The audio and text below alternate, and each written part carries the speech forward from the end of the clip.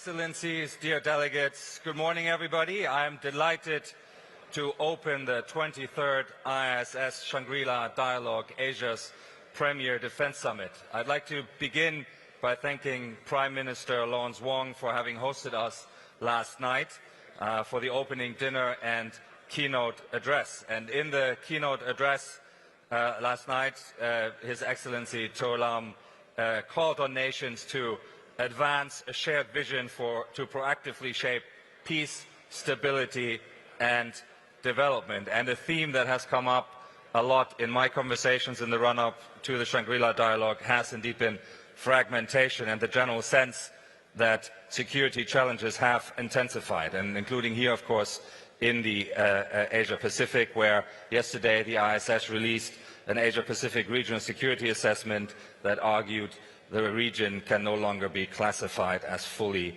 at peace. We are here to engage in defense diplomacy, to build a shared sense of purpose, and to see whether solutions to security challenges can be identified and pursued together. And I'm grateful to see so many defense ministers and military chiefs alongside many senior leaders from government, the private sector, and the analytical community, all gathered here in this room to tackle this important task.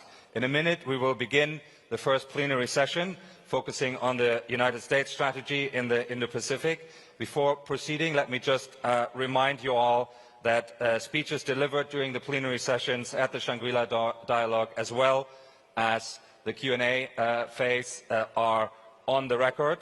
If you wish to take the floor to ask a question or make a comment, you have a microphone at your seat to do so. You will need to insert your delegate badge on the right side of the microphone unit to activate the microphone, and there are two steps here. So you insert the badge, you press the button that turns your microphone on. Once your microphone is on, it will turn green, and that means you're in my queue here on my iPad, and it is not yet a hot mic. When I select you from the list, I have here your microphone will turn red, and when it does so, you can ask your question and offer your comment. I encourage you to keep those comments short and crisp so we can generate meaningful answers, but also get to a number of questions. So now, let us return to the heart of our discussion, and I'm delighted to turn to Pete Hegseth, the Secretary of War of the United States, who, if I counted correctly, is now on his fourth official visit to the region since taking office, and of course he was also in the delegation when President Trump visited Beijing recently. Mr. Secretary, welcome back to the Shangri-La Dialogue. It is a pleasure to have you here, and we are honored that you are addressing the 23rd IISS Shangri-La Dialogue. The floor and the podium is yours. Welcome.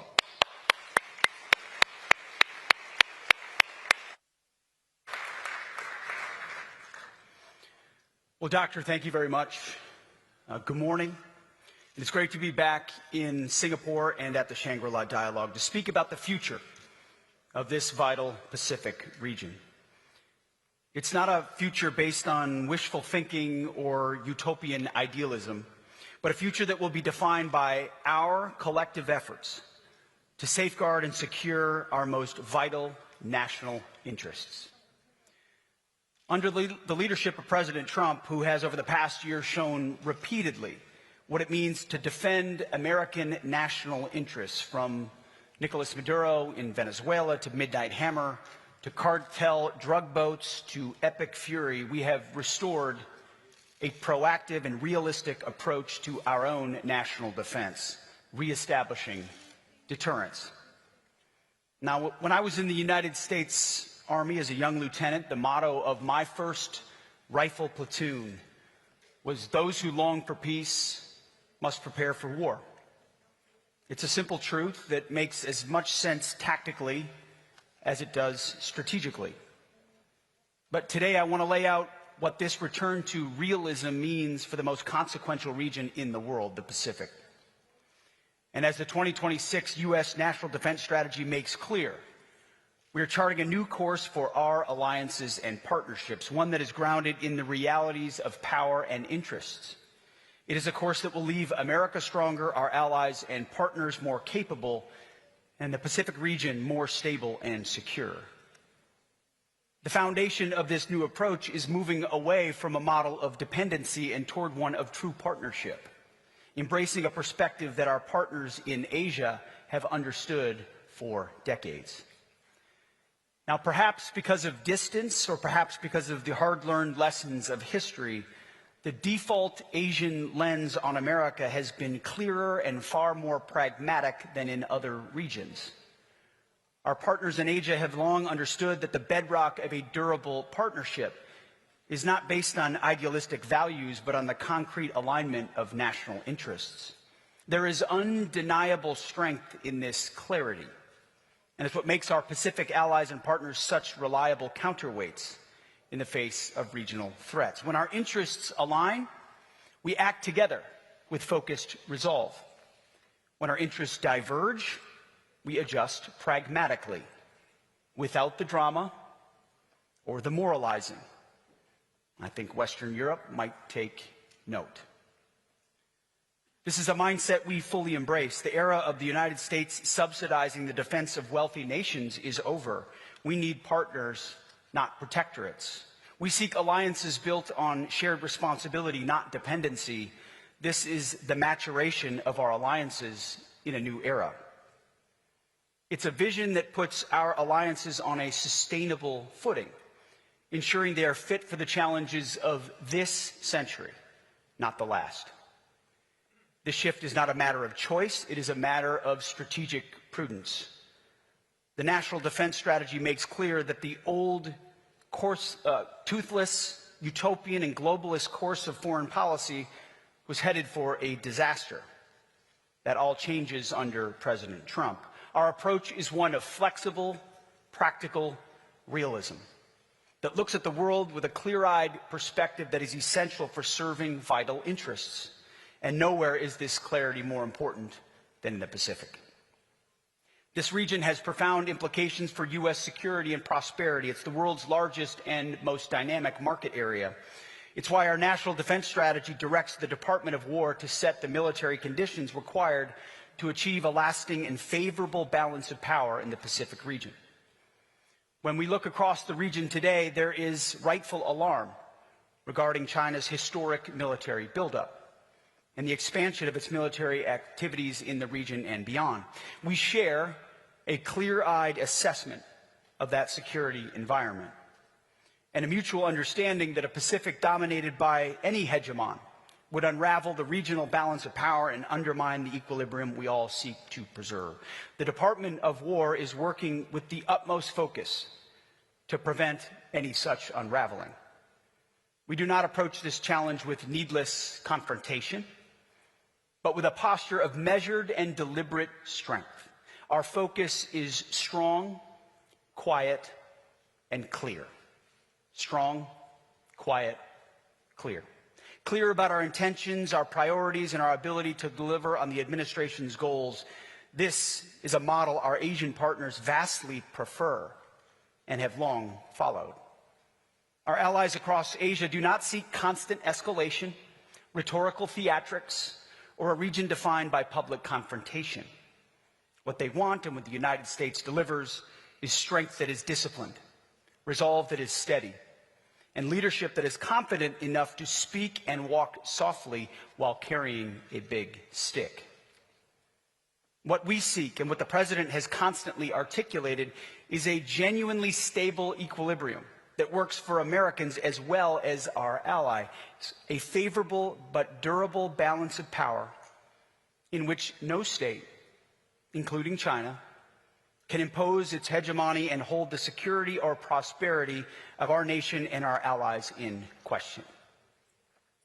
The United States seeks to preserve the conditions that have long underwritten peace and prosperity in this region. We are the power working to sustain equilibrium, not to disrupt it, plain and simple. We defend a status quo that has enabled extraordinary growth and opportunity across the region.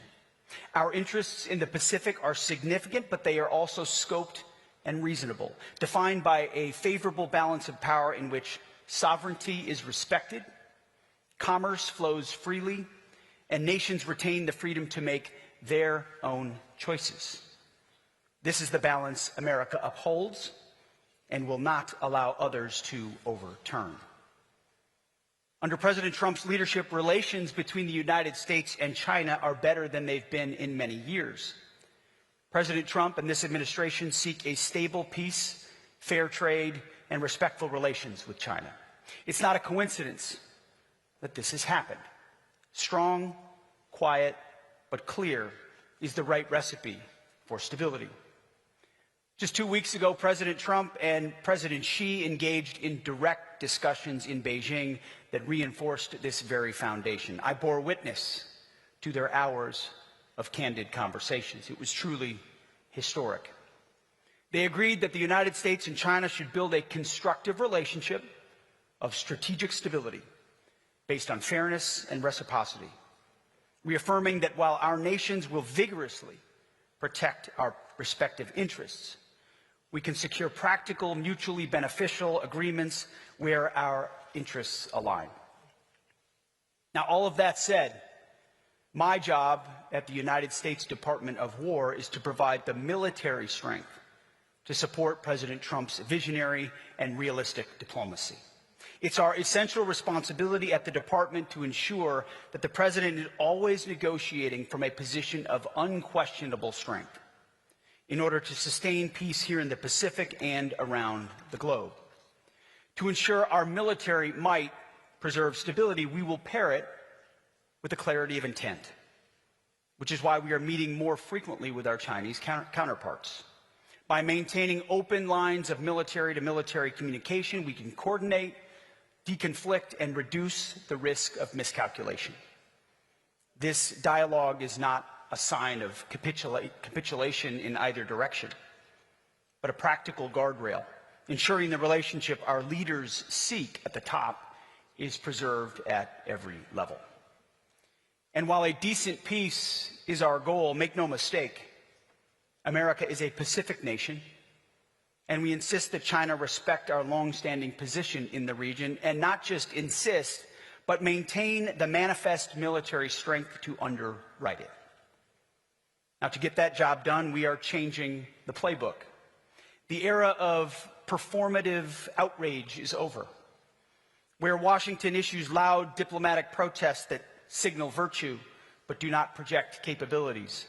Going forward, we will be intentional about how and when we communicate. And we will lead first and foremost with actions. As I said, strong but quiet. Big stick, speak softly. We will prioritize lethal capabilities, strategic discipline, and business-like cooperation over empty rhetoric and peacocking. Any potential opponent will be forced to judge us by our hard power, collective readiness, and steadfast resolve. As the National Security Strategy and the National Defense Strategy direct, our approach in the Pacific centers on deterrence by denial along the first island chain. Now, we are reestablishing the Monroe Doctrine, the Donroe Doctrine, as I like to call it, in the Western Hemisphere, aggressively defending our homeland and our hemisphere. We will protect our people. But if you look at our department's planning guidance and our budget, we're building a team capable of projecting power, a country capable of projecting power anywhere in the world, most especially here. We will build and sustain a strong denial defense in the Western Pacific that ensures aggression is infeasible, escalation unattractive, and war deemed irrational. Our military posture will be resilient, distributed, and optimized to deny quick, decisive gains through military force. This is the logic of strategy. And it's the essence of peace through strength, and the foundation of a durable peace in the Pacific that benefits all of us. We all benefit from such a policy because our quiet but clear strength will lead to stability and peace. But this is not a burden America can or should carry alone. A favorable balance of power requires capable allies with real military strength, real industrial capacity, and real political resolve. For too long, the security of this region has rested disproportionately on American military power, while many of our allies and partners allowed their own defense capabilities to atrophy. That's a bad deal for the American taxpayer, and it's an unsustainable crutch for our allies and partners. Instead, we are all best off when, based on our comparative advantages, we all contribute to the shared goal of peace and stability. This is not a my way or the highway approach. We are ready to work with all of you, where you are, based on your own situation, your own geography, and your own cultural, political, and economic realities, to ensure that a Pacific free of any dominant hegemon is secured. And that's why a core line of effort in our national defense strategy is to increase burden sharing with U.S. allies and partners, and simultaneously empower them to contribute to our collective defense. This is no longer an afterthought. It's an essential ingredient of our strategy. President Trump has been crystal clear about this from day one in his first administration and now in his second. Alliances only work when they are true partnerships. It is a two-way street. You don't have a strong alliance unless everyone has skin in the game. No freeloading. History is not over. Alliances are not judged by the number of flags, but by the number of formations. We don't need more conferences, we need more combat power. I'm sorry to say this here. Less Shangri-La, more ships, more subs. For too long, polite pleas from our European allies to spend more on their own defense fell on deaf ears.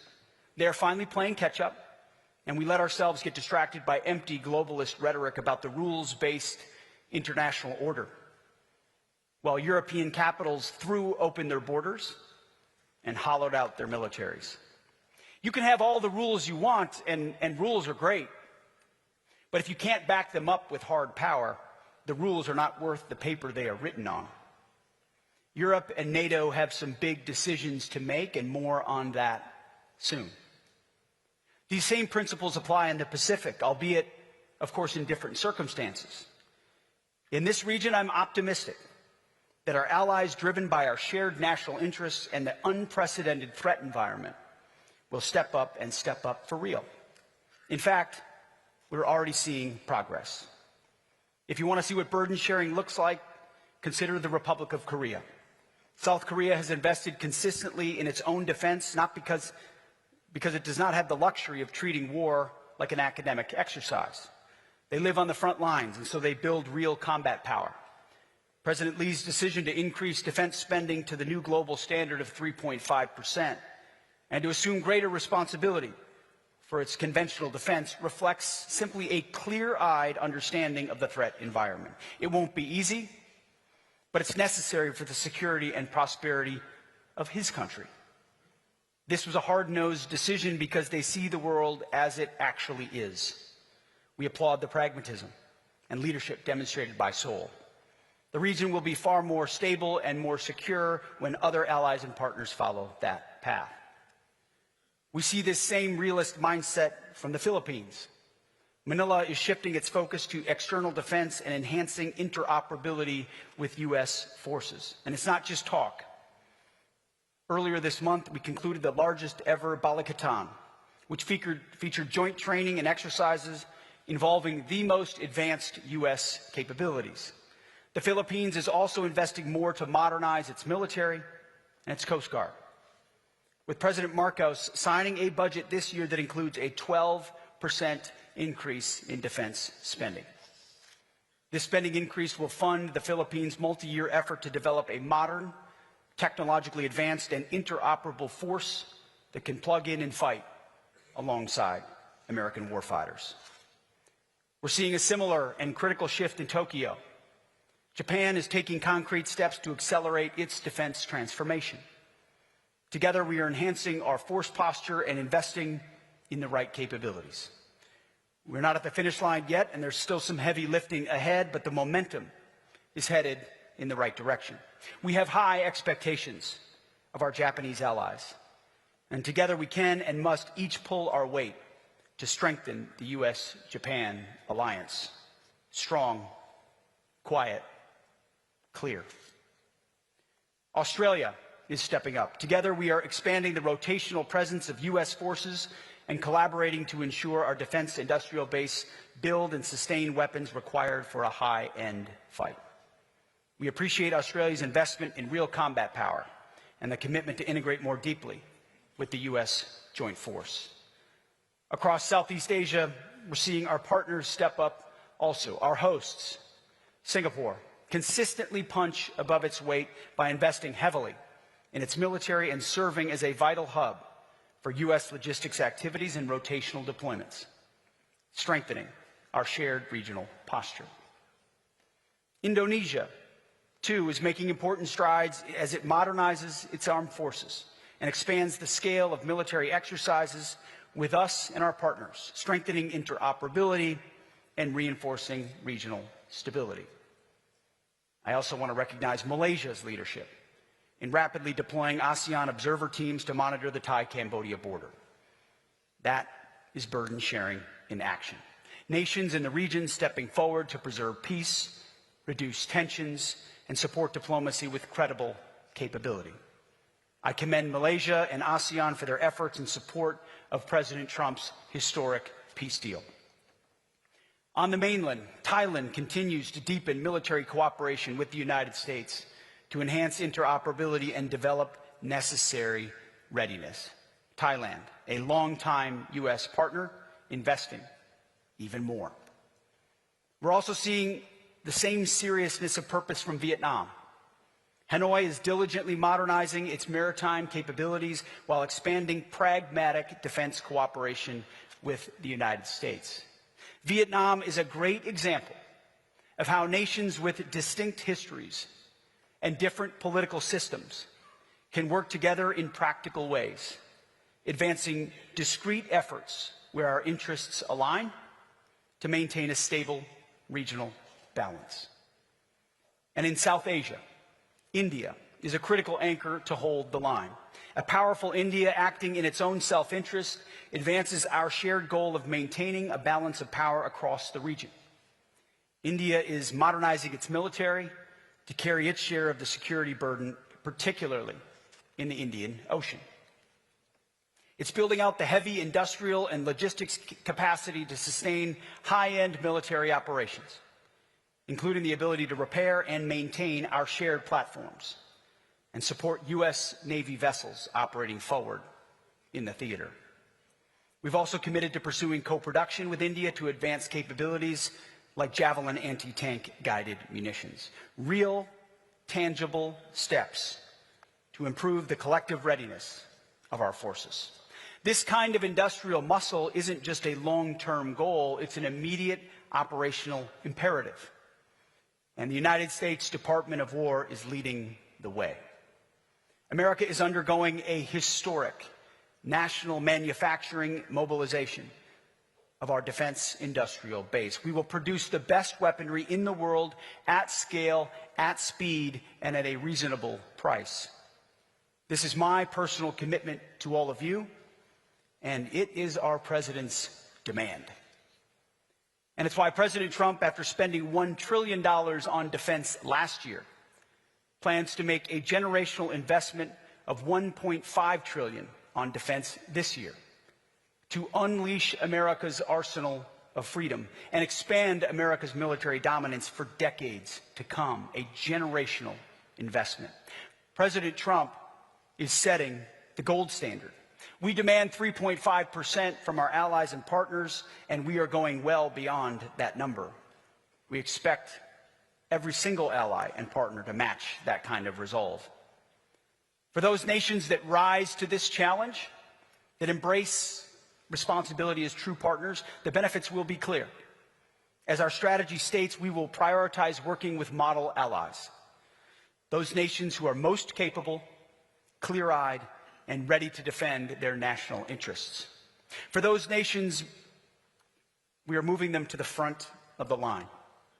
Expedited arms sales, deep industrial base collaboration, expanded intelligence sharing. The list goes on, the benefits many. But for those who believe they can continue to free ride on the generosity of the American taxpayer, hear us now. Those days are over. Allies who refuse to step up and carry their own weight for our collective defense will face a clear shift in how we do business. President Trump believes in helping countries that help themselves. And the United States Department of War feels the exact same way. That is the nature of burden sharing. It's what we owe each other, and most importantly, what I owe the American people and my troops, the most precious asset we have. The world today is unforgiving, and that's why this bold path is a matter of strategic necessity. We have a responsibility to our people to shape the world that comes next. And under President Trump's leadership, that is exactly what the United States of America is doing.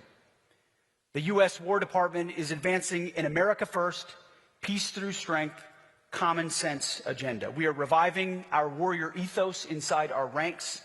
We are rebuilding our great military.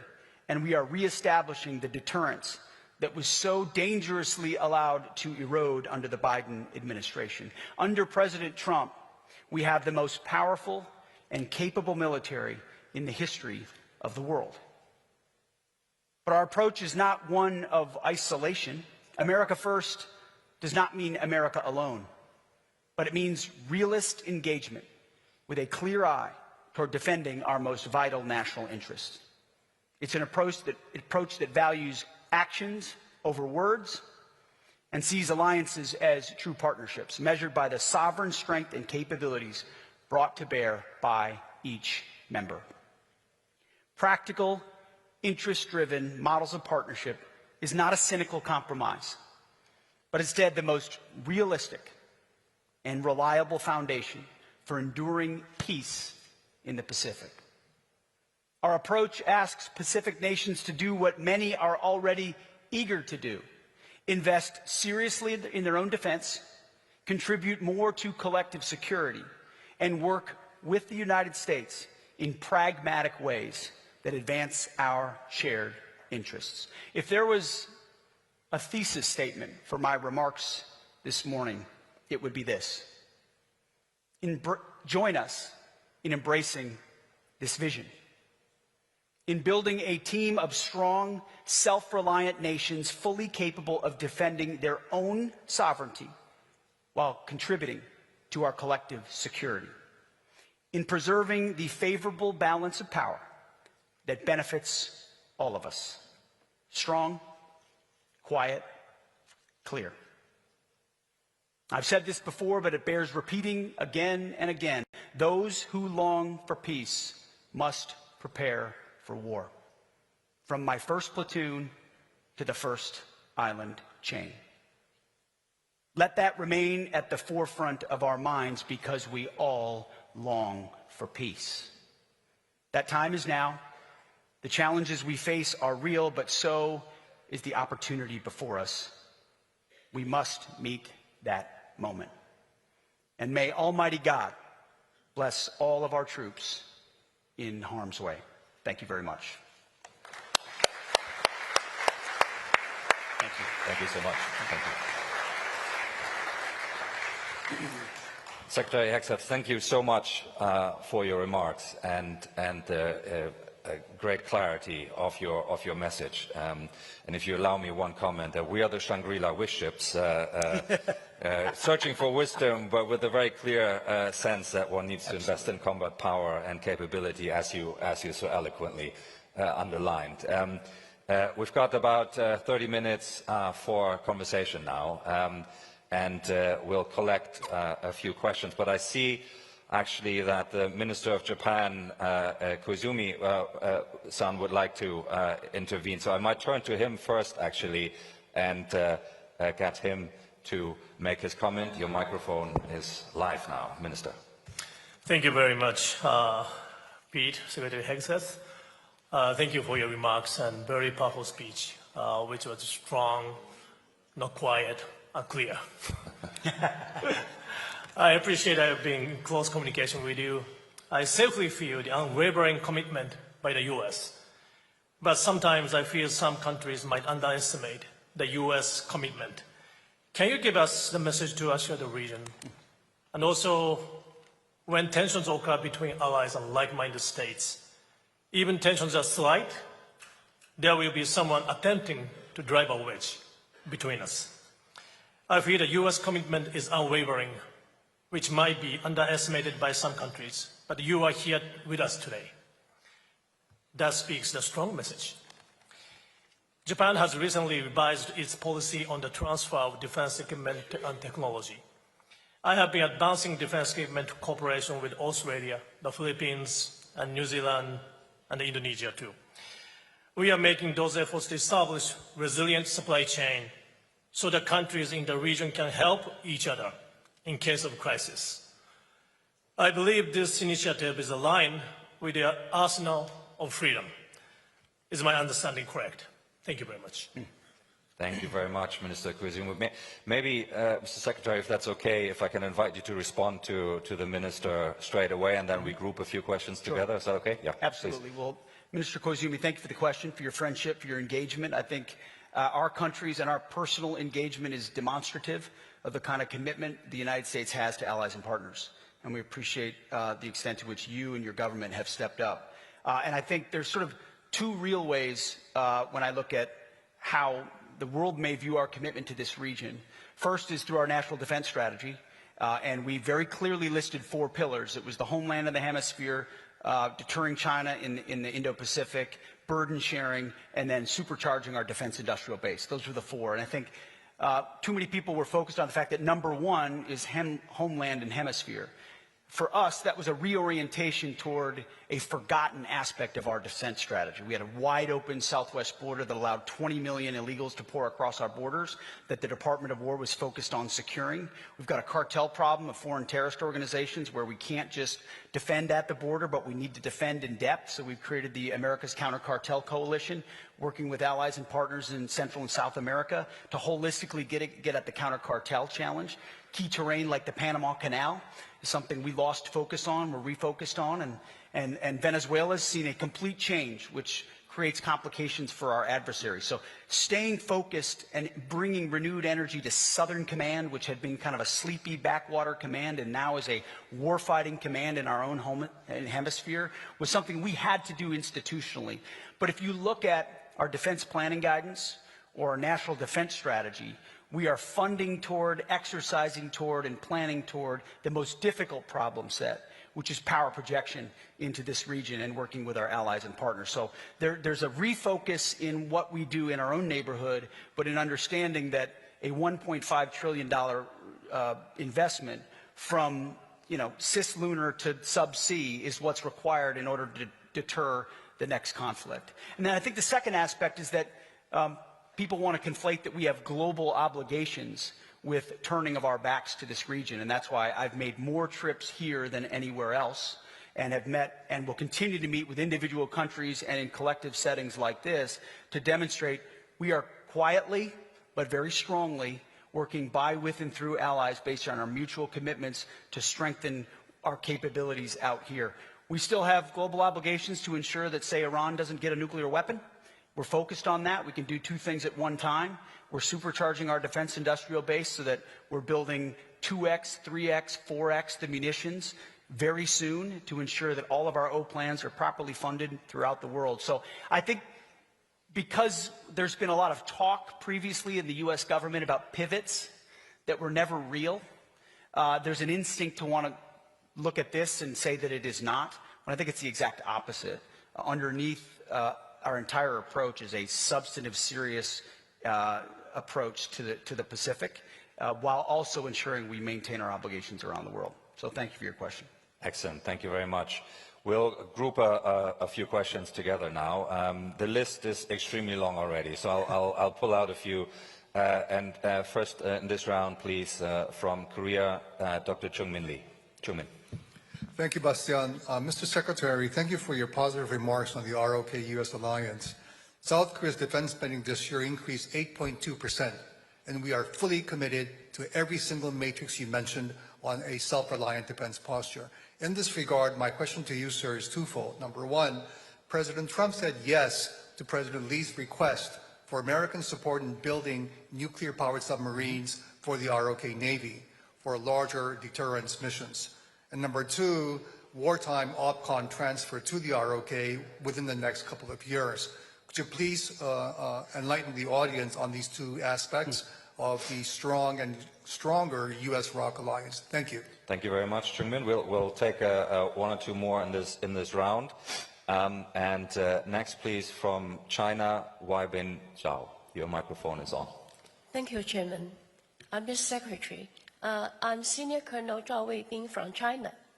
You just mentioned in your speech that during President Trump's historic visit to China, the two countries have agreed upon a new definition of China-U.S. relations, which is constructive strategic stability. So, what's the implication of this new definition for U.S.-China military-to-military relations in particular?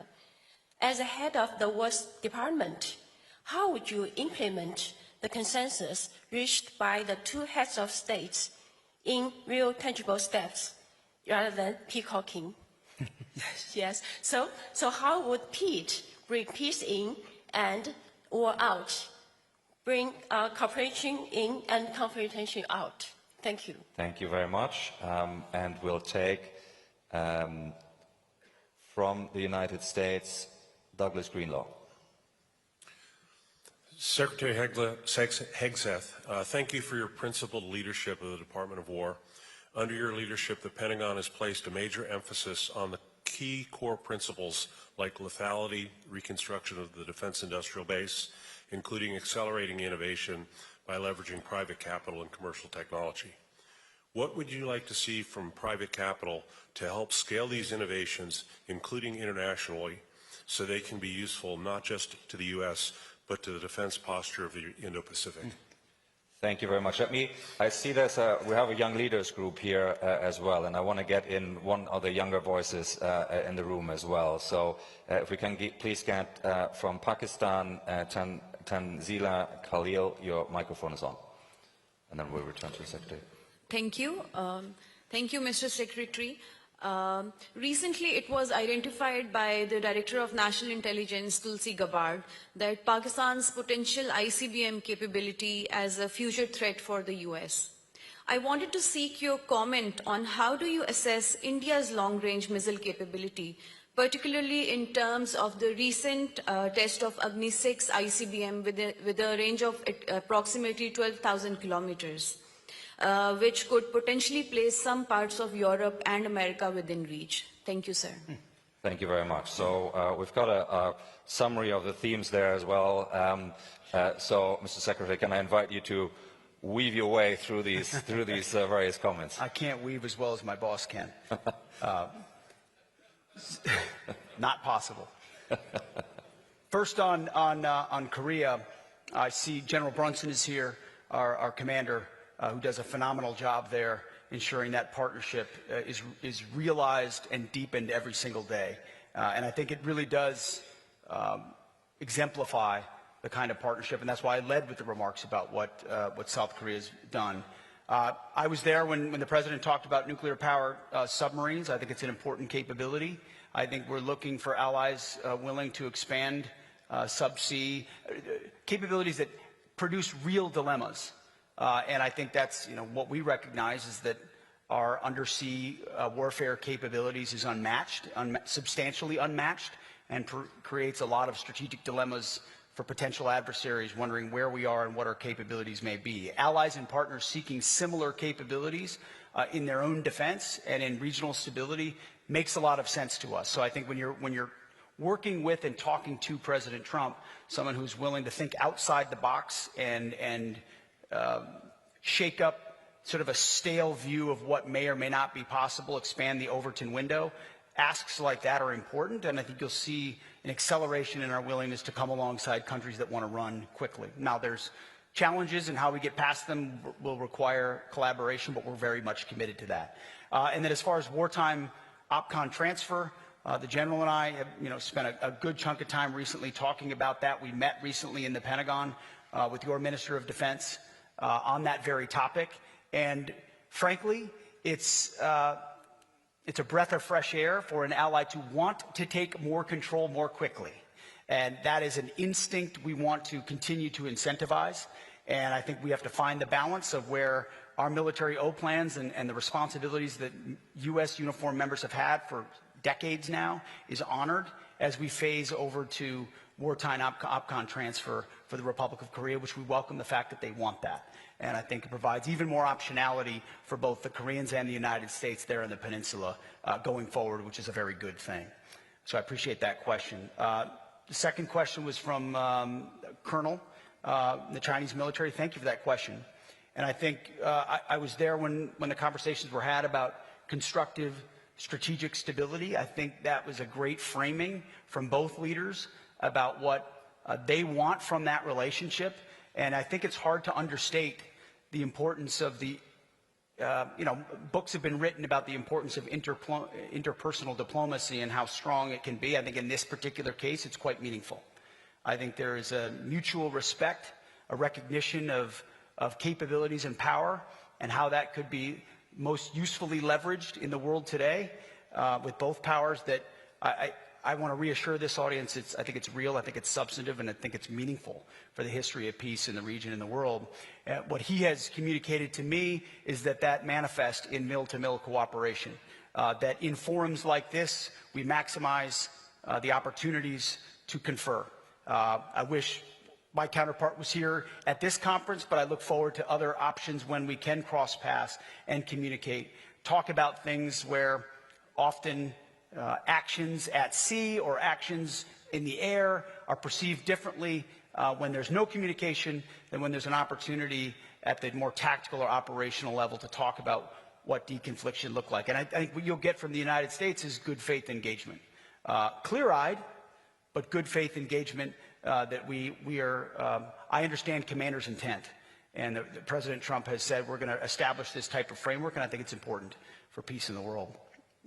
The third question was about defense innovation and private capital's role. The static model of how the United States of America procured weapons and acquired weapons was insufficient for the modern age.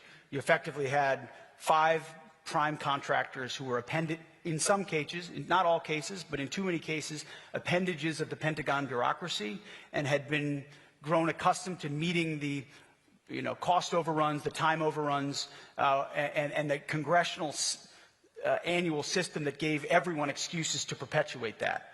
Didn't give us enough, fast enough, always seeking the 100% solution that arrived a decade later, as opposed to the 90% solution that we get in the hands of warfighters 2 years from now. And so I think one of the unsung heroes of our department is my Deputy Secretary of War, Steve Feinberg. He's our secret weapon. He came from the business, truly. If you don't know him, you should get to know him. He came from the business world and has taken that very same business mindset, I think for the first time ever inside the Pentagon, and has effectively said, and there's a lot of micro aspects to this macro approach, but if you want to do business with the Department of War, we'll make a trade with you. We will give you long lead times on critical munitions that we're clearly going to be purchasing for 5 to 7 years. Or platforms. We're going to move into platforms. We're going to move into ships. We're going to move into airframes. You name it.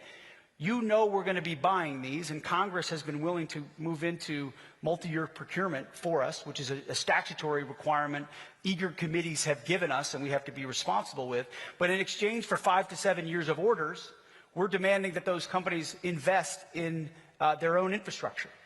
So these companies are paying for new factories, new lines, new production facilities to the tune of $50 billion of capitalization. $50 billion that's not coming from U.S. taxpayers. It's coming from companies who would otherwise, in a world of private incentives, made those investments, but it's become cozy and easy to get the taxpayers to pay for that and then pay for the munitions as well, and we've just done it the same way. So over the next 2 or 3 years, we're going to see hundreds of production lines coming online for critical munitions, so that if we need more Patriots or THAADs or SM-3s or Tomahawks, or our partners do, it's not add another shift to try to eke out another 100. It's build 3 more plants so that we can 3x, 4x, and 5x the amount of those munitions that we are creating, which gets skin in the game for those companies as well. And through doing that and opening up our bureaucracy, which we go to war with our bureaucracy every single day, our job is to make sure we don't have 5 prime contractors by the time I'm done, but we've got 10, 15, or 20 who are able to compete on an equal footing, and now you really are building an arsenal. And then if you add on top of that co-production with partners around the world who want to do the same, now you're building a global arsenal of freedom that we require. We take responsibility, we take very seriously our responsibility as the foundation for Western defense, but the more rich countries who have robust manufacturing capabilities get into the defense business, because of the reality of the moment, the more options we're all going to have. And so we welcome that and want to be a leader there. The final question was about India, Pakistan. And I mentioned India here, but I very easily could have mentioned Pakistan and the role that the Field Marshal and the Prime Minister are playing in peace negotiations. I think an unexpected development and a true friendship developing there, which I think is important. And you saw that in the ability of the President to come together on brokering a peace between India and Pakistan, 2 nuclear-capable countries.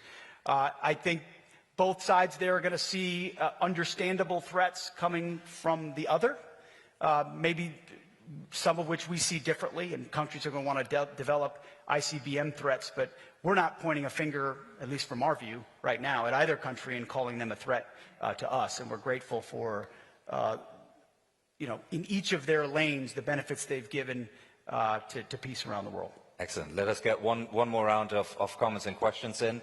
If I can ask for crisp, short questions so that we can get to answers. First one in this round from the United Kingdom, Tom Beckett. Mr. Secretary, thank you very much. Noting the, applauding the defence procurement changes that you're making in the Pentagon, on the 22nd of May, the Acting Secretary of the Navy said that the 14 billion FMS to Taiwan had been paused to preserve stocks for Epic Fury. Looking to the future, that's fine. In the here and now, how do you reconcile that with expedited arms sales for partners? Thank you very much, Tom. We take another question from China, Dong Wang. Your microphone is on. Thank you for your speech, Secretary Hegseth. Most recently, U.S. Forces Korea Commander General Xavier Bronson made a striking remark in a public interview, stating that South Korea is, quote-unquote, a dagger in the heart of Asia aimed at China. This comment stands in a stark contradiction to the spirit of a constructive China-U.S. relationship of strategic stability, which our 2 presidents agreed to build during President Trump's most recent visit to China, which you also just referred to in your speech. President Trump, in particular, has also repeatedly emphasized his desire to forge the best possible relationship with China. My question is simple. Does General Bronson's statement represent the official position of the Trump administration and is characterization of South Korea's role as a dagger aimed at China authorized or endorsed by the Pentagon? Thank you. Thank you very much. The General is in the room, so he has an opportunity to perhaps follow up with you in the coffee break. But let me get 1 or 2 more questions in for this round, and we'll next turn from India to Vikram Singh. Vikram. Thank you, Bastian. Secretary Hegseth, how does the Department of War expect to establish equitable cybersecurity partnerships with allies who may lack the domestic intelligence and technical capabilities? Is there a risk that this may create an overdependence on the U.S. private sector, which might further perpetuate a protection-based model for cybersecurity in the region? Thank you very much. And we take from New Zealand, Anna, if you feel. Anna. Thank you, Mr. Secretary. I couldn't help but notice that New Zealand was missing from your list of countries there. They have recently outlined a plan to get from 1% to 2% of GDP, a long way from 3.5. Would you consider New Zealand to be a free rider? Thank you. Certainly sharp and clear question. We will take from Australia, which I think was mentioned, and our young leader group, Lee Sun. Over to you. Thank you. By order of risk to strategic equilibrium, what issues or conflicts in the region is the US most concerned about? Okay, thank you very much. And I'll just lob in one final one from Thailand.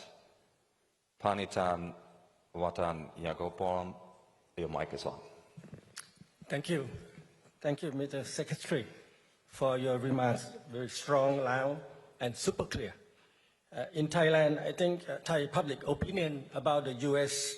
is not good, given the fact that we are one of the oldest allies and benefited a lot more from trade, surprisingly. On the other hand, public opinion about China is not that bad, still very good, given the fact that the Chinese scammers are doing a lot of damages to Thai public and a lot of Chinese weapons on Thai-Cambodian borders. Under your leadership, what can you do about it? And if I may, what can Thailand do more about it, in your opinion? Thank you. Thank you very much. So again, a very rich set of themes to choose from. Perhaps, Mr. Secretary, I'll invite you to address that first point on Taiwan arms sales, and then we'll get through the other questions. Yeah, I would, on the Taiwan arms sales, I would very much decouple the two, and we feel very good about our stockpiles, both how we use them and in epic fury in this historic moment. And I don't think enough credit has been given to President Trump for his willingness to take on this global threat and do so through Admiral Cooper and our CENTCOM commander in a devastatingly effective way. And you know, status as of right now is that any deal will be a good deal. And I had a chance to talk to President Trump this morning. He wanted me to reiterate how patient he is in ensuring that with America undertaking this kind of historic endeavor, any deal will be a good one, a great one. And he's patient in the pursuit of that because of how the implications of how that sorts out. And certainly our department, we were in a cabinet meeting just a couple of days ago, and the president said, hey, it will be a great deal. And if Iran doesn't want to make a great deal that ensures they don't get a nuclear weapon, they can deal with the guy on my left. That was the only time I've ever been accused of being on the left. And he was pointing at the War Department. And we're serious about that. Our ability to recommence if necessary is, we are more than capable. Our stockpiles are more than suited for that, both there and around the globe, because of how we balance exquisite and more plentiful munitions. So we're in a very good place. And I wouldn't, Hung Kao is fantastic, but I would not couple the two in any way at all. And I feel good about not only where we are, but where we are in future production rates as well. And I think there's been a lot of false reporting with the wrong motives about where we might be, the United States of America. And we're in a very, very strong position and feel only better about where we're going in the future. Any decision about future Taiwan arms sales, as the president said, will rest with him and is the nature of that relationship. And certainly having been there for those meetings in Beijing, there's no change in our status there. So just to clarify. Since the good general was name-checked, I don't know if he wants to say anything. I would always give the floor to an esteemed American general. General Brunson on South Korea, and then I'll take it from there if you want. I don't know if you could turn his mic on or not. Can we turn on General Brunson's mic, please? Can you press the button on the, I think, if we can get some support here, please. We need to insert the badge, probably. Okay, yeah, there we go. General. Thank you. Mr. Secretary, thank you so much for that. Gentlemen, if you could please raise your hand, the gentleman who asked the question, that I might look at you directly. What I said was trying to describe the operating environment, because what's incredibly important in being strong and quiet is about being able to describe the environment wherein we're working. If you remember, the Prussian philosopher, military philosopher Clemens talked about Korea being a dagger pointed at Japan. The difference is we have to change our perspective, which is why the East Up map is important. By changing our perspective, we take into account how others might see us in the region. We've got to be strong. We've got to have the right capabilities within the Republic of Korea, but we have to understand that those things still exist. And you have to combat those things every day. What I was trying to do in a place of learning was talk to War College students about how we have to change our perspective and think about where we are. Then I can advise not only my service secretary, but then my secretary, my boss in the Department of War, on what things we might do. The secretary also mentioned OPCON transfer. The position that we have within the peninsula, based on our great allies represented by Minister of Defense Hong Bak, who's right here in the front row, is important. But what's also important is that we have the right capabilities at the right place in the right time, but also take into account our perspectives. I'm encouraged by the fact that my president and my secretary went to China. That is tremendous, and that we might have increased relationships where we might talk. And we have to remember that when we're talking to students, we want them to understand and appreciate other perspectives other than our own. So many times over the course of my career and the secretary's career, we've thought blue and red. Well, now there's a green there where we might have in this green space the opportunity to talk and to have military thought. The only way there will be philosophers in the future wearing uniforms like myself will be that we enter into the field of ideas. And we challenge ideas. And I'm okay with the challenge of the ideas, but we have to remember that context will always be king. And we have to take remarks contextually. And I would encourage that you listen to the entire podcast, as well as the speech that I gave to the War College students, which was pretty good. Thank you. Thank you very much for that response. That's why we gave him the mic. Very good. We've got 2-3 minutes left to get to... I'd like to give the remainder of my time to the general. New Zealand defense spending. We've got that question on prioritizing regional challenges and conflicts, and then there was a question from Thailand as well. There was a question on cybersecurity as well. I think what you've seen from our operations is how central we've made that capability, how important it is, how decisive it can be. And now that we're moving into the brave new world of AI and what it enables, the United States has incredible private sector advantages there that we intend to responsibly harness, which would require understanding how they work and how they can be utilized offensively or defensively, but responsibly, and working with partners on cyber. And those cyber relationships is going to be a huge part of how we enable partners, whether it's AI or not. New Zealand, I appreciate the question. Listen, I mean, if I'm being honest, 2% is not enough, and so 2% is freeloading. But I don't have anything against New Zealand. I want partners to step up. I didn't intentionally leave it off my list. I look forward to working with the new defense minister there and enhancing those capabilities. I think that relationship has been a very fruitful one for a very long time.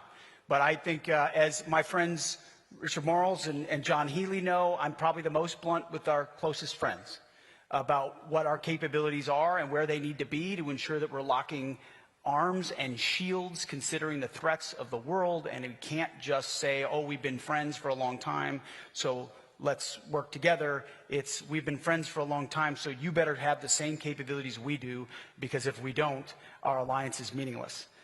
And that's the kind of realism President Trump has asked me to inject into all relationships. I can't remember the last question. There was a question on Thailand, public, Yeah, I had a great meeting with, one of our oldest allies, almost 200 years, and I think played a very constructive role and is continuing to try to play a constructive role in how that conflict gets resolved. Had a great meeting yesterday with the Minister of Defense, and I think we found some public ways and some private ways that we can deepen our partnership meaningfully. So certainly very committed to that relationship. Fantastic. Secretary Hegseth, thank you so much for being at the Shangri-La Dialogue. It's a real pleasure. Thank you.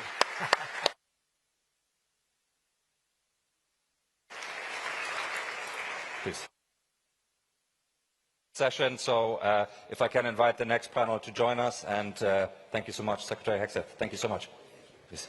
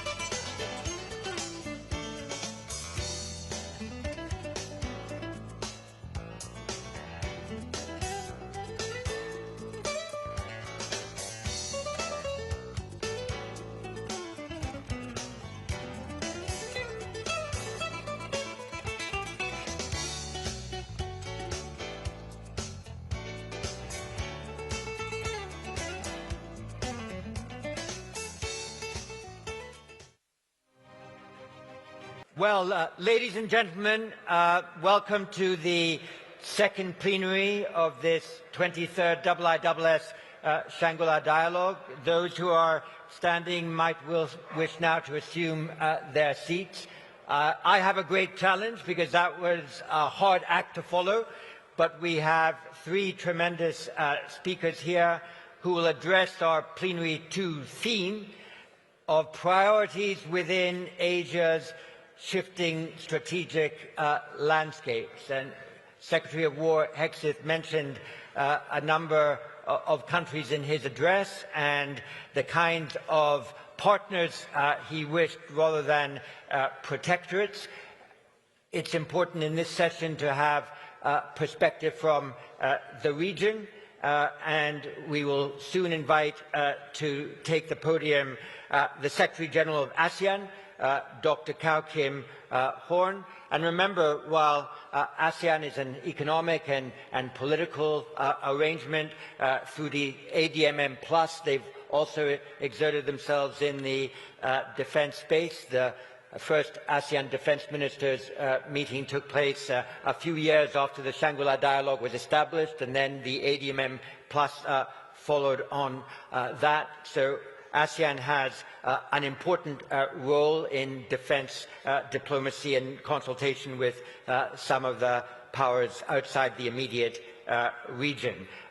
Delighted to have for the first time Chris Penk, Minister of Defence of New Zealand. 1% to 2% is sort of in percentage terms a big jump, but we'd love to hear more from you as to how you are directing that investment and what are the particular capabilities that you wish to enhance in New Zealand, and perhaps also the priority of regional geographic element that you assign to yourselves. And delighted to have the recently appointed Minister of National Defense of Lithuania, Robertas Kaunas. Some people might say, if you're looking at priorities within Asia's shifting landscape, why are you bringing a Baltic state on board? And I think the reason is that it's consistent with our strategic understanding that the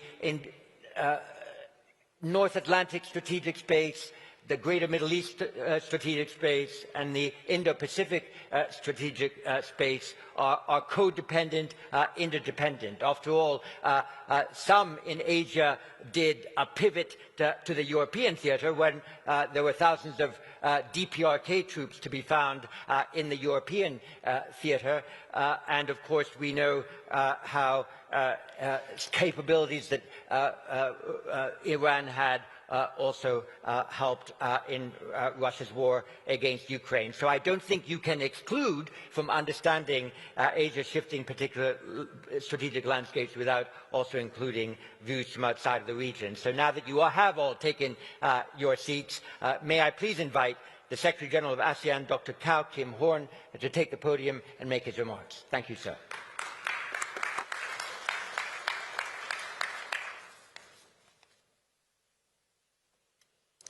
Your Excellency Chris Penk, Minister of Defence of New Zealand, Your Excellency Robertas Kaunas, Minister of National Defence of Lithuania, Sir John Chipman, Executive Chairman of the International Institute for Strategic Studies, the IISS, Excellency, ladies and gentlemen, a very good morning. It is a pleasure to join this distinguished discussion on priorities within Asia's shifting strategic landscape. Our region, particularly Southeast Asia, is navigating a period of profound strategic transition. The regional order is being recalibrated not only by the shifting dynamics between the major powers, but also by the growing strategic agency of regional actors. ASEAN and its member states are not passive bystanders in this transition. We are actively working to enhance our resilience, strengthen our strategic autonomy, deepen and diversify our partnerships, and sustain the momentum of cooperation and dialogue. Even as the headwinds of protectionism, fragmentation, and conflict grow stronger and more destructive. Against this backdrop, we welcome the good outcomes of the recent US-China summit in Beijing. The framework of constructive strategic stability reflects an important shared recognition between the two powers that their strategic competition needs not for close cooperation on issues of common interest and must not be allowed to slide into conflict or rupture. For ASEAN, this really matters. The US and China are our two most consequential security and economic partners, and the quality of their relationship has direct and immediate consequences for the region. We hope and expect that this stabilization framework will translate into policy and behavior that tangibly contributes to regional peace, stability, and development. This matters all the more because today's strategic environment has become more structurally complex, and multi-dimensional than at any point in recent memory. Traditional security concerns remain, but they are now deeply intertwined with increasing competition and disruptions across digital, technological, financial, maritime, cyber, and informational domains. Transnational challenges, climate change, health security, food security, and energy resilience are four layers of complexity that no single country, no single region, and no bilateral relationship can manage alone. And while the deep economic interdependence that underpins the post-Cold War regional order remains significant, it is being actively reshaped by policies of supply chain de-risking and diversification. The central challenge before us is therefore threefold. First, to deepen our partnerships with each other, with major powers, and with the wider international community in terms of mutual benefit. Second, to diversify our external and international partnerships to build resilience against the shocks and disruptions that will inevitably come. And third, to strengthen ourselves from within, investing in the quality of governance, national cohesion, and the human and physical infrastructure that will determine whether our societies and communities can harness technological progress and withstand global disruptions. This is precisely where ASEAN's role becomes more, or I should say most important, with multiple platforms for dialogue, diplomacy, confidence building, and practical cooperation across the full range of challenges we face.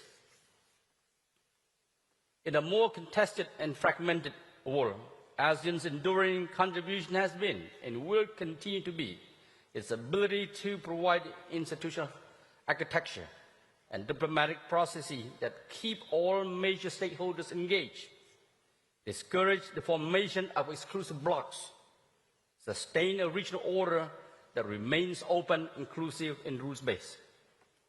In periods of strategic stress, the temptation to bypass multilateral platforms in favor of bilateral deals and transactional arrangements grows stronger, demonstrating that inclusive multilateralism delivers, requires constant renewal, collective commitment, and sustained political will from all of us. Our collective commitment and vision are reflected in the ASEAN 2045, our shared future, ASEAN's strategic guideposts for the next 2 decades.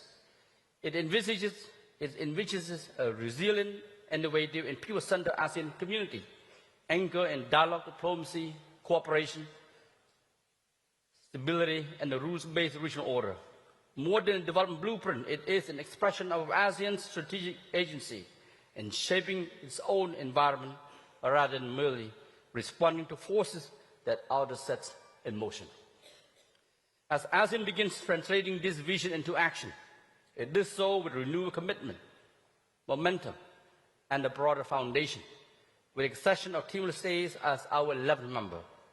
It is a timely reminder that even amid strategic headwinds, the project of regional community building continues, and that ASEAN's answer to a more contested world is not retrenchment, but deeper solidarity, broader partnership, and more purposeful engagement with the challenges of our time.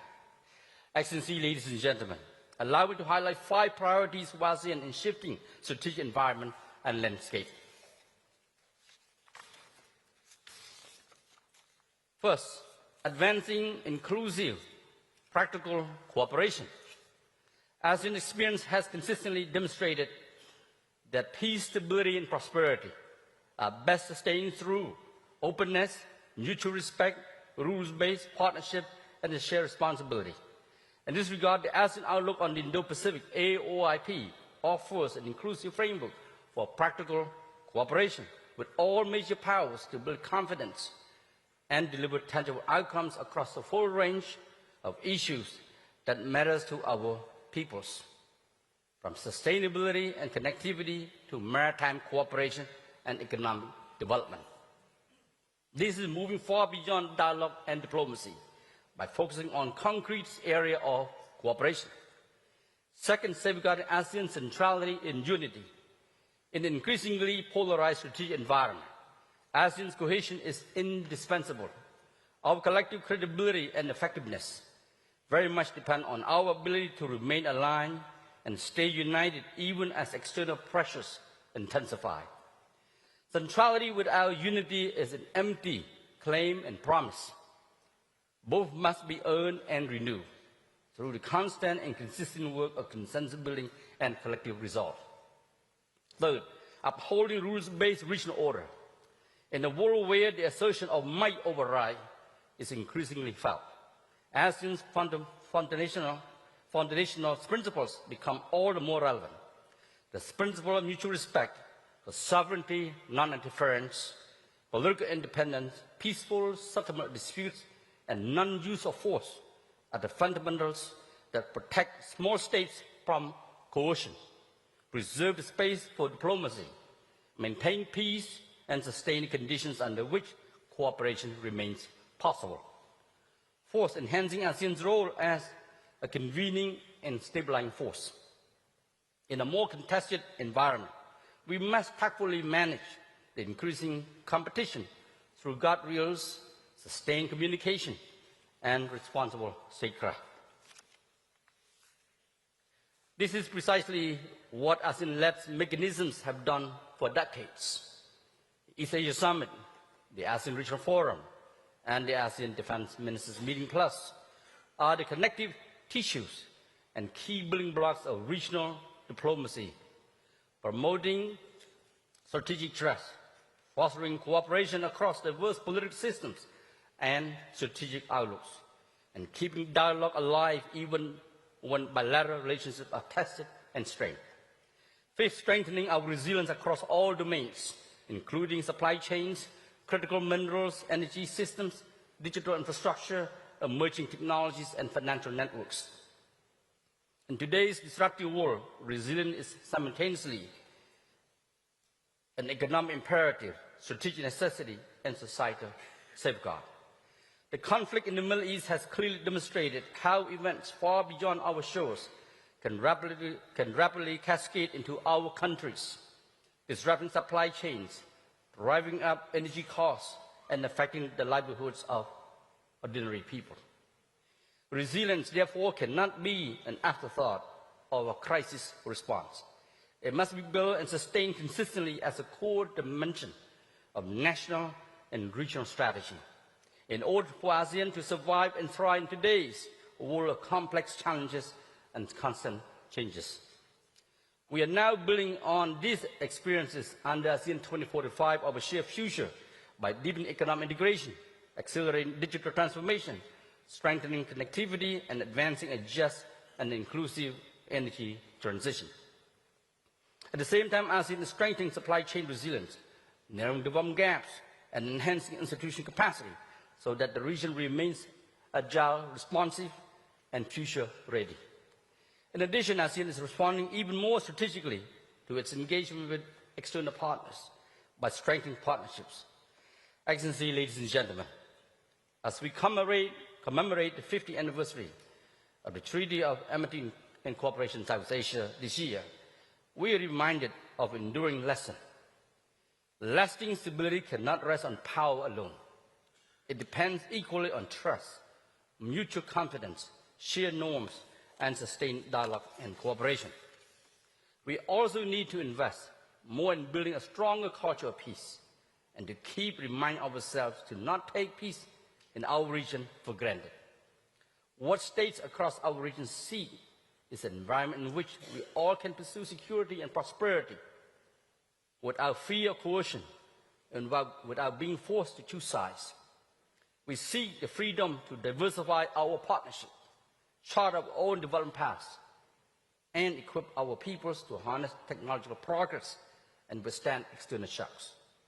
This is why we remain firmly committed to an open, inclusive, and rules-based regional order and architect, anchored in international law, the UN Charter, and ASEAN Charter. ASEAN stands ready to work with all partners, major powers, and small states alike, to ensure that our future is shaped less by fragmentation and division, and more by the difficult but ultimately rewarding work of cooperation, resilience building, and the pursuit of shared prosperity. I thank you.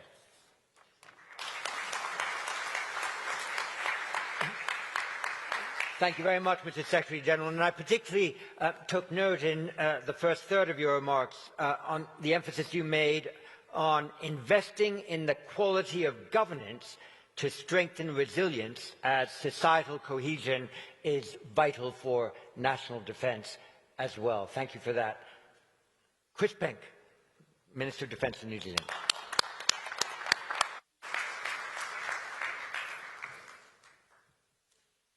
Ladies and gentlemen, dear friends, thank you for the opportunity to be here at the International Institute for Strategic Studies convened session of the Shangri-La Dialogue. Morena, good morning.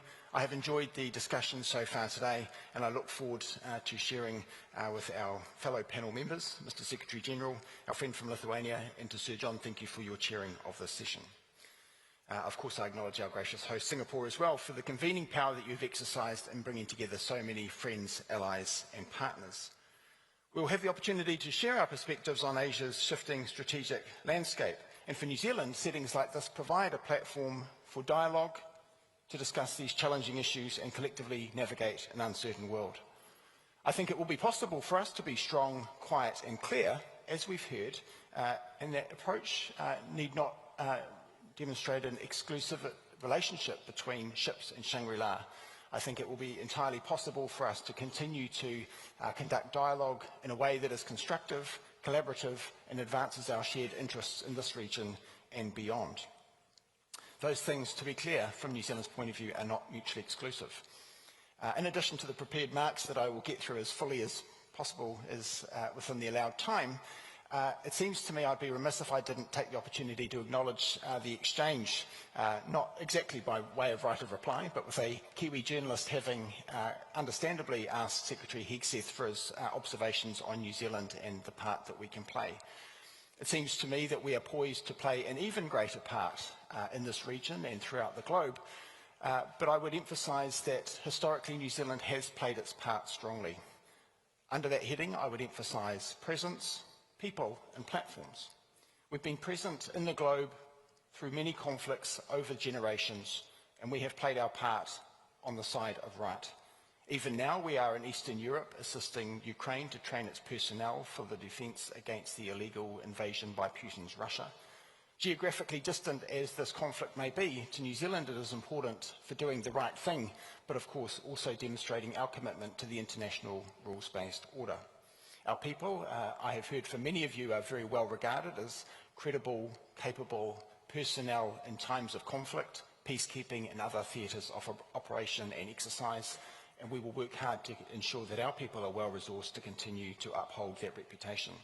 And in terms of platforms, yes, it is true we are doubling our defence spend as a percentage of GDP, but it will remain the case that we need to maximise the potential and the combat capability of the platforms we have, even as we pivot into the future, and that is exactly what we are determined to do as a government.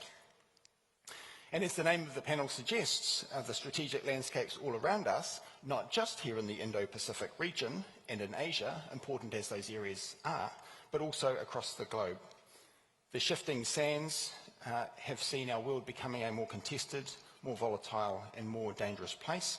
And in this context, New Zealand is clear-eyed about the role that we can play, and we are determined to stay the course in protecting the rules and norms that we support, particularly for the benefit of a stable and prosperous Indo-Pacific region.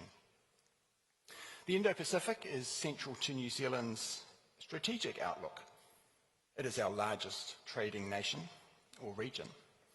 Our energy, food and supply chain security depends on sea lanes of communication, many of which run through this region.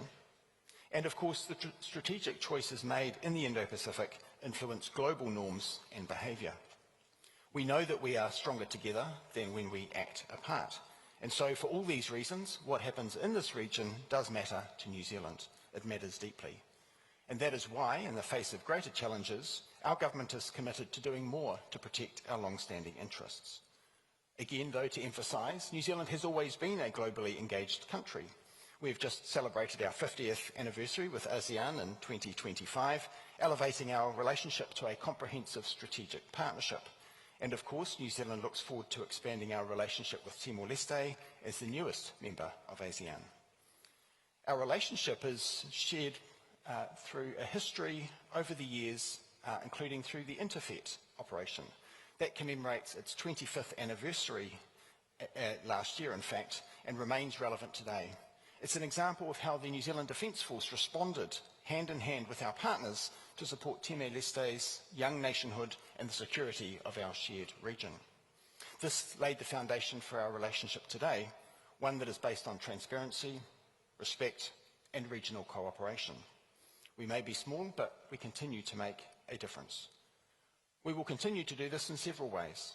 First, the rules and norms that support and facilitate our security and prosperity in this interconnected world matter deeply to New Zealand. We'll continue to work with our partners to ensure that these rules are upheld in our region. Second, we are focused on prosecuting our defence interests more sharply and with more urgency.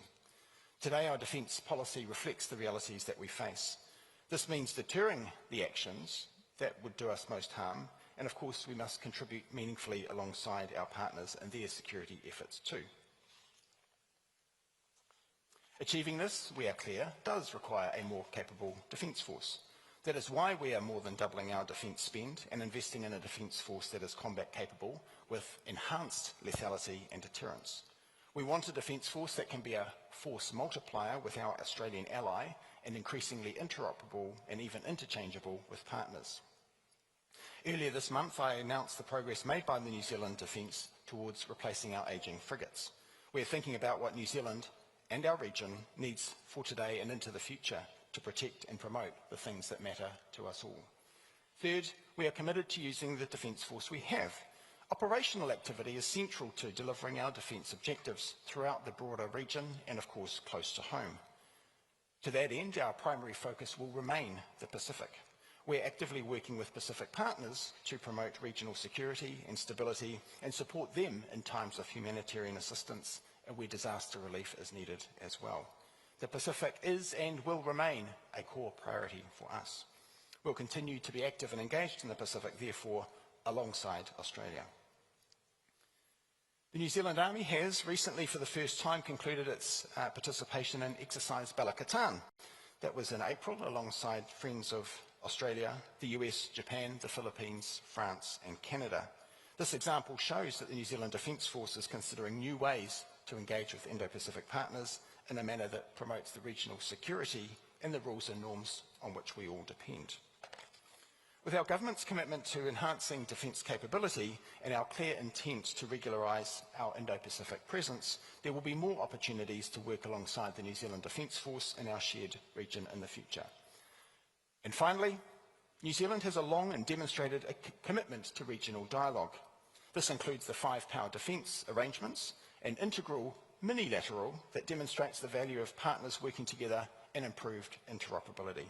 In summary, we know that the world that we face is more contested and dangerous than it has been for decades. And as the strategic landscape shifts all around us, our priorities remain consistent. We will continue to be an engaged and committed partner to promote security and stability in our region, building on our historic presence, our people, and increasing the lethality and combat capability of our platforms. On that note, I thank you again and look forward to our discussion together. Thank you. Thank you so much, Minister. And we're delighted the Shangri-La Dialogue offers an opportunity for all 5 of the FPDA ministers to attend. During the question and answer, it might be good if you were able to add a few points on how in this increase in defence expenditure you are proportioning the investment in new defence technologies that can perhaps have great strategic effect at lower cost. With that, could I invite the Minister of Defence of Lithuania to take the stage? Thank you, sir.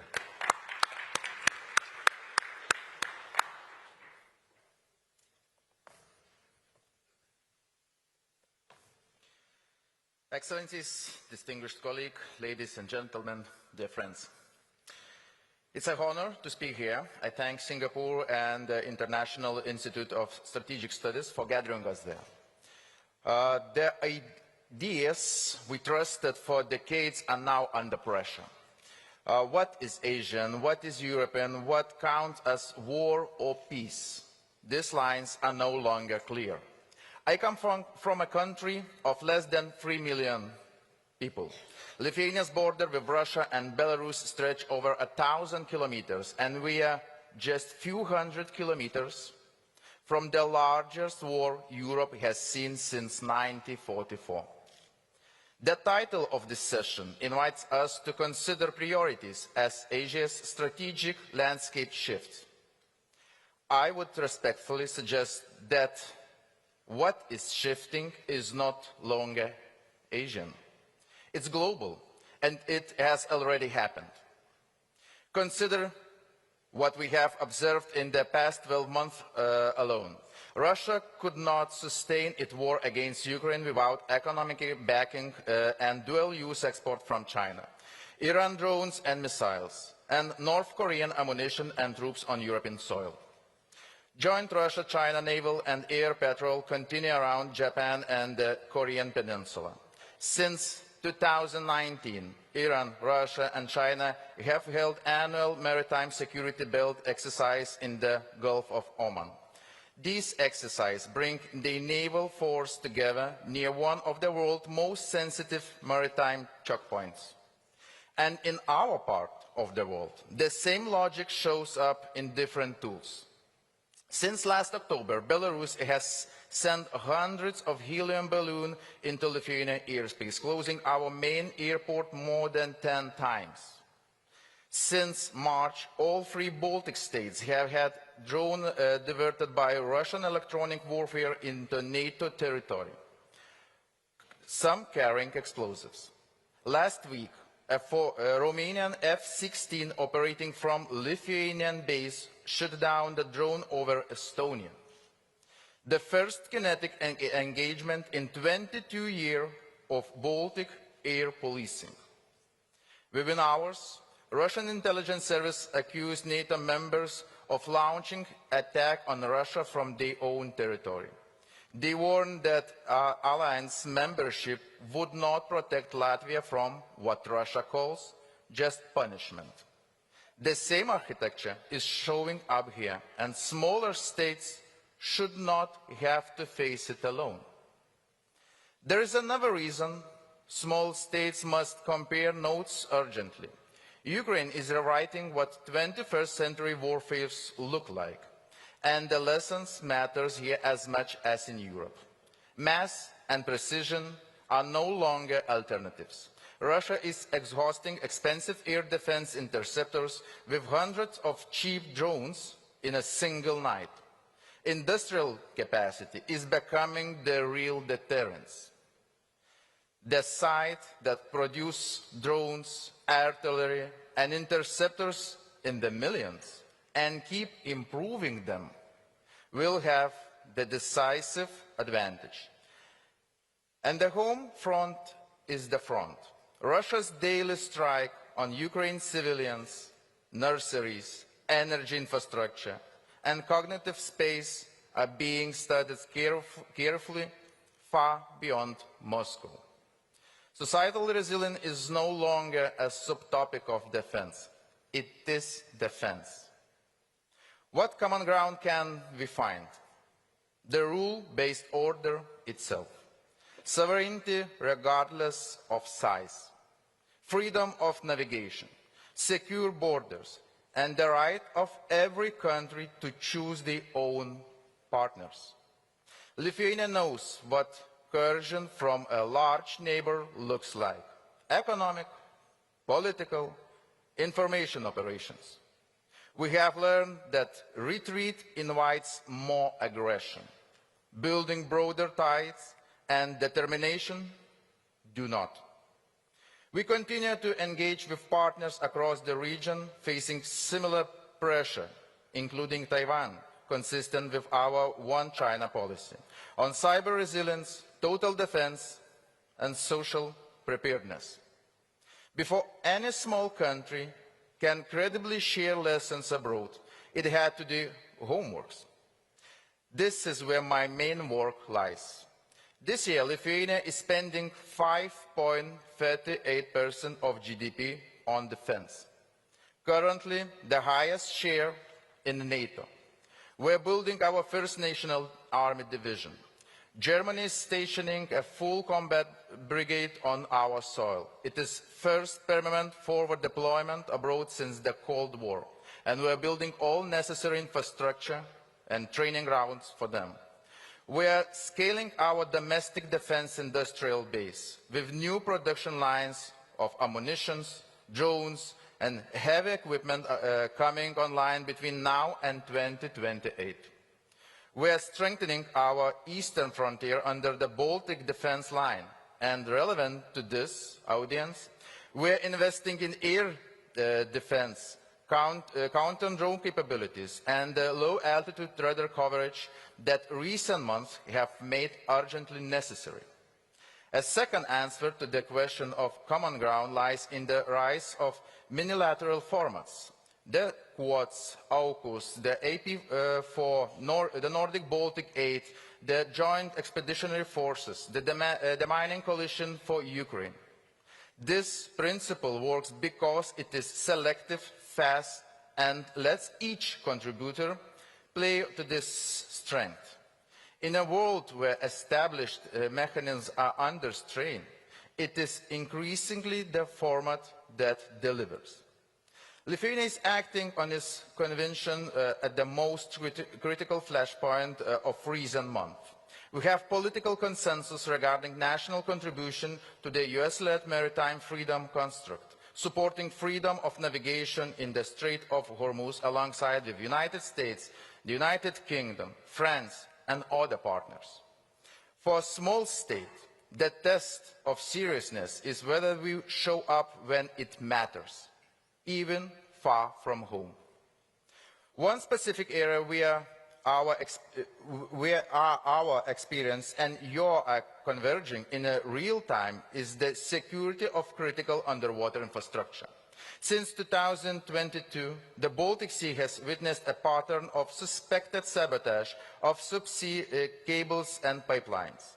Incidents designed to sit in the grey zone between accident and attack. 95% of the world's data and a significant share of its energy runs along the seabed. Finally, defense industrial cooperation is one practical area where the Europe Atlantic and the Indo-Pacific must converge. Resilient allied supply chains are now and strategically capability to their own rights. Perhaps the most undervalued one in our collective deterrence. Ukraine has rewritten what the defense industry must do. We can no longer fill warehouses and assume that content will be irrelevant in 2 years. Drones become old in weeks, and software-defined system demand continuous update. At the same time, we have rediscovered the need of produce of 155 millimeters artillery rounds in an industrial volume, and to hold credible strategic strike at risk in any adversary's backyard. Lithuania is adapting its industrial to all free demand, a drone manufacturing ecosystem that can modernize daily, ammunition production at scale, and long-range strike capability. And we are doing so with our allied partners. This adaptation can only happen between friends. We warmly welcome Japan's landmark decision to ease its defense equipment export rules, a signal that this region's posture is itself shifting. We are a member in the US-led Partnership for Indo-Pacific Industrial Resilience, and we are open to deeper cooperation with defense companies across this region, both ways. To return to the question of this session, the common ground exists. It always has. What remains is for those of us who depend on it to choose together to stand on it. and to do so before the choice is made for us. Lithuania, small, but neither distant nor neutral, stands ready to do its part.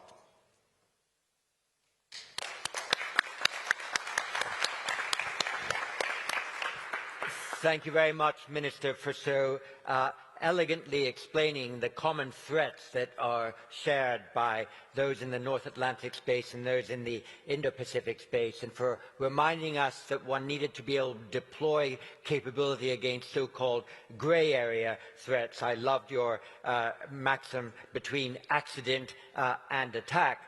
Perhaps during the Q&A we might examine for 90 seconds or so the eccentric issue of balloons. You have balloons coming to you from Belarus. There is at present no capability package that is able to defeat these balloons, but they can interrupt your airspace for 3 days. And we know that that sort of balloon strategy can also be seen in the greater Middle East and in the Indo-Pacific region. So understanding how defense technologies can deal with these gray area threats is, I think, an important theme that all of you have somehow touched on. We now have well over 18 people who want the floor. I think I will take 7 or 8 questions and then give each of you a moment to answer those principally that were directed to you. A young leader from Australia, your mic is on, Vanessa Wong. Hi, Secretary General. This is a question directed to you. We've had a lot of countries speak up about their GDP and military spending. So my question is there a role for restraint in military build-up in our region, whether it is explained clearly or not? And what are the checks and balances and guardrails that we need to put in place? And from the United States, Morgan Michaels. Thank you, Sir John. My question is also for the Secretary General.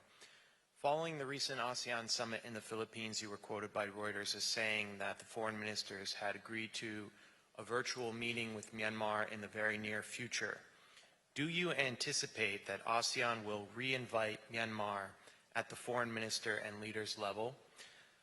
If so, what will that mean for ASEAN's engagement with other Myanmar stakeholders, including opposition groups, and the call for constructive dialogue among all parties as per the 5-point consensus? Thank you. Thank you. And from China, Zhishong Shen, your mic is on. Okay. Thank you very much, Chairman, Sir John Chiefman. I'm Senior Colonel Shen Zhixiong from Chinese People's Liberation Army. First, I'd like to say is that the accusation on China in a speech by the Minister of Defense of Lithuania is unfounded, while my question still goes to Dr. Kao King-hoon, Secretary General of ASEAN. After the end of the Cold War, whilst the wars and conflicts erupted and even escalated in many parts of the world, Asia has continued to enjoy overall stability and prosperous development. We all believe such an important achievement can be attributed to the common efforts of regional countries and organizations, with Asia in particular. So what do you consider to be the key factors and experience behind the achievement? What measures do countries in the region need to take to sustain this positive trend of stability and prosperity? Thank you very much. Thank you. And from Japan, Takahiro Kamisuna. My question to the Dr. Kao King, Secretary General as well. Regarding the ASEAN dispensability on critical mineral, my question is because currently China dominates critical mineral processing industry in some ASEAN countries. The US, EU, and Japan, meanwhile, are seeking closer ties with ASEAN to boost their supply chain resilience. And my question is, how can ASEAN navigate this growing tension between China on the one hand and the United States and its partner on the other hand on critical mineral? Thank you. And from Australia, Rory Metcalf. Thank you. My question is also to the ASEAN Secretary General, and I think it's really on the question of the role of ASEAN and the ASEAN-centric mechanisms. We've heard of ADMM, but also there's the East Asia Summit. the ASEAN Regional Forum in ensuring that we can prevent major conflict in our region, not only in the South China Sea, but potentially across the Taiwan Strait as well. So my question is, does ASEAN have the capacity, the mechanisms such as early warning, risk reduction, potentially the opportunity to broker dialogue?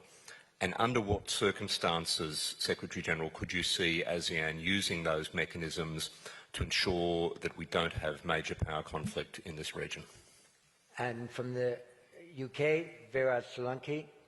Thank you, Sir John. My question is also for the Secretary-General of ASEAN.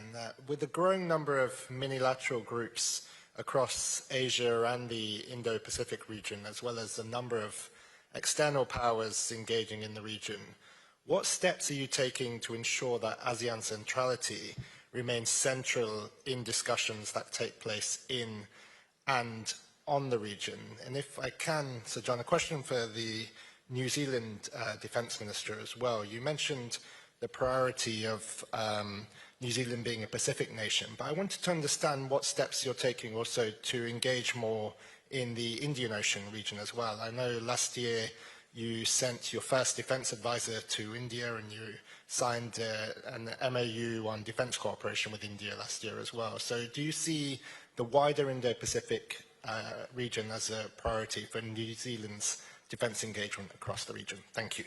Virat, thank you very much. We'll come back now to the panel and then also have a chance to go back to the room for another round of questions. Obviously, the Secretary-General got the most of them. I'll invite him to speak third. We'll go in reverse order. But in the interest of diversity, inclusion and equality, I might ask one or two questions along the way to our two speakers here. So let me begin with Chris Penk. You had just a direct question to you about the Indian Ocean, but could you also add a few words about how you perceive the threat to undersea cables and the priority that you attach to working with Pacific Island states and, of course, how you might wish to work alongside your AUKUS friends, perhaps also with Canada, in building the defence technology that is relevant to your own defence and security. So, Chris, if you can take the question that was actually directed towards you and a few of mine, 2 minutes, over to you. Very good, thank you. There's a lot to cover in that.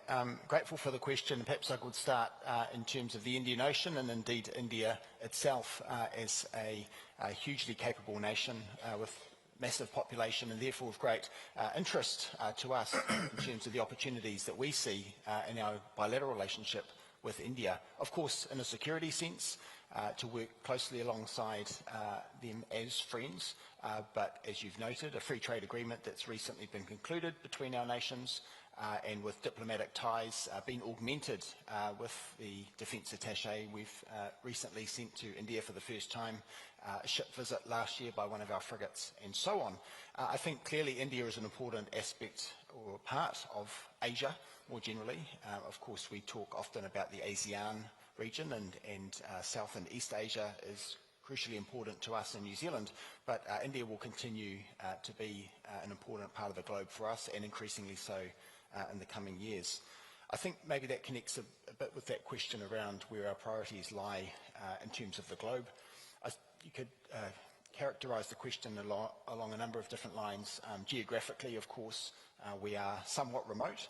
Sometimes we're thought of as a small nation. Indeed, we are small compared with some of the nations here today, but geographically large compared with others, including our host, albeit with a similar population size. But certainly if you take our territorial waters out to the 12 nautical mile limit, exclusive economic zone of 200 nautical miles extended around a long, thin island nation with no near neighbours, clearly there's a large area for which we have rights and responsibilities, to say nothing of Antarctica, where we have a footprint in terms of scientific endeavour to protect and so on. So from a geographical basis, clearly our priority must remain in the region of which we are physically part. But if you think too about the kind of priorities that we need to protect in a defence and security sense, the shipping lines, and we think about the importance of freedom of navigation with the conflict as far away as the Middle East, but the downstream effect for us in terms of our economic security, in terms of fuel and other supply chain interests. Clearly we are interconnected as a globe. And so if we think about those kinds of interests, clearly the whole globe becomes relevant to us. And then if we were to zoom back into our own region, the importance of fisheries protection for ourselves and our Pacific Island brothers and sisters, transnational organised crime, including in particular the transport of drugs, and other interests related to environmental protection, scientific endeavour down in Antarctica and so on. So depending on how you characterise the question in terms of where our interests lie, clearly our region is the starting point, but there's much that we need to be mindful of and engaged in further afield too. Thank you. And Minister of Defence of Lithuania, you were challenged on your assessment of Chinese engagement in the European space, but perhaps you could also take a crack at my earlier balloon question and anything else you thought you might like to add. Thank you. Thank you for this question. First of all, Lithuania supports peace, stability, based order, rule-based living, and we are looking for stability. What we're facing from our neighbors, Belarus, Russia, is threat, pressure, and instability. Those balloons are flying over our airspace, they're disturbing our airports, and it's not so easy to just take them down, because they are flying very high. Altitude is from 5,000 till 11,000 meters. Speed of wind, the speed of balloons is the same as speed of wind. It can be around 200 kilometers, and they are sending it at night. So it's extremely hard to detect, first of all. Is it a threat? Yes, it is, because you can attach everything what you want. Now they are transferring smuggling procedure like cigarettes, but you can attach explosives, you can attach drones. And what we see in Ukraine, actually the Ukrainians starting to use same balloons to send weapons, drones, over 1,000 kilometers. Additional threats, drones incursion to our space. Yes, Russia started the war. Ukraine is now defending.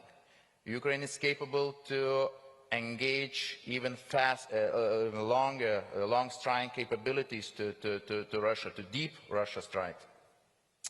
Unfortunately, Russia also uses electronic warfare equipment, so they are disorientating drones, and they are incursion to our Baltic airspace. And it's additional threat for us, because drones carrying explosives. Even Romania, a few days ago, we saw that drone just crashed in a civil building. This is new phase of war, and war was started by Russia. Russia can end this war even today. Thank you very much. Well, Secretary General, your four themes are there: regional military build-up, engagement with Myanmar, regional stability, the prospects of risk reduction, and then that very specific question on critical minerals rivalry and China-US tensions on that issue. Over to you, sir. Thank you very much. Thank you very much for those very important questions. Let me take up on Myanmar first. Our Western foreign ministers had extensive discussion, as well as the ASEAN leaders during the retreat of the 40th ASEAN Summit. They spent so much time discuss this issue, and in fact, they had very frank and candid discussions on how to engage with Myanmar, particularly based on the 5-point consensus that was reached back in 2021. Now, of course, the main issue here is whether 5-point consensus is still relevant, and whether how should we better engage with Myanmar. And one idea came up that we should invite the Myanmar foreign minister for engagement. It's all about engagement, because ASEAN is also about engagement. And to ensure that the 5-point consensus remains in place, we will not have physical meeting, but to have a virtual meeting to on the one hand, we will listen to Myanmar, what's happening on the ground. But at the same time, it's for Myanmar to listen to concerns of ASEAN. And there is not a major change in the position of ASEAN, but I think how to recalibrate our engagement with Myanmar in the regard. So during the retreat, the leaders tasked the ASEAN forums to discuss this, to make sure, but particularly in the context of the upcoming ASEAN-Russia Community Summit that will take place on June 18, how Myanmar will be represented at this meeting, given the fact that the invitation was extended by President Putin to the new elected President of Myanmar. So I think this is where we are, but I think the bottom line is that it's not a few invitations that everything back to normal. No, I think it's still a lot of discussions, a lot of engagement, how to recalibrate this strategically. Second, I want to come back to this regional military build-up. That's the reason why, at the end of the Cold War, there was basically the establishment of mechanisms. We have a number of mechanisms, including the IISS Summit, the ASEAN Defense Ministerial Plus, because at the time, you see, there was great feelings in this part of the world that the end of the Cold War is basically a great opportunity. But of course, the future remains uncertain. What's important is that, yes, we have the countries in the region. Some are focused very much on globalization, but others are looking at the military build-up. But today, I would say that more countries are spending more in defense. And of course, meaning that you have to divert resources from other areas of priority. And that's a concern for us because as we spend more resources in the military build-up, it's not very healthy. That's why it's important for us to invest in preventive diplomacy, in the ASEAN-led mechanism like the ASEAN Forum, the ASEAN Defense Plus, so that we promote more dialogue and diplomacy, part of the strategic trust enhancement and the conference building. I think it's all about this, that ASEAN has been doing already in the past 30 years to ensure that our region has clear strategic trust build-up. Of course, you heard yesterday evening by Hegseth that the triple crisis, including the crisis of strategic mistrust, for example, is there. But I think what's important here is that we need to make sure that there's checks and balances in this regard. That's why we produce what is called the defense outlook, basically, the defense white paper. We used to talk a lot about defense white paper, but nowadays we don't hear so much more about this. I think we should push that. I hope Shangri-La Dialogue will pick up this and promote more so that we know who invests in what and what areas and all of that. I think we have to promote defense spending transparency as much as possible. Come back to regional stability on that has been addressed, of course, is the issue of, yes, ASEAN has been focused very much on what I call the 4 Ps. On peace, on prosperity, on people, and on the planet, particularly in the energy transition. For peace, of course, through our own ASEAN mechanism, and also ASEAN-led mechanisms that we deal with all the key players in this part of the world. Should we jump to critical minerals and yes. close with that? Thank you. Yes, and on prosperity, this is where we need to engage with all partners. Particularly, we don't want to choose side. We have to engage with all. US, China, Japan, Korea, India, and of course in the EU. These are our part of our 11 partners, dialogue partnership. So we do have what we call the ASEAN Ministry Meeting on Minerals. Before we have, this is a meeting we organize every 2 years now. We agreed to do it annually because of the critical minerals that have been discussed extensively in this part of the world. So the discussion now, particularly just in this month, is that in our region here, we have a lot of critical minerals. but how do we develop, how do we seize this opportunity so that we can use this to advance our prosperity agenda. And finally, of course, on the last point, and that is on the US-China rivalry. It's not just critical minerals. It's also an area of AI technology and of course, the framework of engagement.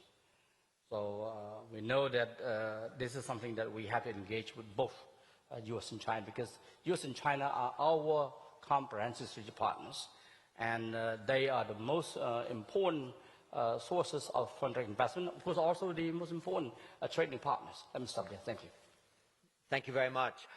I loved your assertion that the publication of defense white paper is an important act of strategic transparency. I think what we've discovered in Europe is that every time a defense white paper is drafted, it has to be rewritten about 6 months later.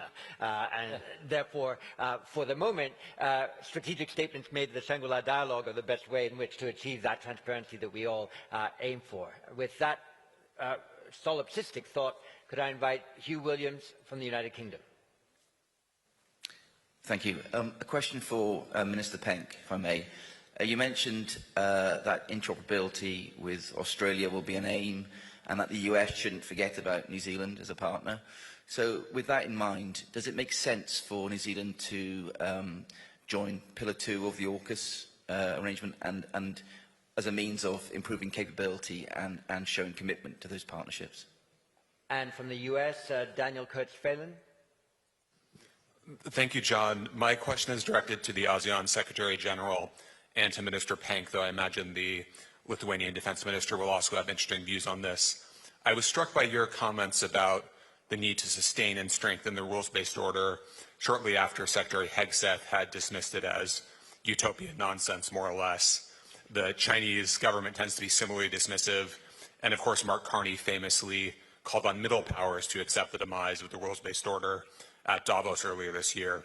For Minister Penk, I'm curious what you think Mark Carney gets wrong, to put it bluntly.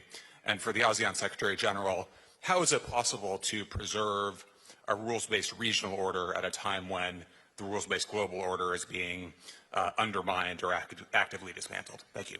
And from Malaysia, Fadlina Said. Thank you very much. Thank you, Chair, and also distinguished speakers for the insight on Asia's strategic landscape. I think across the statements today as well as yesterday, there was a mention that cybersecurity is important. It's become more of a priority, especially in the face of disruptive emerging technologies and digitalization in civilian and military sectors. This actually, and I do have a question in regards to the challenges in developing rules of engagements on cyberspace, perhaps from your perspective, and for ASEAN specifically, because ASEAN actually subscribes to the norms of responsible state behavior, and this is since 2018, if I'm not mistaken. Would ASEAN be interested in developing clarity on rules of engagement in cyberspace, even if appetite for this outside of ASEAN is quite low? Thank you. Thank you very much. And from Indonesia, Kut Nuri Hikman Sabri. Thank you. My question is for the Secretary General of ASEAN. You recently said that there is a real progress towards concluding the South China Sea Code of Conduct. What are the main political obstacles that still prevent ASEAN and China from finalizing a meaningful and enforceable agreement? Thank you. And from the UK, Antoine Levesque. Thank you. I have a question for Minister Konas. You said that small states should compare notes. What about larger states with sophisticated foreign policies and industrial capacity? I'm thinking here of India, for example. What would be your advice to small states when it comes to engaging India? And to Secretary Kao, how important is stability in India-China relations for ASEAN? Thank you. And from Australia, Stephen Forshaw. Thank you, Sir John. My question is to the New Zealand Minister, Chris Penk. Minister, I wanted to ask you if you can expand a little on the comments you were making about the threat from narco crime in the South Pacific. Is this a defence issue? Is this purely a law enforcement issue? have nations got the balance right in combating this new threat? And what additional capabilities do you see as necessary in the South Pacific to help deal with it? And from Japan, Hiroyuki Akita. Thank you very much. My question is about ASEAN. Two quick questions to Mr. Kao. So you mentioned about the practical cooperation and also dialogue as a glue to unite ASEAN. But do you think that as U.S.-China's rivalry intensified, do you think that practical cooperation and dialogue are good enough glue to keep uniting ASEAN? And also, sorry to ask you a very mean question, but if ASEAN were ever forced to dissolve, what kind of scenario do you worry most as a worst-case scenario? And from Vietnam, Minh Phong Vu. Thank you, Chair, for the floor. My question is directed at Secretary General Kao as well. So in your speech, you emphasized the role of mutual trust, rules and norms to accommodate power in preserving stability in our region. What do you think of the Secretary of War, Pete Hegseth, opposing point about less need for dialogue and more need for power? Do you think that this is something that Southeast Asian countries need? And I would also like to hear from other ministers about your prospective countries' positions on this, if you would like to provide a comment. Thank you very much. And from Cambodia, Sothikpu. Thank you very much. I would like to address my question to Secretary General Kao Kum Hoon as well. There is a reason for optimism after Cebu meeting where the Philippine president have played a very constructive role in engaging both Thailand and Cambodia, prime minister of both countries, to task their foreign minister to continue talking. To me, this is a very good opportunity, and I would like to hear Secretary General ASEAN, what would you see the challenges, because Cambodia now is seeking UNCLOS compulsory reconciliations, while Thailand would want to talk about the format through which UNCLOS can be used to reconcile or to go forward after the cancellations of MOU 2001. Thank you. Thank you. And from the UK, James Hackett. Thank you, John. A couple of quick ones, if I can. The first to the New Zealand Defence Minister. You mentioned maritime capabilities, and I think a month ago your 2026 budget mentioned maritime sustainment. But what about surface fleet replacement? I noticed yesterday you had a trilateral with the Australian Defence Minister and the Japanese Defence Minister. Can you give us an update on the replacement planning and what capabilities you need to replace your frigates? And to the Lithuanian Defence Minister, you mentioned Defence Industrial Cooperation with this region. But what capabilities and technology lessons do you think Lithuanian industry could bring to the Asia-Pacific? Thanks. And from Indonesia, Rizky Wahyudi. Thank you, Chair, for this opportunity. My question goes to Secretary General. Several countries in ASEAN have undergone significant democratic transitions in the past 2 decades, while simultaneously facing serious domestic security threats.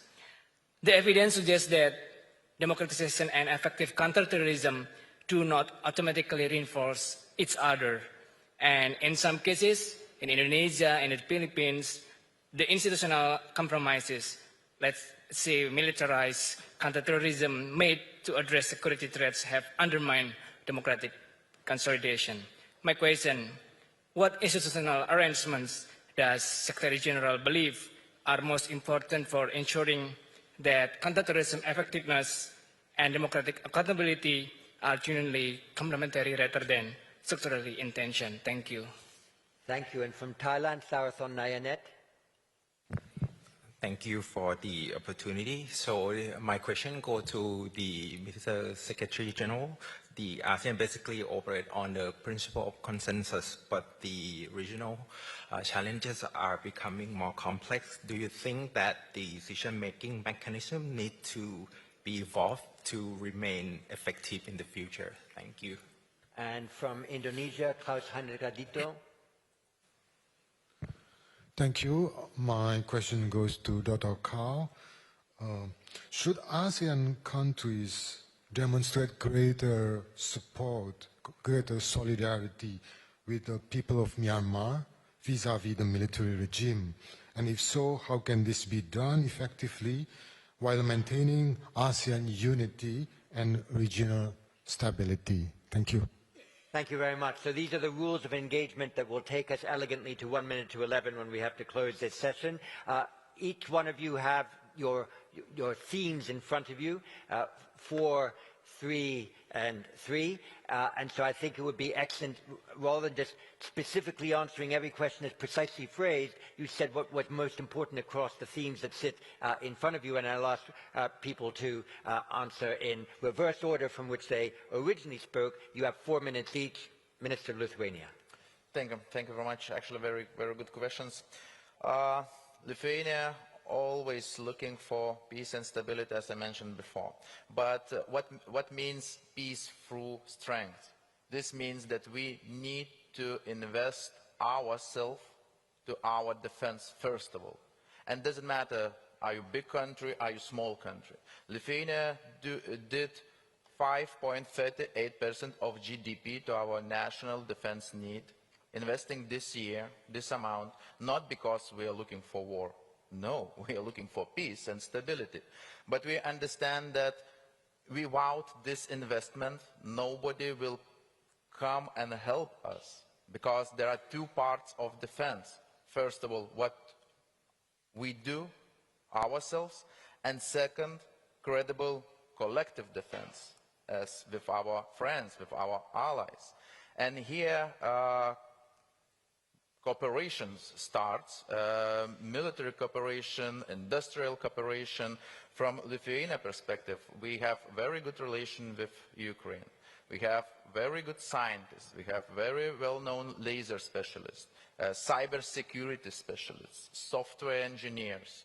We are capable to build drones right now, and we are doing it together with Ukraine. So our jamming systems is also used in Ukraine. Yesterday I had a meeting here in Singapore with some technology companies, and we agreed that need to find abilities to work together, create supply chains, reliable supply chains, be able to exchange R&D process and so on. This is how small countries can unite together, create reliable ecosystem, and build what is necessary for everyone defense. I believe that like-minded, transparent, and looking to the same direction countries can create very strong deterrence, first of all. Of course, we rely on bigger allies like NATO, like other constructs, so we are members. Lithuania is a member of NATO, we are a member of European Union. This helps us a lot, of course, but we had to do our homework before we become members. And now we must contribute. We are not only consumers, and small countries shouldn't be only consumers of safety. We should contribute ourselves with our most reliable and most important things that we can do. And I believe that only in this way we can work together, small countries join together, contribute together, share technologies together, and defend together. This could be the best answer for biggest threats that we see. And, for example, Baltic states, 3 small countries as a single region. Thanks very much. Minister Pink. Thank you very much. I appreciate those very astute questions. Can I start perhaps with the most edgy, which was inviting me to draw a contrast, perhaps even pick a side between the remarks made by Prime Minister Carney and those of Secretary of War Hegseth this morning.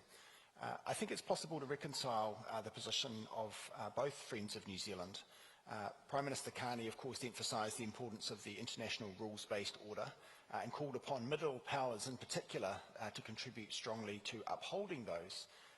And of course, we've heard this morning that the loud, quiet, clear approach favoured by the US would have us not merely speak about the international rules-based order, but also to put our money where our mouth is, so to speak.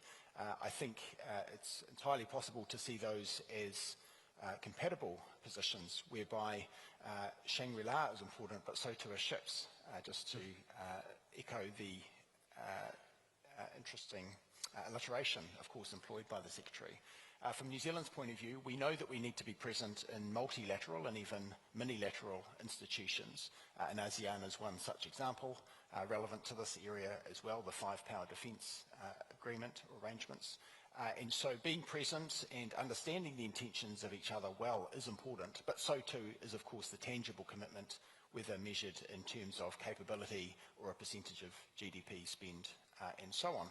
And so while the classic diplomatic view of the need to carry a large stick but to speak softly is echoed in that other cliche around having more jaw and less war, I think we can have both. I think we can understand each other's intentions clearly and well and communicate in a way that makes it less likely that there will be conflict because we understand each other's intentions. But of course, to have combat capability, even to the point of lethality, that makes it clear that we have a deterrent ability to protect our own national and regional and global security. So I don't think those things are necessarily in conflict. And certainly from New Zealand's point of view, we're mindful of the need to uphold the international rules-based order, but in a way that is clear-eyed and reflects a realism and a practical approach to the state of the world in which we find ourselves. As for the potential membership of the AUKUS Pillar 2 arrangements, clearly there are three partners of AUKUS in its original conception, and New Zealand, being a non-nuclear nation as well as a non-submarine nation, is not obviously part of those particular discussions, but we're interested in our three friends' interactions and cooperation as far as that goes. Our position in relation to a possible Pillar 2 style of collaboration is that we have been waiting to see what that might look like in terms of details. We're open-minded about the possibility of partnering with those three nations and others who might likewise be invited to join. But it might be quite soon that we hear a bit more detail about what is entailed in that, and at that point we'll listen carefully, we'll engage closely at the official level and ultimately at the political level to determine if that's a partnership that we would wish to join. As for naval capabilities, I think our British friend asked about the surface capability. Of course, he's right to acknowledge that New Zealand is looking to replace its frigates. We have a whole maritime fleet renewal program, in fact, that reflects that all of our fleet, bar one vessel, will need replacing by the mid-2030s. We have two options, in fact, for possible frigate replacement, one of which is the Mogami-class frigate out of Japan, and which our friends in Australia have committed to acquire. And so that's the significance of the trilateral meeting, among other priorities in terms of regional and collective defence that we discussed today. But the other possibility remains firmly on the table, which is the Type 31 frigate out of the UK. And of course, we've got strong historic and present and no doubt future links with the Royal Navy of Britain and of course Britain as a whole. And so we're carefully conducting due diligence in terms of both of those possibilities. And they seem to me both very capable warships, and neither would be a bad option. Thank you very much. Secretary General, I think I can't remember in the last 10 or 12 years when we haven't had a Shangri-La dialogue that referred to the SCS Code of Conduct, South China Sea Code of Conduct. So perhaps you could take the Code of Conduct, India-China relations and cybersecurity as the main themes of your response. Thank you very much. Well, thank you very much. On the current status of the progress of the negotiation of the COC, this year, for the very first time, that we set timelines. That means that both us and China would meet every month, and we had to make progress because back in 2023, we agreed that the Code of Conduct must be completed within a period of 3 years. So this is the third year now. Based on the current negotiations, I'm confident that we will conclude the COC negotiations. There are remaining some key outstanding issues that need to be sorted out as early as possible. And this, of course, has to do with whether there's going to be a binding agreement or not, for example. That's one of the issues there. Of course, also how a mechanism will have to be set up on the implementation and monitoring, for example. So this is something that we are still focusing on. So, but I think we still have time between now until the end of this year. But I would just say there's clear commitment on both sides, ASEAN and China, to move forward and get the COC in place. On India-China relations, of course, we have seen some progress in recent months between the two sides. I think it's a positive development there. The engagement between ASEAN and China, any stability in progress between ASEAN and China, between India and China would be good for this region. You have 1.4 billion people to the north, and we have 1.4 billion people to the west.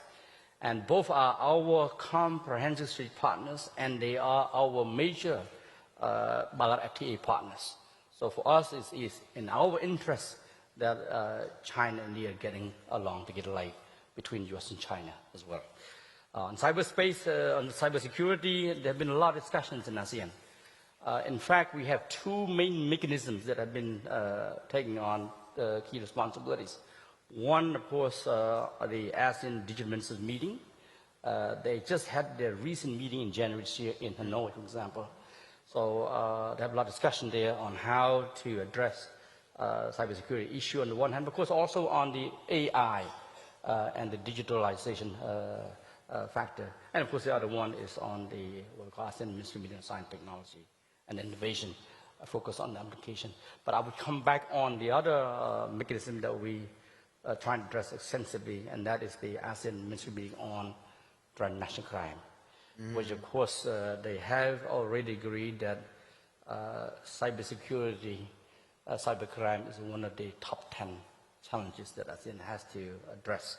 So we working through the various frameworks and of course mechanisms, but I want to add that just last year, for the very first time after so many years, we signed the ASEAN Treaty on Extradition and the establishment of a new mechanism, what we call the ASEAN Prosecutors and Attorneys General. So I think from the legal side, we also take up this matter as well. So I think we work on all fronts. Let me stop there. Thank you. Well, thank you very much. Just before we close, I just wanted to offer a personal reflection on the oft-used phrase rules-based order. I think the etymology of the phrase rules-based order actually comes from when the GATT became the World Trade Organization, and the phrase the rules-based order was principally used for the trading system and the economic system. During the Cold War in Europe, I don't remember too many foreign or defense ministers from Germany, the UK, France, the United States talking about the rules-based order, because the way in which order was maintained in Europe was through two things.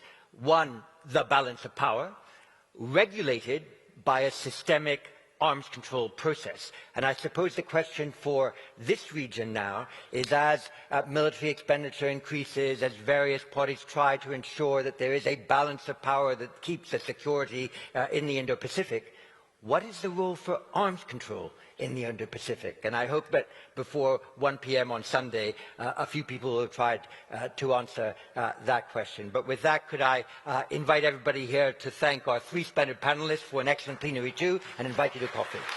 Thank you.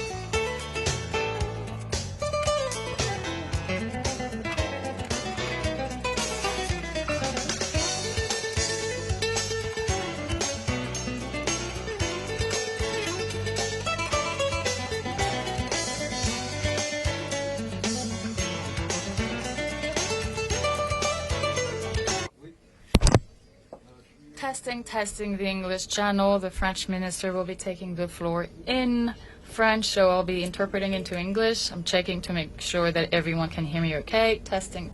Is that all fine? Yeah, going this channel, we can try.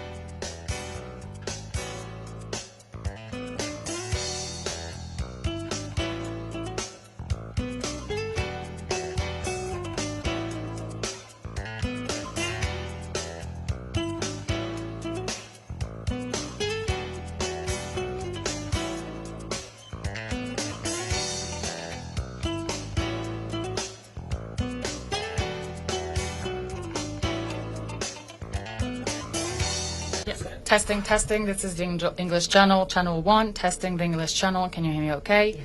Keep testing the English channel. You're not hearing anything. Testing, testing. Can you hear me on the English channel? Testing, testing.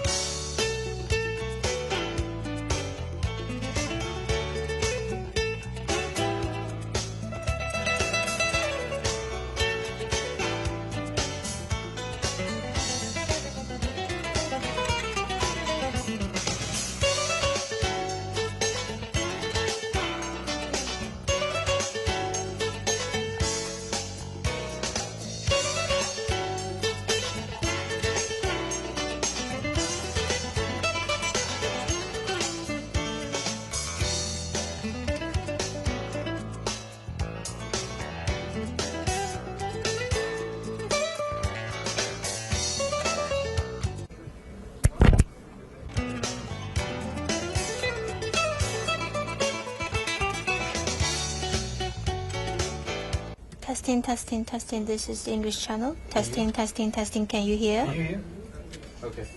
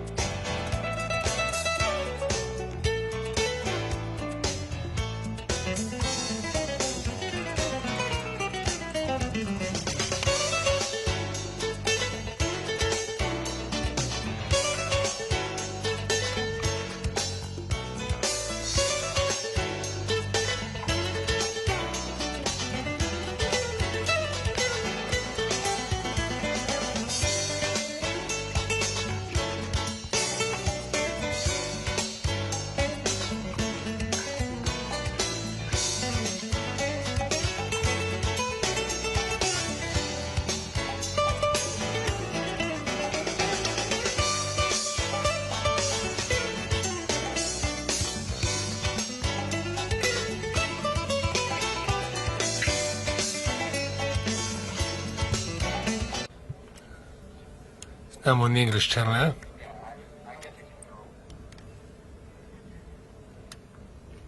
Right, so what's wrong with the here? 1, 2, 3, 4, 5, 6, 7, 8, 9, 10. 1, 2, 3, 4, 5. So in the booth area, I'm only getting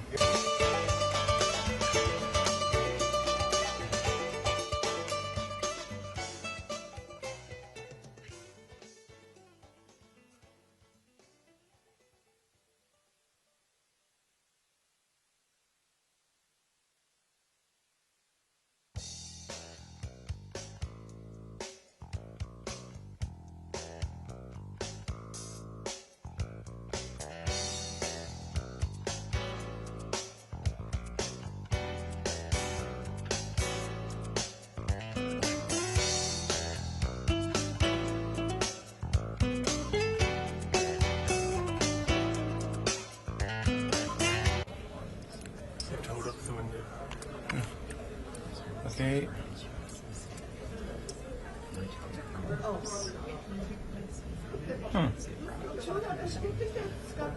Hello, hello, hello. Testing. Testing. Huh.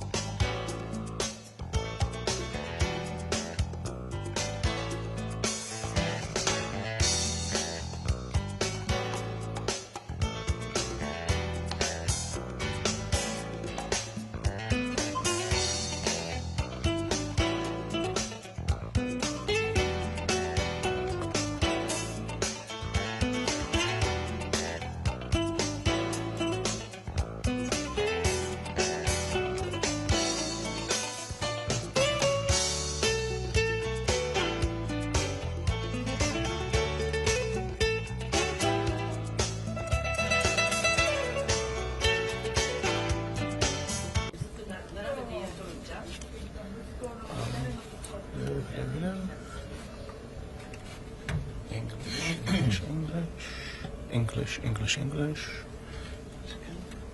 Okay. Yeah. Thank you. Yes.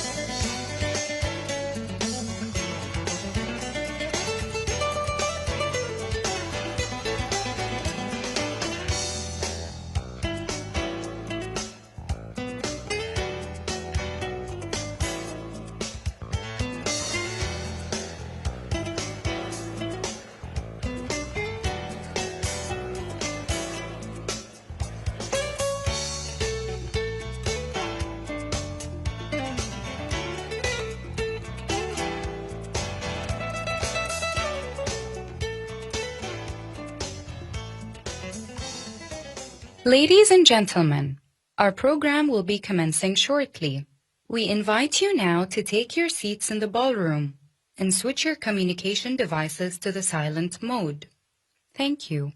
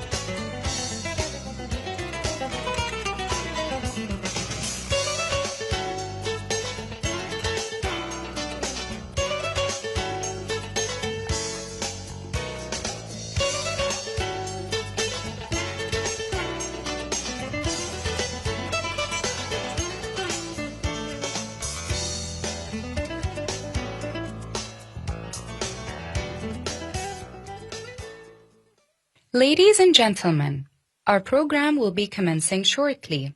We invite you now to take your seats in the ballroom and switch your communication devices to the silent mode. Thank you.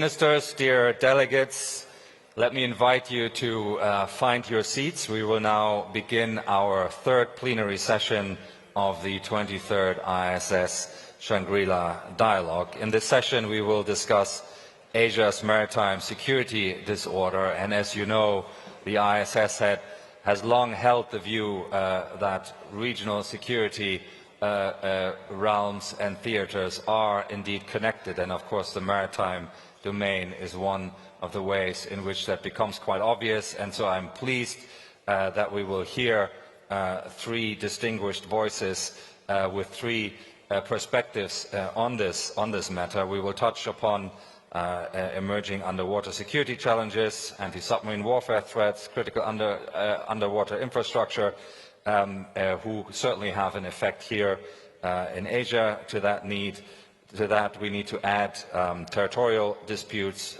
military build-up, and prevailing tensions and conflict that have an impact on the maritime domain in its various ways. And hopefully, during this session, we will also be able to discuss how to mitigate these challenges and how to promote order stability in the maritime domain. So that is what is ahead of us for this session.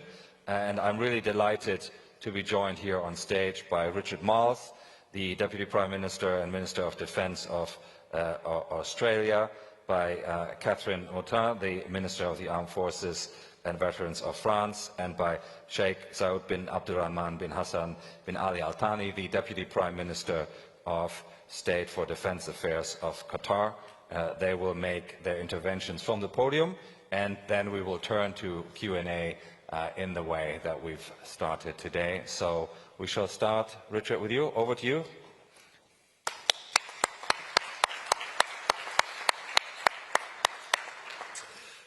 Well, can I thank the IISS for convening this dialogue and for the opportunity to speak on cooperative maritime security in the Indo-Pacific.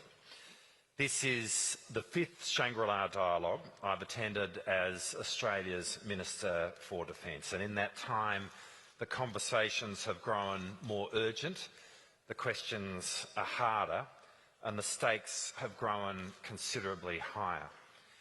When I addressed this forum for the first time in 2022, I spoke about a world in which the rules-based international order was under stress, and in which a military build-up of historic proportions was reshaping the strategic landscape. I argued then that Australia's approach to the world, to China, to our region, to our alliances, would be anchored in a resolve to safeguard our national interest and support regional security based upon rules. And this approach would be sober, consistent, and without drama.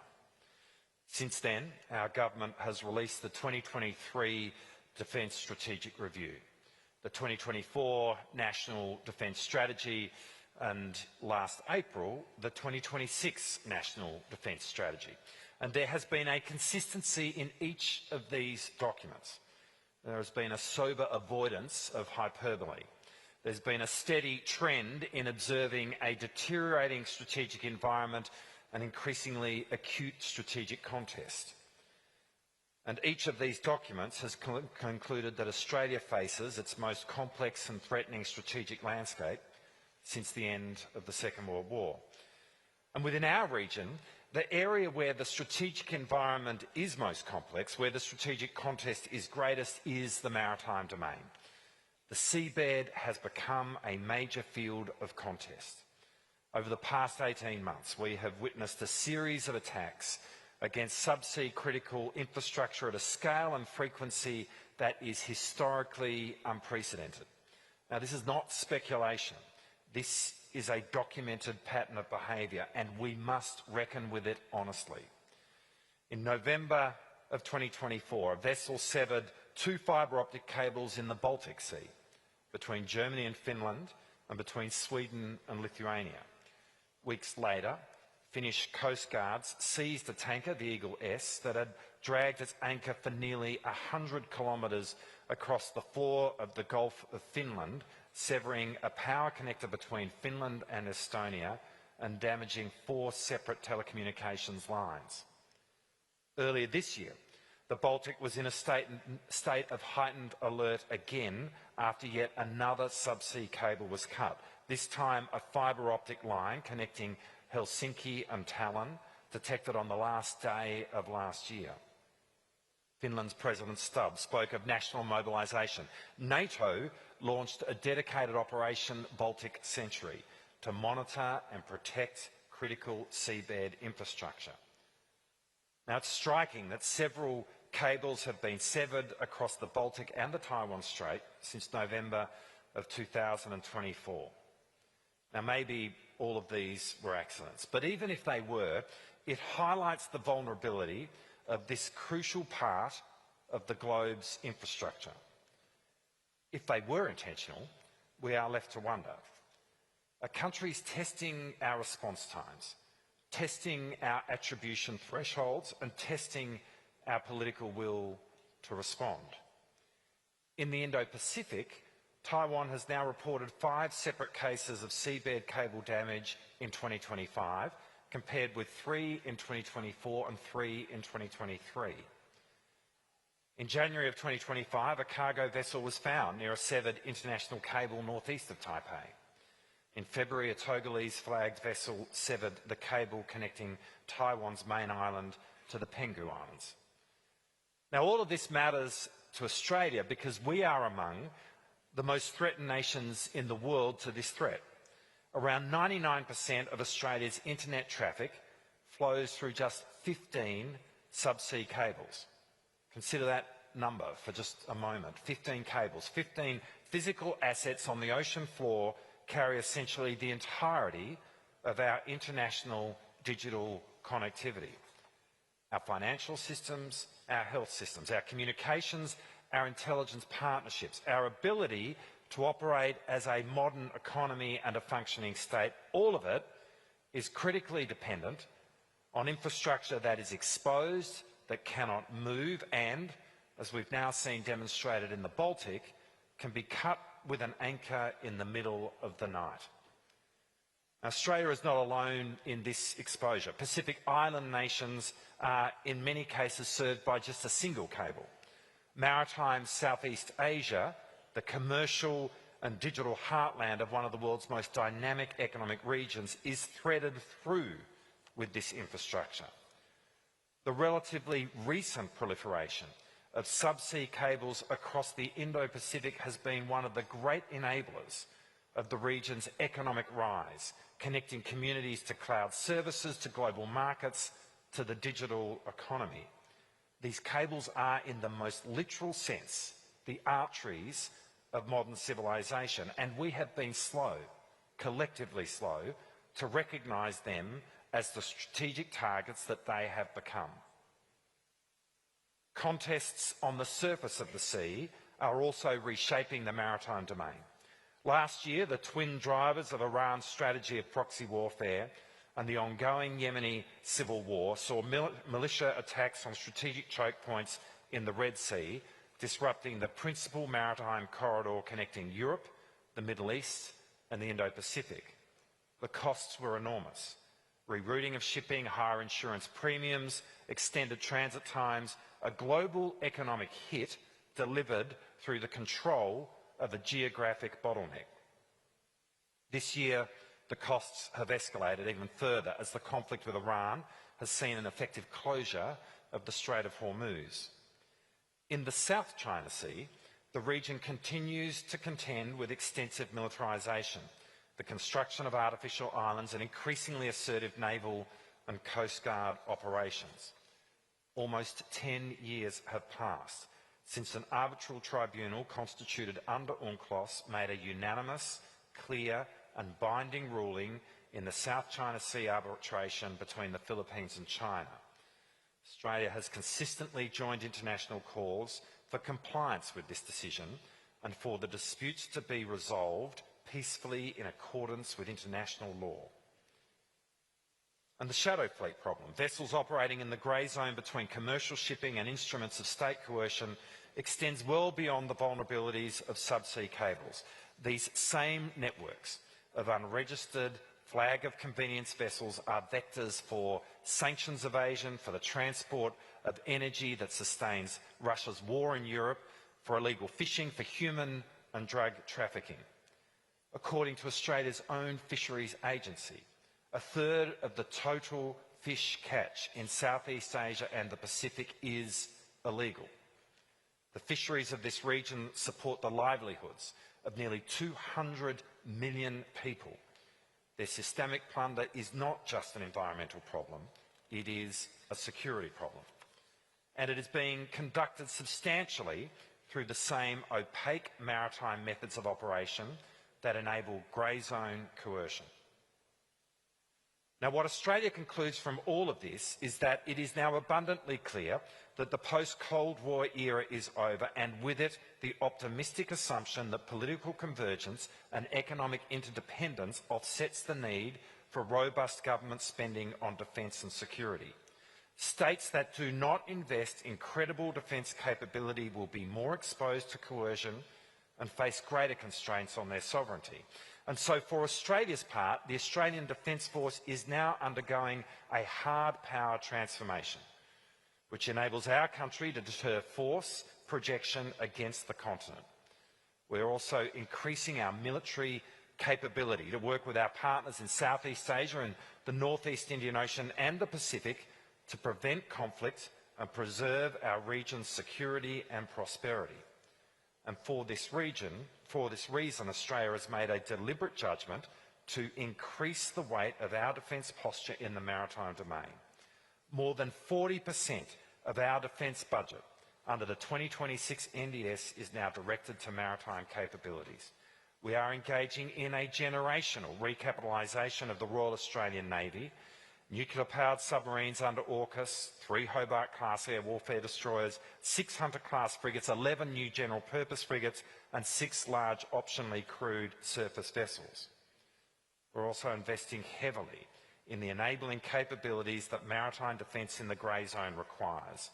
Satellite-based surveillance, autonomous undersea systems, enhanced maritime domain awareness, and the data and AI capabilities that allow us to track and attribute behaviour that is designed to evade attribution. For a three-ocean nation, this is a strategic necessity. 98% of Australia's traded goods passes through Australian ports. 90% of our fuel is imported. Our economic sovereignty is, in the most basic sense, a maritime proposition. And the free and open passage of goods, energy and data across the seas is not just Australia's economic lifeblood. It is the economic lifeblood of this entire region. And it is precisely for this reason that neither Australia nor indeed any country can meet this strategic moment alone. For this is a collective challenge which demands a collective response. The Indo-Pacific needs a step change in regional maritime domain awareness to meet the threat of grey zone sabotage to critical maritime infrastructure. The technology exists: satellite-based monitoring, AI-enabled vessel tracking, blockchain certification systems that make commercial maritime activity transparent and traceable. These are not aspirational tools, they are available today. And what is required is the political will to share information, to pool surveillance assets, and to establish the regional fusion centres that would allow us to connect the dots before the next cable is cut rather than after it. NATO's Baltic Century operation offers a model, not for the Indo-Pacific to mirror, but from which to learn. And closer to home, the Malacca Straits patrol between Malaysia, Singapore, Indonesia and Thailand is an example of regional states acting together in a framework consistent with ASEAN centrality to address a shared maritime security challenge. What that model achieved on piracy, we can also achieve on grey zone infrastructure threats. We must close legal and institutional gaps that make attribution and accountability so difficult. The very doctrine of plausible deniability works precisely because our legal frameworks have not kept pace with tactics. So we need stronger national legislation mandating vessel registration and monitoring regardless of the flag state. We need enhanced enforcement of port state measures. We need financial and criminal penalties that are a genuine deterrent, and we need regional mechanisms building on UNCLOS, the Port State Measures Agreement, and the work of the regional fisheries management organisations that support accountability at scale. Critically, we need the engagement of the great powers on this challenge. Using military might or coercion to force change undermines any viable international order, be that in land borders in Europe, maritime boundaries in Asia or elsewhere, and also in the subsea domain, which is exposed to a new vector of coercion that undermines the security of sovereign states. Now, I value and appreciate the hours of dialogue I've had with my Chinese counterparts. The stabilisation of the Australia-China relationship over the past 4 years has been genuinely important, and both Australia and China have worked hard to maintain it. China is our largest trading partner. China's economic success is connected to that of our region. And Australia wants a stable and productive relationship with China, and we believe that's achievable.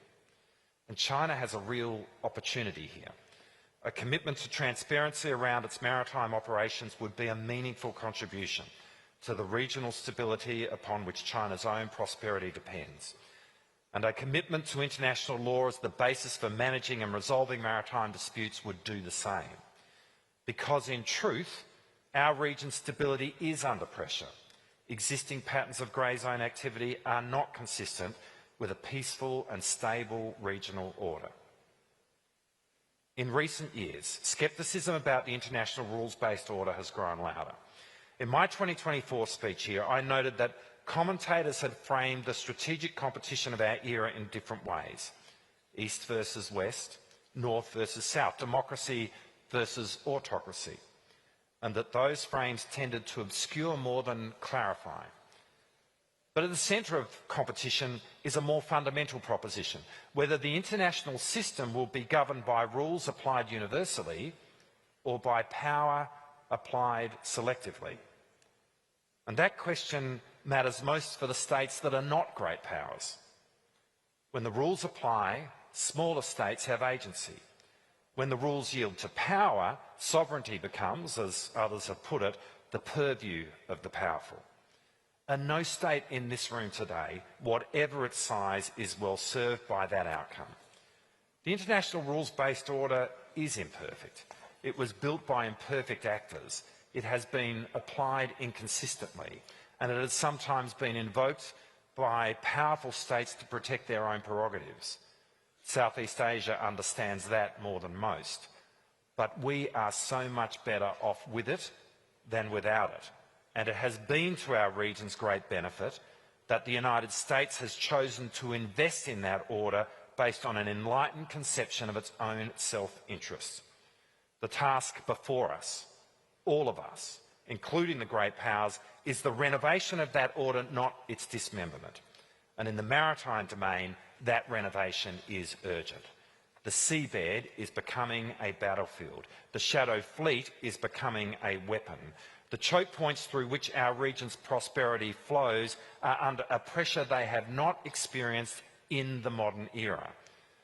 Australia is investing to meet that challenge. We are investing in our own capabilities, in our alliances, in our partnerships across the region. And we are committed to the region's security architecture and dialogue, so exemplified by the gathering this weekend, because we understand that security in our region is indivisible, that what threatens our neighbours ultimately threatens each of us, and that what we can build together we cannot build alone. The sea connects our great region, and what we must all decide is whether that connection will be governed by the laws we have built together or contested by the tactics of those who prefer the alternatives. Well, Australia's answer to that question is clear. Rules are essential, and operating by them is the pathway to regional peace, security and prosperity. Thank you.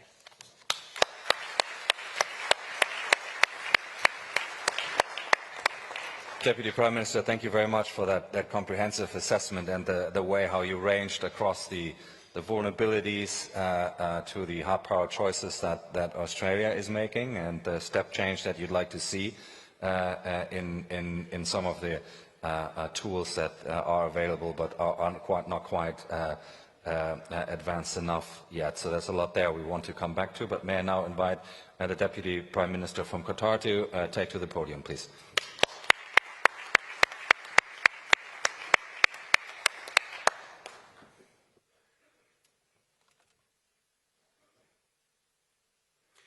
Excellencies, ladies and gentlemen, it is a privilege to join this important discussion alongside such distinguished leaders and experts. Today's session addresses one of the defining strategic questions of our time: the growing disorder in the maritime domain stretching from the Pacific Ocean to the Indian Ocean and into the Gulf region. The crisis affecting the Strait of Hormuz has shifted the focus of strategic experts from a form of sea blindness, which gave more importance to land security issues over maritime ones, to deep interest and concern for maritime security issues. Maritime security is not only to be seen through the lens of hard security, but also in terms of economic disruption and human security. Indeed, the Gulf region, and particularly the Strait of Hormuz, represent one of the world's most strategically sensitive maritime corridors. It is a transit route for more than a quarter of global seaborne oil trade and for significant value of LNG, fertilizer, and essential commodities such as helium. Since the event escalated at the end of February, ship transit from the Strait of Hormuz have dropped by 90%. It is easy to take freedom of navigation at sea for granted. Yet, the prosperity of nations, the flow of global trade, and the growth of the world economy all depend upon it. Maritime routes carry the great majority of international commerce at a scale that no network of roads, railways, or air transport could ever replace. This system connects producer to market, deliver food and energy across continents, and support the daily lives of billions of people. However, this system is not guaranteed. Disruption in key sea lanes can quickly affect supply chain, price, energy security, and economic stability far beyond any region. Protecting maritime route is therefore not only a matter of a national interest, but a shared international responsibility. And Qatar firmly believes that maritime security cannot be achieved through military measures alone. It requires a comprehensive strategic approach based on three key pillars. Firstly, dialogue and de-escalation. Regional security cannot be sustainable without diplomatic engagement and channel of communication among all concerned actors. In this, Qatar, in full coordination with the regional partners, reaffirmed its support to the Pakistani mediation effort, which currently constitutes the most credible and active channel of dialogue. Secondly, respect for international law. The principle of the United Nations Charter and the United Nations Convention of the Law of the Sea must remain the foundation of maritime governance. The freedom of navigation and the protection of civilian shipping are essential principles that must be preserved jointly. Therefore, Qatar firmly rejects the use of international waterways as a tool for political pressure. If we allow such an example to be set, then what we have seen in the Strait of Hormuz can happen in the Indo-Pacific or elsewhere. Article 44 of the UN clause clearly states bordering straits shall not hamper transit passage. Thirdly, international and regional cooperation. No single state can secure maritime routes alone. The complexity of modern threats requires deeper coordination between regional partners and international allies. I would like to stress that this situation cannot be allowed to reoccur, and Qatar, together with our partner, will spare no effort to reach a sustainable political solution that will enable to keep this waterway safe and fully open. Ladies and gentlemen, the security of the Strait of Hormuz and the wider Gulf closely linked to the global security. What happened in our water affects the global market, international supply chain, and international stability itself. The Gulf area is currently the point of impact, but the shock waves extend far beyond it, affecting countries very remote from the actual military theater. Therefore, safeguarding freedom of navigation is not only a regional priority, it is an international strategic imperative. Thank you.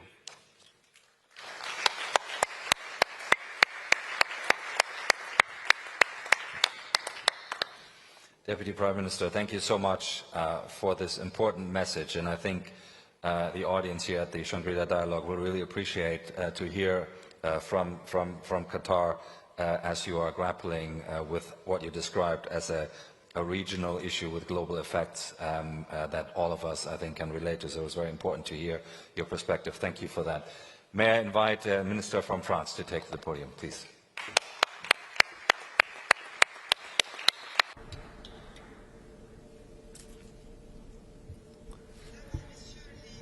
Ministers, members of parliaments, ambassadors and official representatives, general officers, ladies and gentlemen in your respective ranks and capacities, ladies and gentlemen, first and foremost, I would like to thank Singapore for watching us here. In particular, I would like also to thank IISS for giving me the floor here 1 year after President Macron's address.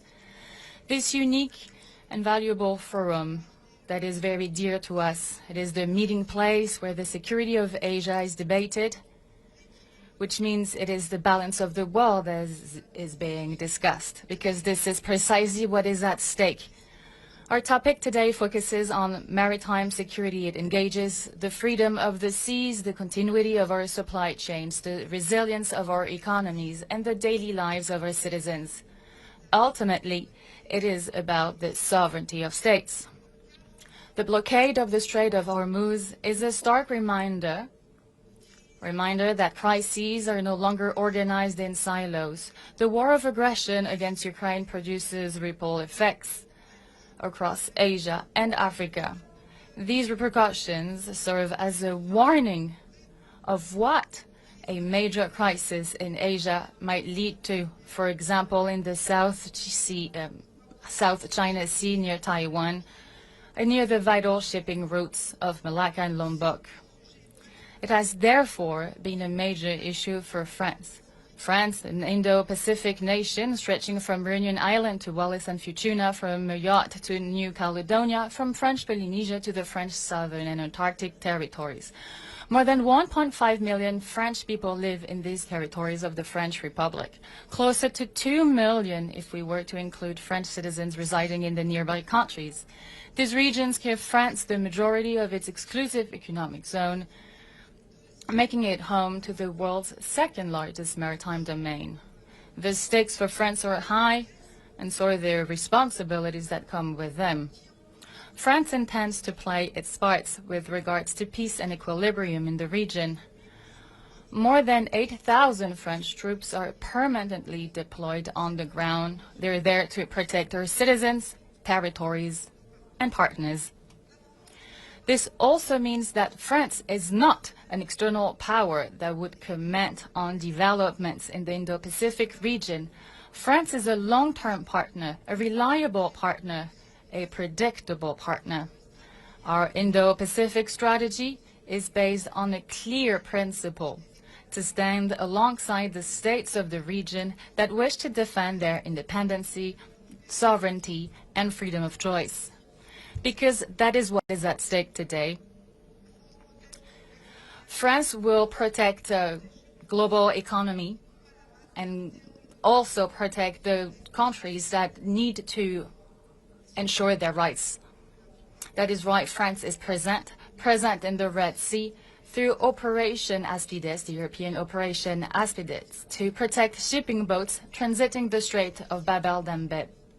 France is also part of the initiative, the Hormuz Initiative, with 40 partner nations committed to working hand in hand when the conditions are met. And of course, the objective is to ensure the freedom of navigation.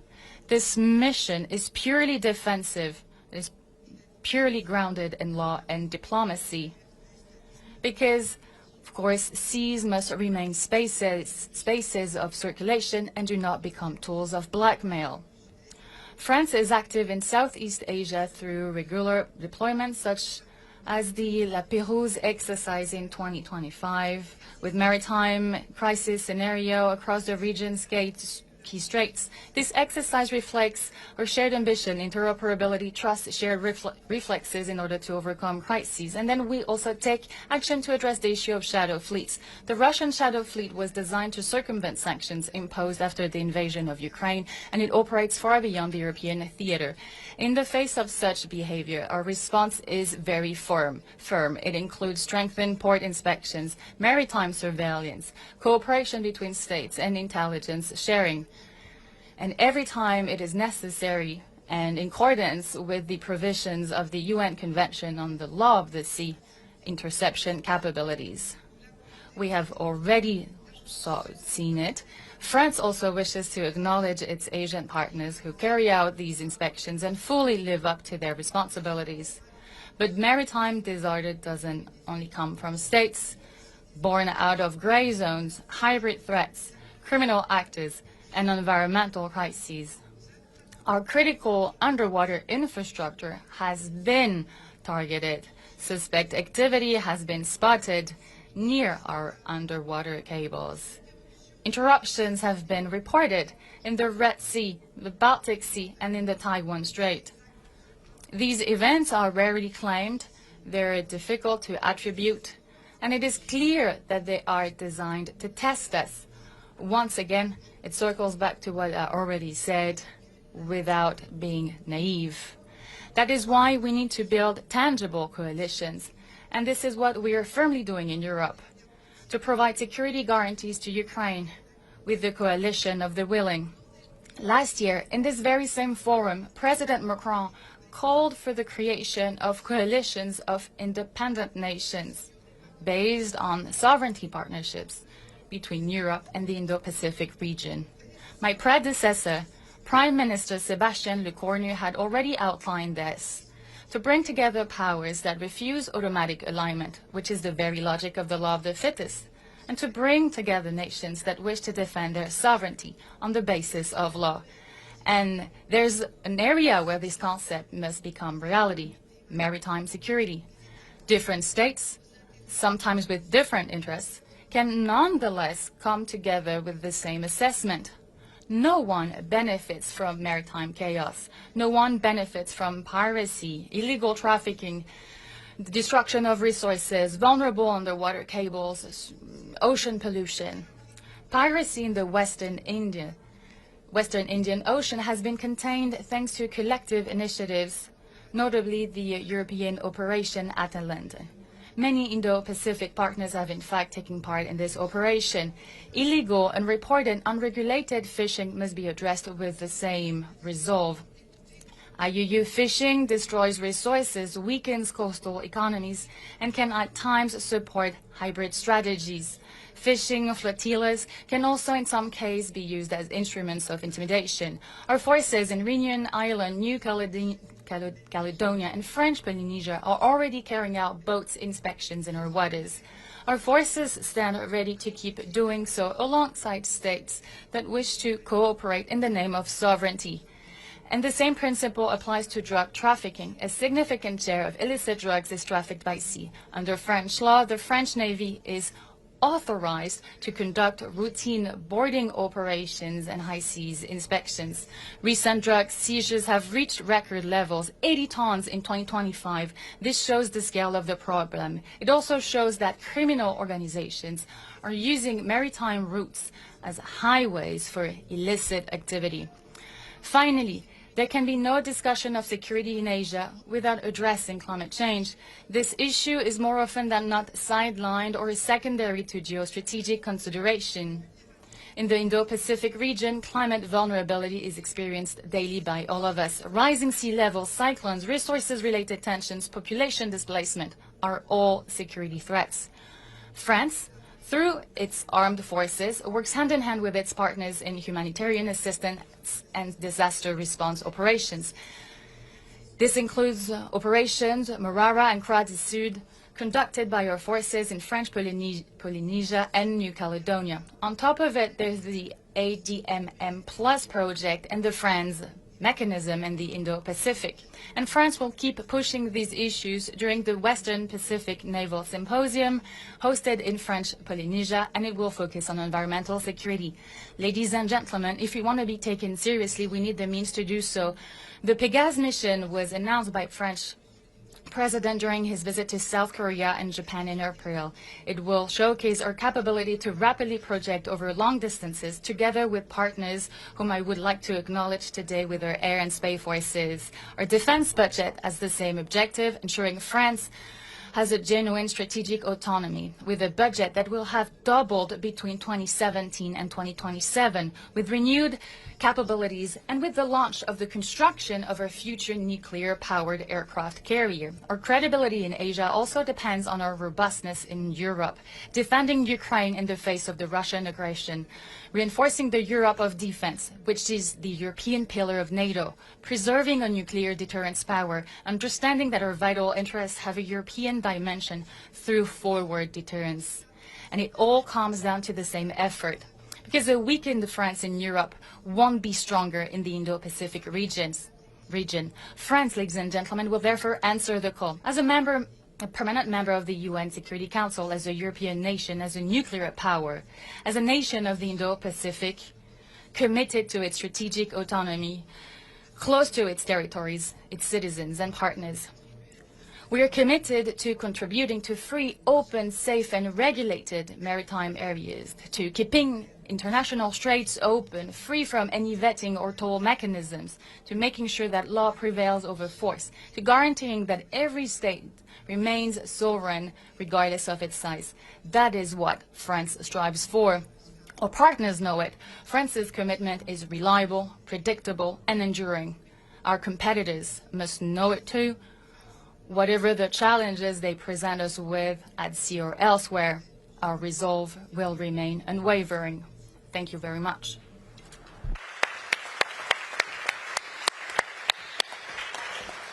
Minister, thank you very much for that speech and for the perspective from, as you stressed, a nation that has a presence and obligations across multiple regions.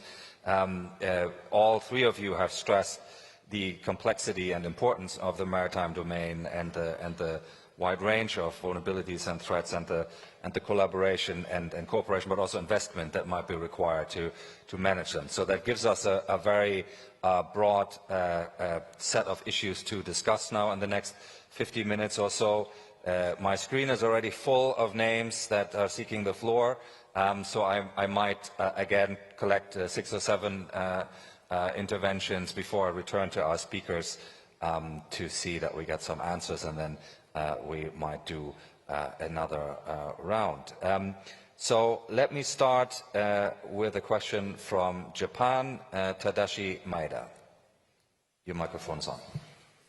Thank you. But first of all, David, my really appreciation of the decision of the Australian selecting that Mogami-class frigates, and that we are more steady supporting that this shipbuilding capability of Henderson shipyard. This is a Japanese commitment. And my question is that to Deputy Prime Minister Miles on Australia is that your views on the vulnerability of Pacific Island nations. Especially, Australia already agreed with national security with Papua New Guinea. And also, we are now doing a lot about the support to Papua New Guinea and Fiji. And then, together with our Australian counterpart and U.S. counterpart as well, that's like a tangible case is that Palau deal of the fabrication optical fiber cable under the sea, and also that's a Indo-Pacific deal. And my question is that how do you see that vulnerability of Papua New Guinea in particular on some separation movement of a Bougainville? And that's a very critically important, a very strategic issue, not just only maritime issue, but my question is how do you see the situation of this separation movement of Bougainville? Thank you. Thank you very much. And next we'll take from India, Darshana Barua. Thank you, Bastian. I have two questions, one to Australia and one to France. Minister Miles, you mentioned, you talked about the disruptions to subsea cables and critical underwater infrastructure. A lot of the responses from the Baltic states to disruption of CUI has been through NATO and in deployment of military assets. In the absence of a NATO-like structure in the Indo-Pacific, what regional framework does Australia envision in addressing CUI disruptions when neighbors don't agree whether it's accidental or whether it is intentional in disruptions of subsea cables? To Minister Votre, thank you for your remarks, and you outlined how France is an Indo-Pacific power and the crisis around the Strait of Hormuz. France is probably one of the only European players with military power and presence in the Indo-Pacific, particularly in the Indian Ocean region. It has the capacity to ensure sea lanes of communications security with bases in Mayotte, La Réunion, UAE, and Djibouti.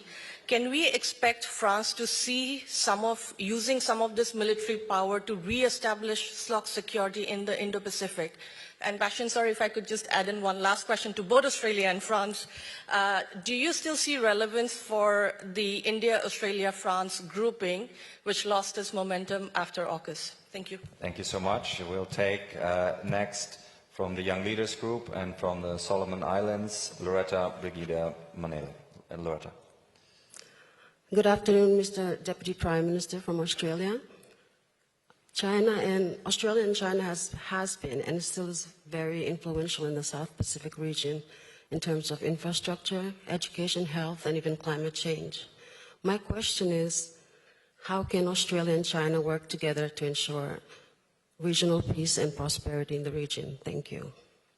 Thank you very much. And from the United Kingdom, John Chipman. John.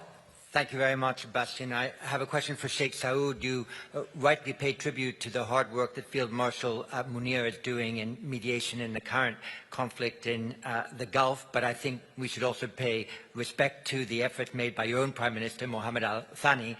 At present, there has been a lot of discussion on Iran and Oman taking some sort of joint responsibility for the Strait.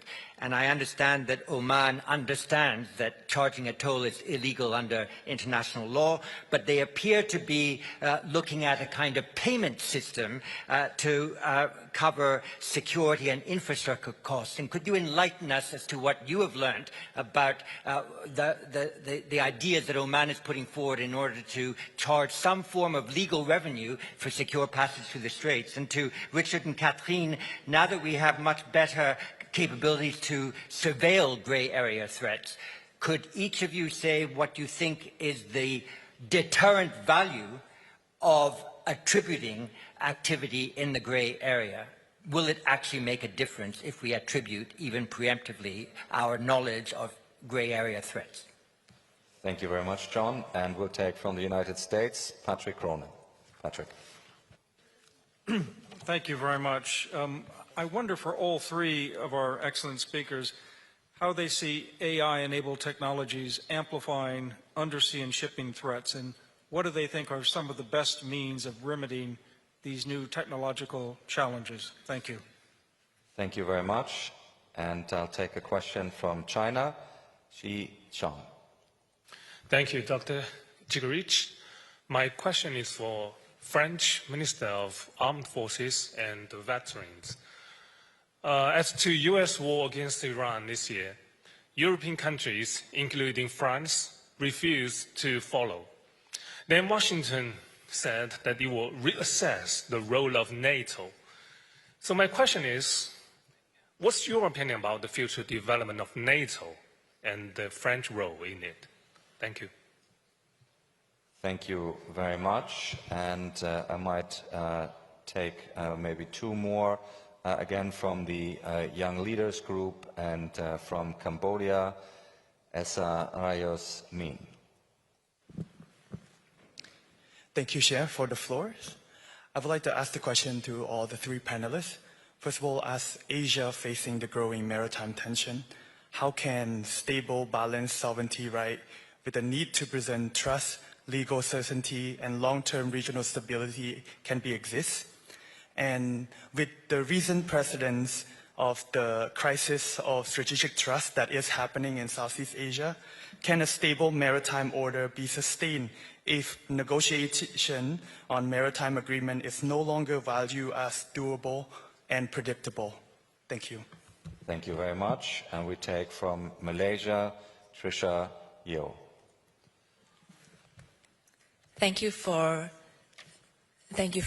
having me. So, Mr. Chair, I'd like to ask this question to all the panelists. So this morning, we heard from the U.S. Secretary of Defense, Pete Hegseth, calling on its partners and allies to expand their defense spending, specifically increasing to 3.5% of GDP. He also tied this to consequences should these allies engage in free riding. Now, I don't think any of the three countries represented on stage are in danger of that. But I quote, they will face a clear shift in how we do business.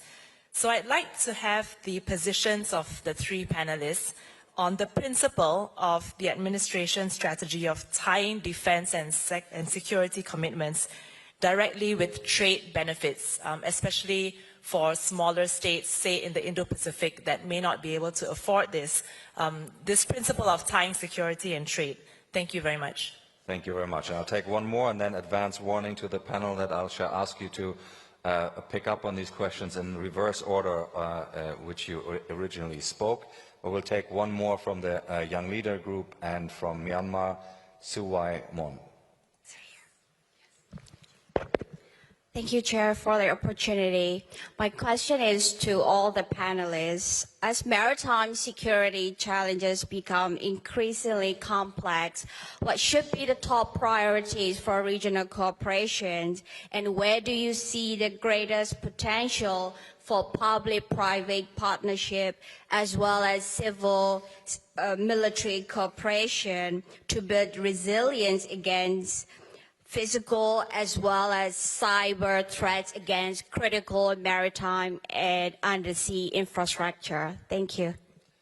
Thank you very much. So we shall now return to responses from the panel. We will then have time for a second round of questions. And if I may invite Minister Wotan to start the response round. You have a few of the themes summarized for you in front of you, but please select some of the questions that you would want to respond to.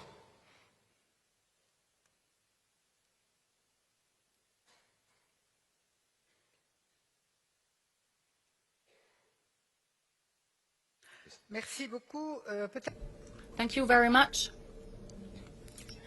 Well, I'm going to talk about the Strait of Hormuz, and we talked about this earlier. Of course, France is one of the Indo-Pacific countries, and France is very clear on this. Our willingness has to do with our diplomatic actions. We want to make sure that the strait is once again open. Having it open once again is about respecting a key principle. It's about the freedom of navigation. What France offered during the multinational military mission is to have a diplomatic talk, but of course we need to make sure that we have discussions with the ship owners and insurance representatives to make sure that we can support boats there, to make sure that they're safely supported. Of course, this is a key mission.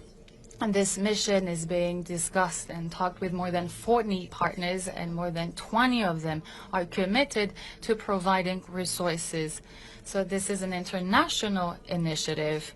And beyond Hormuz and its consequences, and our Qatari colleague talked about this, here it comes down to more than this. It comes down to the freedom of navigation, and it circles back to all the international treaties. Now I would like to jump back to another question asked here today, namely the role of NATO and the relationship between France and NATO. Very concretely, and we will talk about this during the NATO summit in July. What we want to concretely do is to come up with this European pillar of NATO. Of course, we will work hand in hand with the U.S. You know the history behind the U.S. and France, more than 250 years of relationship. Of course, we are allies, but it doesn't mean that we always see eye to eye, but we remain allies. And our position when it comes to the Near and Middle East is the following. France has its own approach. It's a defensive approach. It's not an offensive approach. And this is a key element here today. Now, about the questions when it comes to the military budget, and I would like also to talk about AI. We were able to learn lessons from wars in Ukraine, in the Middle East. What we saw is that the world is rearming itself, but also what we see is that things are changing with regards to the military, the role of drones, the role of surface-to-air systems. We talked a lot about underwater cables, and what we see today is that we are going from down below undersea to all the way up to space in the military domain. So we need to go even further when it comes to R&D. We need to develop more AI solutions. We need to have more answers and more solutions. And this is what we do with many countries. And it's a reason why we have coalitions. And I also would like to talk about what we do with our industrial partners. AI will allow to develop new concepts when it comes to maritime, naval, ground solutions. And we see here what is at stake for all countries all around the world. Deputy Prime Minister, may I invite you to pick up on some of these, of course, in particular on John's question on Oman's proposal. I'm sure you have a view, and then a few of the other themes. There were questions on how AI might change the picture and provide some remedies, and the theme of maritime stability and the difficulty of come to agreed negotiated solutions. Maybe you can pick up on that as well. Thank you. About charging legal revenue, I think Qatar and also the partners in the Gulf stated very clearly that charging fees will always impact the consumer.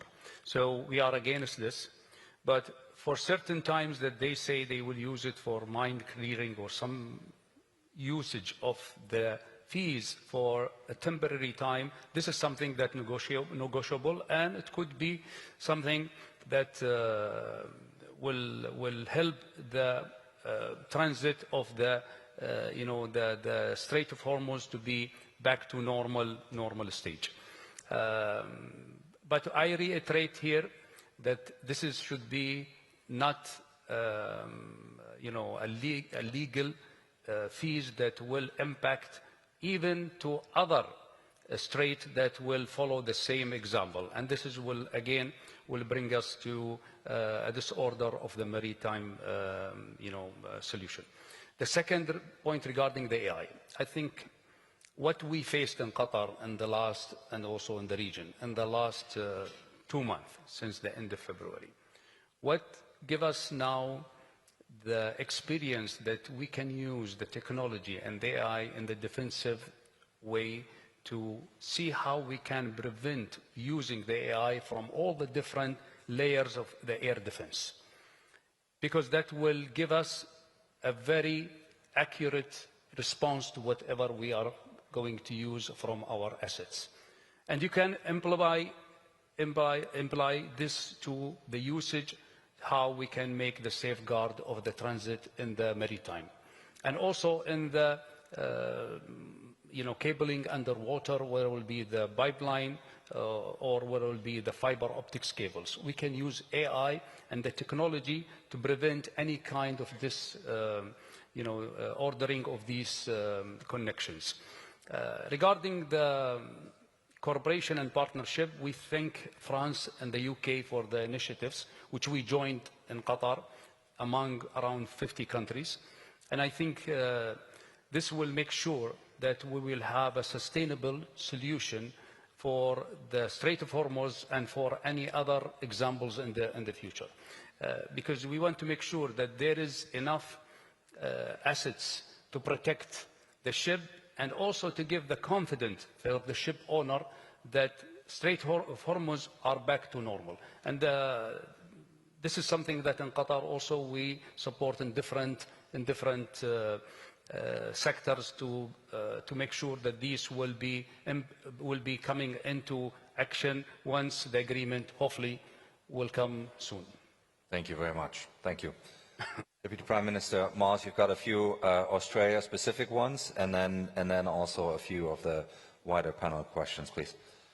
Well, I might start with the question from Cambodia, which spoke about the importance of strategic trust in how we operate, and there is not a simple answer to the question about how to build strategic trust, but one would observe that strategic trust is really the single most precious commodity that all of us are trying to create in this room. And I think for a lot of us, our jobs are on the one hand about building the military capability which defends our own country's interests, but also building the strategic trust around that with our neighbours to ensure that what we are doing is actually contributing to a peaceful region and a peaceful world. And that ultimately is about being really clear in signalling why we do what we do in terms of the military capabilities that we seek to acquire and to build. But strategic trust fundamentally underpins all that we are trying to do here in terms of build better architectures in respect of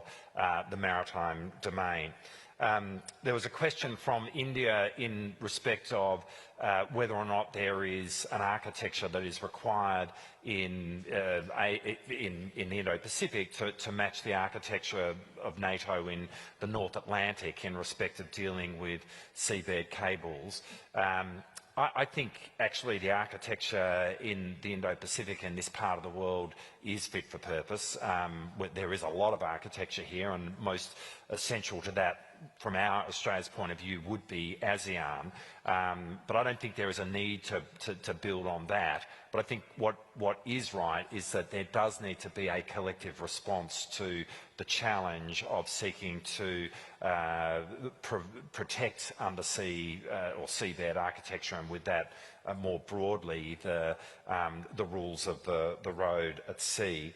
There was a question from Myanmar about how public-private partnerships, or what's the best way for public-private partnerships to contribute to the protection of critical infrastructure at sea. And there was also a question from the US about AI, and my colleagues on the stage have spoken about AI. I think to start there, AI clearly AI clearly depends on subsea cables, but AI has an important role to play, I think, in protecting subsea cables. But what that points to is that as we move forward, emerging technology is going to be a critical component of how we go about building a regime which does protect the architecture or the infrastructure which exists on our seabeds. And right there is the most significant way, to come back to the Myanmar question, we can see public-private partnerships contributing to the way forward here. There was then we had a question around attribution and the importance of attribution. I think what I would say there is attribution has played a significant role in cyberspace in terms of how we seek to combat cyber threats. Attribution needs to be done carefully. You need to be actually able to attribute, and this is one of the issues which exists, I think, in this emerging area of subsea infrastructure. But I think just as we've seen attribution play an important part in how we are dealing with the threats in respect of cyberspace, I think it has a role to play here as well. From the Solomon Islands, there was a really good question about how can Australia and China work together in terms of the Pacific. And I like the question because it kind of flips the paradigm, which is that the Pacific is a place of increased strategic competition, which I actually think it is. But I have long said that I feel that the great challenge amongst Pacific Island countries, which are amongst the least developed countries in the world where development is happening the slowest, is fundamentally human development. And I think we heard last night from To Lam the importance of human development in the context of security and peace. And that applies in the Pacific as well. And there is great work that can be done in terms from all countries wanting to assist in building human development in the Pacific, amongst Pacific Island countries. And I think right there is probably the answer to the question that was raised. There was a question from Japan in respect of Bougainville and what its future is in terms of its relationship or its place in Papua New Guinea. Look, there's been a long-standing peace agreement which has set out a pathway in respect of whatever is the future status in relation to Bougainville. From our point of view, we think that is being followed by both, by Bougainville and Port Moresby. We seek simply to see that the terms of that peace agreement dating back to, someone will correct me, dating back to I think 2000 is kept faith with. But our observation is that is what's happening, and we work with Papua New Guinea, and obviously we also work with Bougainville in respect of however Australia can support that process playing out. Finally, there was the question from Malaysia in relation to defence spending and its link to trade. I'd make 2 points. Burden sharing has been a point that has been made by successive administrations of the United States really since the Second World War. It's, yes, we are very much seeing it. We saw it today in the speech that was made by Secretary Hegseth, but you can look at successive comments that have been made by successive US administrations over a long period of time, and obviously, from an American perspective, it's completely understandable that would be the position that America would have, and we totally accept the legitimacy of the burden-sharing conversation on the part of the United States, and we seek to engage with it. In relation to trade, we've also made clear our view that global trade has brought great prosperity to the globe, and that the more that we are reducing trade barriers, the better. Thank you very much. There are more than 20 people are seeking the floor, so I will again try and group maybe 6, 8 or so into a range of questions here. We have first in this round, please, from Vietnam, Hai Do Ton. The microphone is on. Yeah, thank you so much for Mr. Chair. And my question addressed to Australian Deputy Prime Minister Richard Marles. I think that the questions in the South China Sea, also its agencies, is not about just gray zone, but the very much imbalance of power, hard power in the region, so make the other country in a very difficult position, whether they're facing the escalatory rupture or maybe they have to compromise some very key interest. Also, that the disproportionate cost of facing the coercion, because of country in the front lines who usually facing the coercion and that kind of any cost that would happen. So I would invite your discussion and elaboration of the Australian views and policy and how to make that balance right, how to support the coastal state in East Asia to face up the coercion in a way that it in more sustainable way in the long term. It's not just a short-term engagement. Thank you so much. Thank you very much. And we'll have from France, Lucy Perrault-Soudreau. Lucy. Thank you. My question is for all three speakers. Each of you mentioned in your speeches the importance of rules to preserve maritime security. Secretary of War Pete Hegseth said earlier this morning that the rules-based order was a utopian idea. How do you reconcile your vision with the one proposed by the United States? Thank you. Thank you very much. From the Young Leaders Group and from Timor-Leste, Ana Pereira de Araújo. Thank you very much. My question is for the Deputy Prime Minister of Australia. Your Excellency, I'm very happy to see you here today. My question is on the illegal fishing in Timor-Leste exclusive economic zone, which can possess a threat to Timor-Leste national security and food security. Given that Timor-Leste and Australia share its maritime border zone, and also given your dual role as Minister of Defence, how can Australia, my question is, how can Australia and Timor-Leste deepen its bilateral defence and maritime surveillance cooperation to robustly monitor and deter these transnational maritime infractions? Thank you. Thank you very much. And we take from China, Chanyu Gao. Thank you, Chairman. I'm the senior captain from the PLA NDU China. My question is for the Deputy Prime Minister of Qatar. And thank you, Deputy Prime Minister, and for your excellent presentation. Your presentation, you mentioned that the conflict in the Middle East has caused severe disruption of maritime navigation and also global energy supplies. And also getting the shipping and also the energy supplies back to normal as soon as possible is a top priority for the international community. My question is, in your opinion, what is the right and feasible way to attack this? And how will things play out in the near future? Thank you. Thank you very much. And we'll take from Indonesia, Frega Ferdinand Venas Inkriwan. Thank you, Chair. I would like to address my question to all the three speakers. As we are aware that maritime security is very essential and where collective response is also pivotal. I would like to ask what is actually the most plausible way to synchronize both traditional and non-traditional security approach orientation, because some part of the nation, they have different orientation, while at the same time they have to balance between the prosperity and security, and also in compliance with their domestic politics, the constitution, and also the gap in resources, technology, and capacity that they have. Thank you. Thank you very much. And from the UK, Nick Childs. Nick? Thank you, Bastian.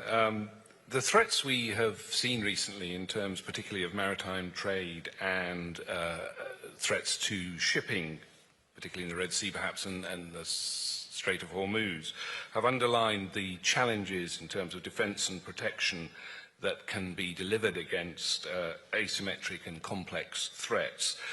Is this leading to a need to reassess what naval and maritime forces can actually do to provide that protection, or at the very least whether there needs to be a reassessment of the kinds of capabilities beyond AI that need to be developed in order to provide that protection in the future? Question to all the panelists. Thanks. Thank you very much, Nick. And from the Young Leaders Group and Australia, Sam Bashfield. Sam. Thank you, Chair. My question's to all of the panellists. So we've seen a considerable build-up of offensive sea mine capacities in this region.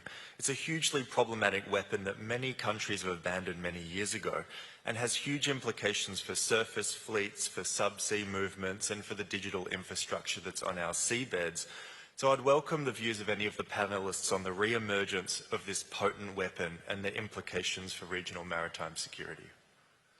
Thank you very much. And from the Philippines, Pedro Soria. Thank you, sir. I'd like to address my question to the distinguished speaker from Australia, the Deputy Prime Minister. With all the destabilizing activities in the maritime domain, which are illegal, coercive, aggressive and deceptive that are done with impunity by some interest actors, what new approaches can like-minded nations take to prevent the perversion of the rules-based rule or order? Thank you very much. And from Germany, Ben Schreier. Ben? Thank you, Bastian. Quick question to Deputy Prime Minister Miles. You talked about the existential risk for Australia in regards to sea cable sabotage. Is one of the conclusions that Australia might want to invest in state-owned sea cable repair assets given this existential threat? Thank you. Thank you very much. And from the Young Leaders Group and from Thailand, Seksan Anantasi Kira. Seksan. Thank you, Chair. My question is for DPM Sheikh Saud of Qatar. In your view, what is the possible role of the Gulf Cooperation Council or GCC in strengthening maritime security in the Middle East? Are there any possibilities, problems or obstacles? Thank you. Thank you very much. And I'm going to take two more from the Republic of Korea, OMB Kim. Hi, thank you for the opportunity. My question goes to Qatar Vice Prime Minister. You mentioned Qatar's responses to the current regional challenges. So in this context, I'd like to ask, when balancing national interest and regional stability and international expectations, what would be the Qatar's top priorities in when you shape your policies to preserve peace and guarantee the freedom of navigation in the Gulf region? Thank you. Thank you very much. And I'll take one more from the Young Leaders Group and from Myanmar to Itet. Thank you, Chair. And my question goes to French Minister. So in your speech, you mentioned about the importance of reliability in partnerships. So given the recent developments in the relationship between the US and Europe, as well as with Canada, do you still see the US as a reliable partner? Thank you. Thank you very much. So let's take those questions, the fairly wide range. I felt there's a slight focus on a few things, Middle Eastern and for Qatar. So actually, I will come to you last in this round because you have a large batch of issues. Deputy Prime Minister Mars, if I can ask you to perhaps kick us off, and then we'll come to Minister Votan, and then we'll finish this round with the Deputy Prime Minister from Qatar. Richard. Well, firstly, there was a question from, well, a series of questions actually from France specifically about the rules, and it was, you know, I felt like that's underpinned the question in a way from the Philippines and Vietnam, but both of them were kind of how we can provide assistance in respect to this. But let me just talk about the rules to start with. We are great believers, as I've said in the speech that I made today, about the importance of the rules-based order. And we feel that, you know, we are in a point in time where, you know, sometimes that almost feels out of fashion. But I've often kind of referred to the fact that if you fly low over the maritime, or the waters between Australia and Indonesia, you can sometimes actually see the maritime boundary because it is marked out by how far south the Indonesian fishing vessels come. And the people on board those fishing vessels aren't public international lawyers. They're from fishing villages, but they actually understand the international rules-based order and they are living by it. The rules work. We live by them, our neighbours live by them, and they are profoundly important, and they do give smaller countries, as I said, agency. Now, Secretary Hegseth made a point this morning in the Q&A, which I really do agree with, which is where he said that there is effectively a relationship between power and rules, which is completely true. And he said, you know, rules that aren't backed up by power aren't worth the paper they're written on. I agree with that. And so I actually think we are we are not speaking from different places. It is two sides of the same coin. There does need to be an underpinning power which underwrites the rules. And I understand America's fundamental point, which is that they can't be the underwriter of those rules alone, that the contribution to the power which underpins those rules must be made by all of us. Completely agree with that. Our only point would be, and I actually think this is a point that was shared by Secretary Hegseth this morning, is that in underwriting, in putting in place that power, it really matters that that power comes in combination with rules. And actually, I think in his answer this morning, Secretary Hegseth acknowledged that.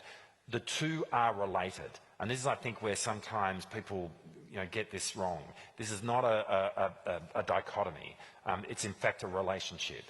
You do need power that underpins rules, and you need the rules in place as well.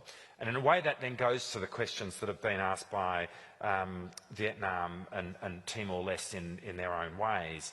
How can other countries help in the context of the application of rules in their varying spaces, be it the freedom of navigation in the South China Sea or the protection of the fisheries in the shared maritime space between Australia and Timor-Leste? I mean, we very much see that we have a role in respect of both. A large part of what the Royal Australian Navy does today is assert the rules-based order in places like the South China Sea, and we see that that's an important activity that a whole range of nations should undertake. And in respect of we really acknowledge that the exclusive economic zone of Timor-Leste, but for that matter, the exclusive economic zone of the Pacific Island nations, for example, is the key economic asset which so many of these countries have, and we are very keen to play our part in helping maintain that asset through greater maritime domain awareness and surveillance, and we very much talk with the Timor-Leste government in respect of that. A few other specifics which came up. There was a question from Germany about sea cables and whether or not, given the comments I made, we'd be interested in I guess, a state-owned sea cable. For us, it is less about that and more about how we can be developing systems which and norms, I guess, and processes which protect the sea cables that are there. An Australian state-owned sea cable would be as vulnerable to the threats as the sea cables which connect us right now. There's a question from Australia in respect of the application of sea mines. I mean, we do see that as a concern, and I think that is something that all countries need to be looking at in terms of dealing with, preventing it from happening, calling for it not to happen, but also dealing with it once it is there. And perhaps the final question that I go to was asked by the UK, which was around asymmetry of maritime assets. I think kind of a reference to perhaps cheaper drones or autonomous systems that might operate in the maritime domain and what that means for more complex, expensive, exquisite capabilities. Look, it's a really good question. I think all of this is reshaping the way in which all of us are thinking about how we build our defence forces. We are definitely, certainly from an Australian point of view, incorporating, it's really the big thing that we did in the National Defence Strategy that we announced a month ago, was to put an emphasis on autonomous systems, drone and counter-drone technology, very much with that asymmetry question in mind. But I would also say that there is still a place for the large, exquisite technological platforms. I don't think it is a case of either or, but I think it is about building a kind of a doctrine which enables both to play the critical roles which we see they do in the overall architecture of the defence forces that we're trying to build. Thank you very much. If I can turn to the Minister from France to pick up on the questions, please. Thank you very much. Maybe I'd like to jump back to what was said when it comes to the importance of rules. And I'd like to list down those rules and go back in time, because some of those rules were born after the Second World War. And we see that in Europe, they led to 50 years of peace. And we talked about the dividends of war. And maybe for the longest time, we didn't look at rules, we didn't look at rearmament. But with this new century, we have new conflicts, new wars, and this all started back in 2022 in Europe. So I would never say that rules are obsolete. But what we see, though, is that the geostrategic situation is changing. New technologies are questioning the change and the evolution of some rules. We talked about seabeds, we talked about underwater cables, and my Australian colleague just said it. As of today, within this domain, we don't have that many rules. So there are domains where we will need to go further.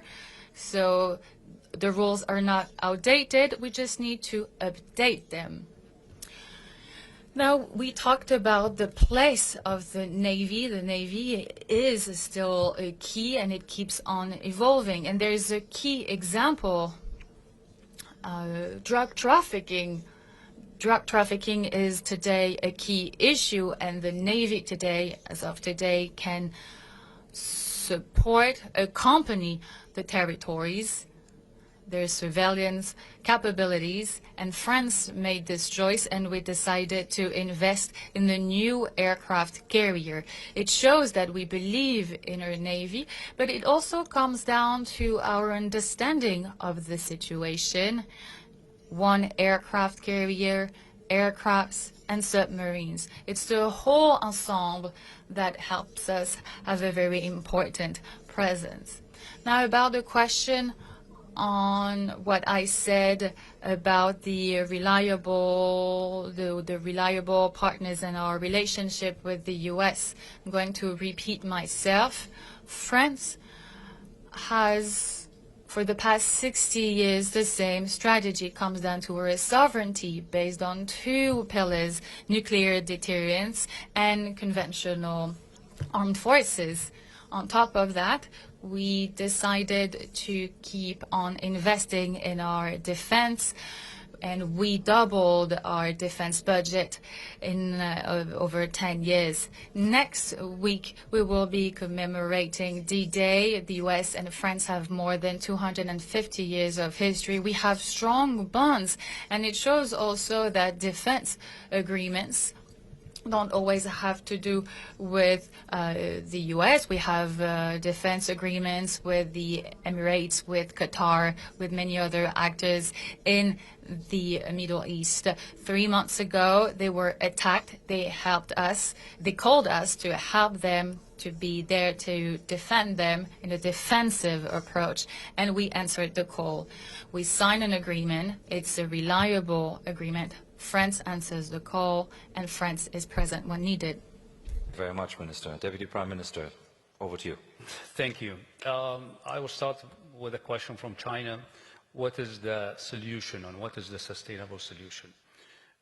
We look always to understanding first the problem, and then to look what will be the sustainable solution, especially for the Strait of Hormuz. Because the Strait of Hormuz is like you are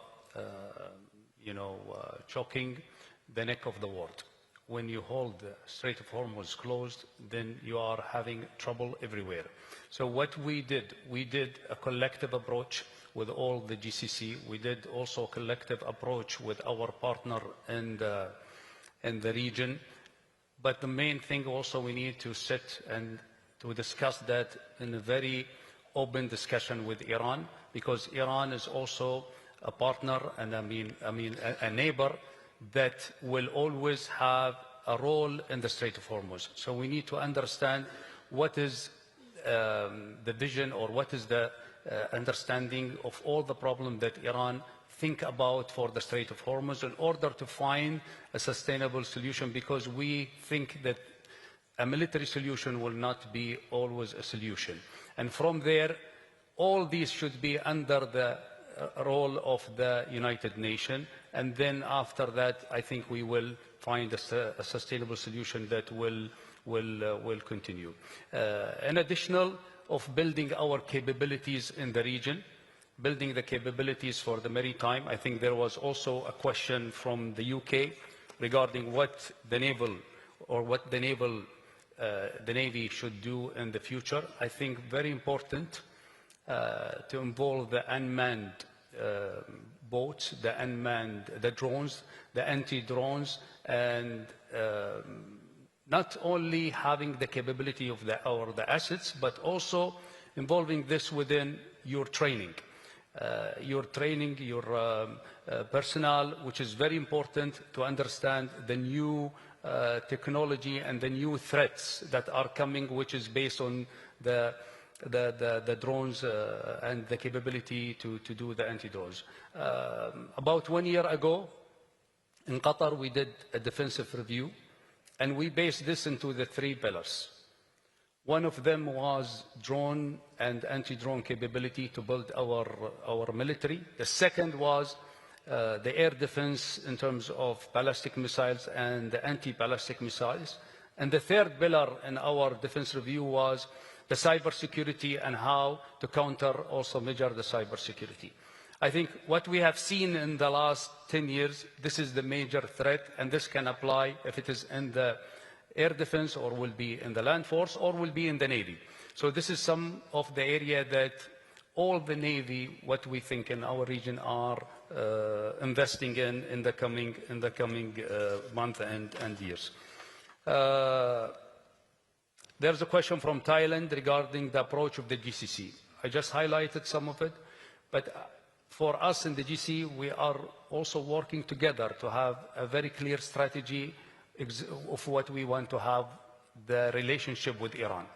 Still, if I speak, openly, we don't have a one main strategy with how to deal with Iran.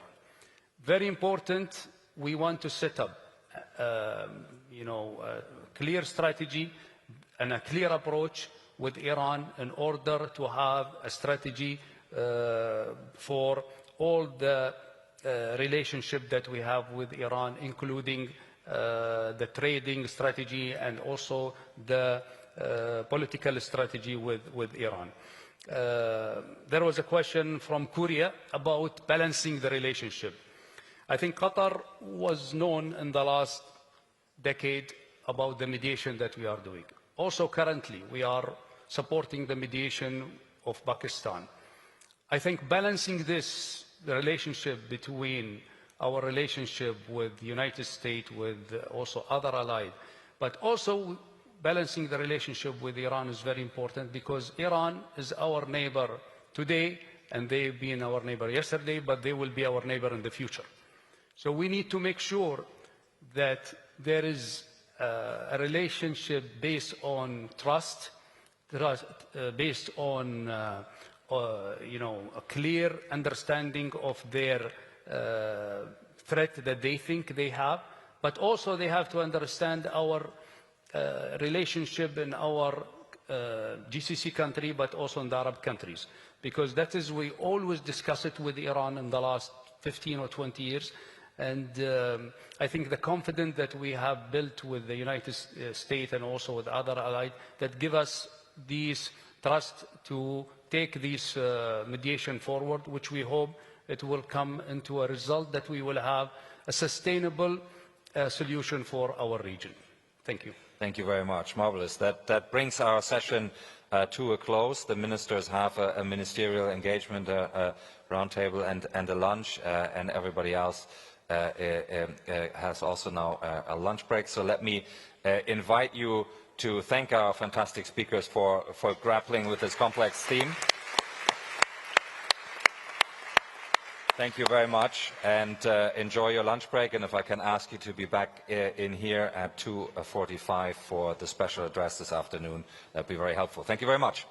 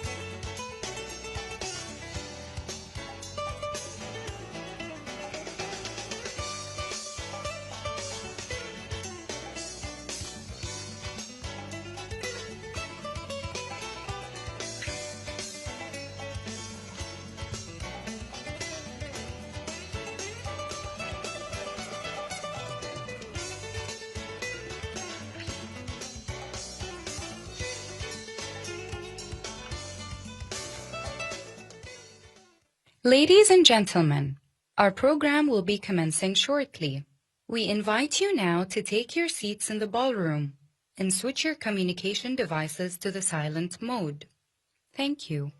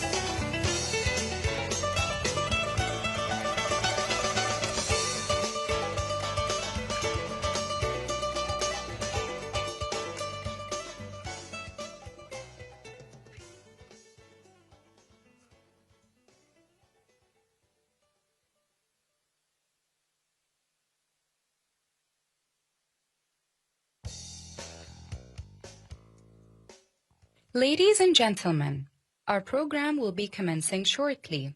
We invite you now to take your seats in the ballroom and switch your communication devices to the silent mode. Thank you.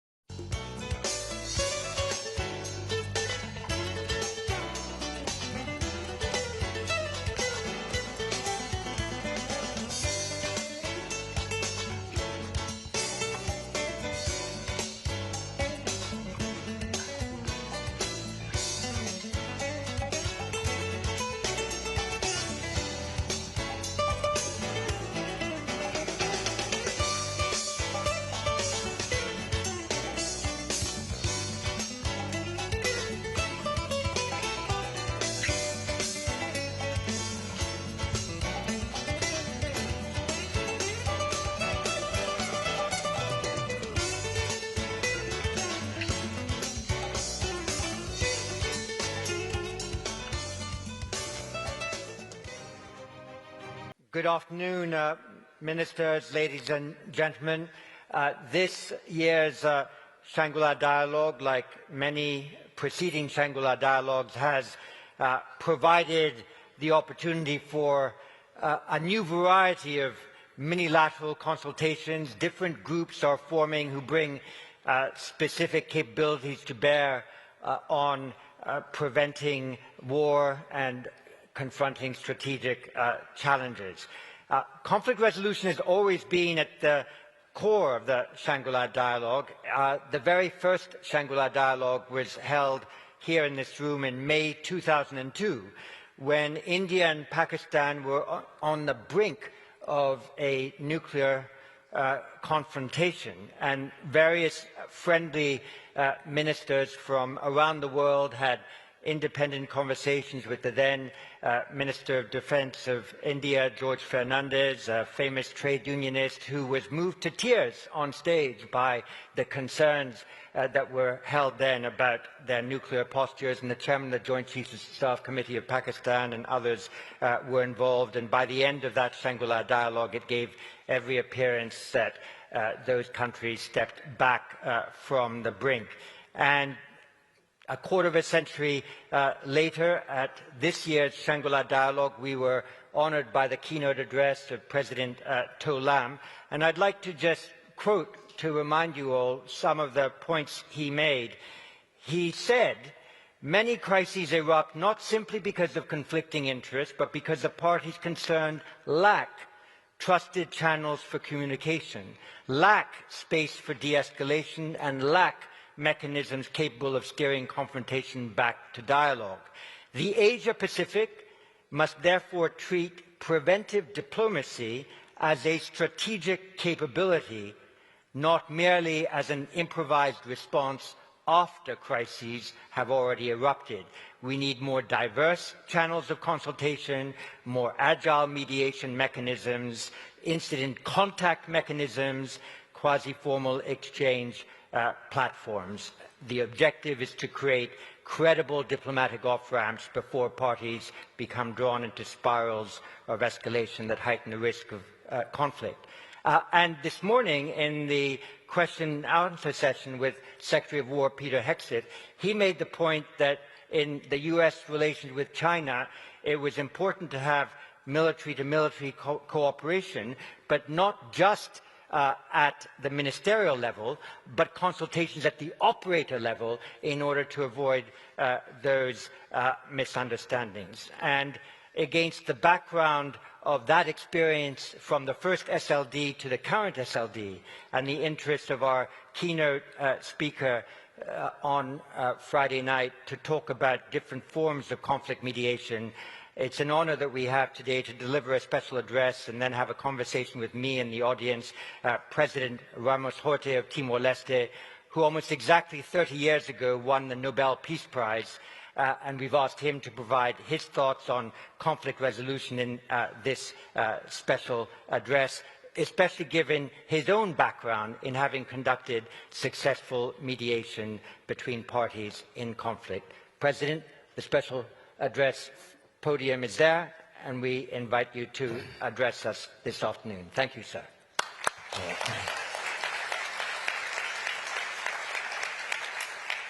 Sir John and Dr. Bastian, first I have to say I have a longer speech, but I have cut off quite a few, so I will skip to keep to the, I hope, less than 10 minutes, give more time for Q&A.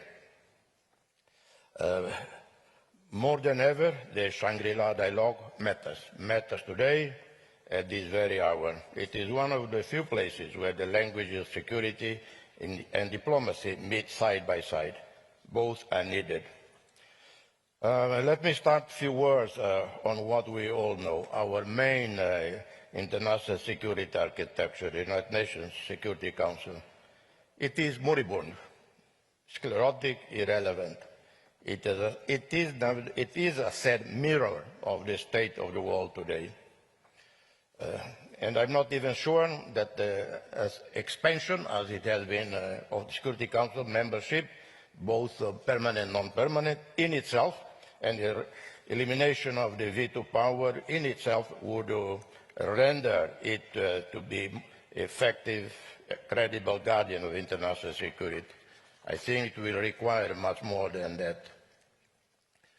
We all routinely speak of preserving the rules-based order, But rules do not survive because they are printed in charters.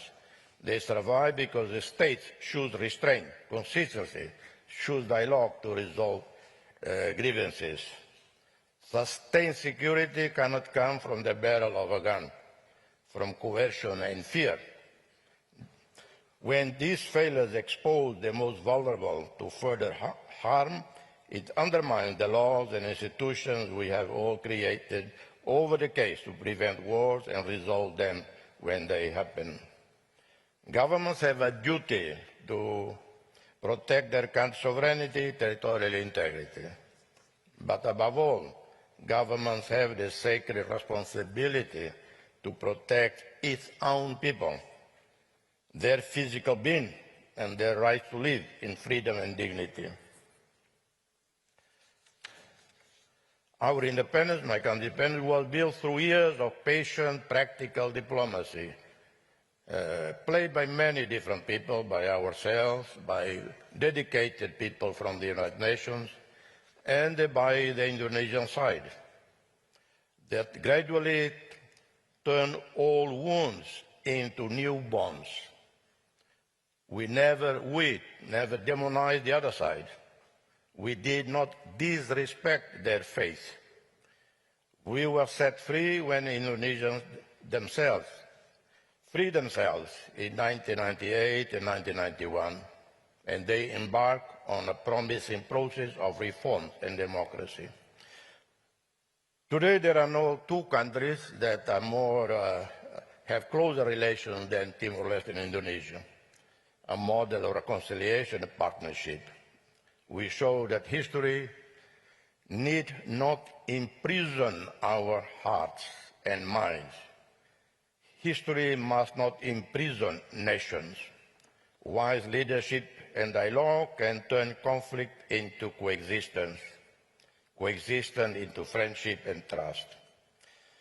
ASEAN is a good example. It was not born in a tranquil epoch. We all remember. It was born from the ashes of the Korean War first, then the wars in Vietnam, Cambodia, Laos, then Southeast Asians faced Maoist insurgencies. They had to live with colonial scars from the past, Cold War rivalries, ideological madness. Its success was not that it eliminated differences. It did something more modest and perhaps more profound. It planted a banyan tree, and under its foliage, leaders gathered and plotted the end of wars. Over the decades, ASEAN brought together nations that lived and suffered from all of the above. Through the Treaty of Amity and Cooperation, it affirmed principles that sound simple but were revolutionary when practiced. The resulting trust between ASEAN nations has delivered vast mutual benefits. ASEAN is not heaven on earth. Achieving consensus is frustratingly slow. Diplomacy can disappoint. Disillusionment can produce cynicism. Security challenge persists. The Myanmar civil war is a stain on ASEAN's otherwise impressive catalogue of successes. Nevertheless, in a world where bridges are being burned faster than they are built, ASEAN provides lessons on how sustained dialogue, engagement can safeguard against conflict and deliver shared benefits. These are the thoughts of despair and hope that came to me as I watched the abysmal failure of global leadership resulting in the devastating wars in Ukraine, Gaza, Lebanon, Iran, consequences of which reverberate across the world. And then in my remarks, I talk a bit about the South China Sea. How can we exercise preventive diplomacy to prevent any escalation of claims and counterclaims and the tension in that region? May the crisis in the Strait of Hormuz warn us, remind us not to be complacent, in dealing with potential flashpoints. I might risk words that dreamers use, like if I present an idea that, well, he's naive, he's romantic, and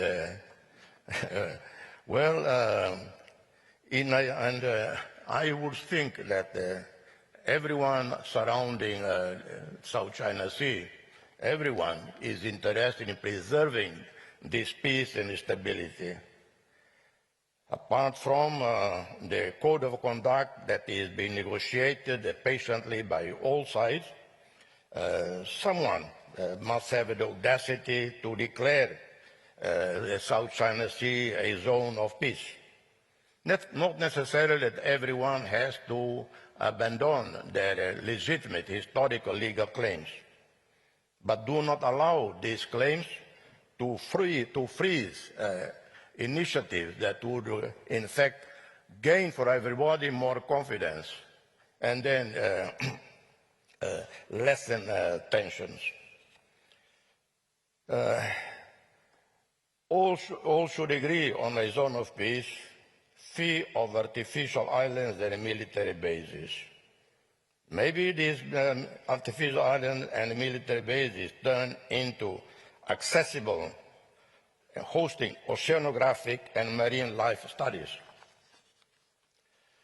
Anyway, we have researched the alternatives to such cooperation all too well.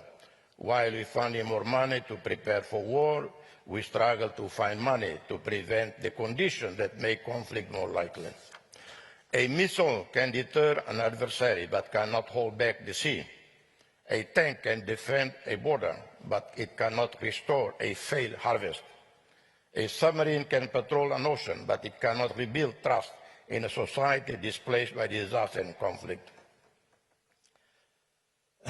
The sea also can be a mirror for us to review a range of deep assumptions.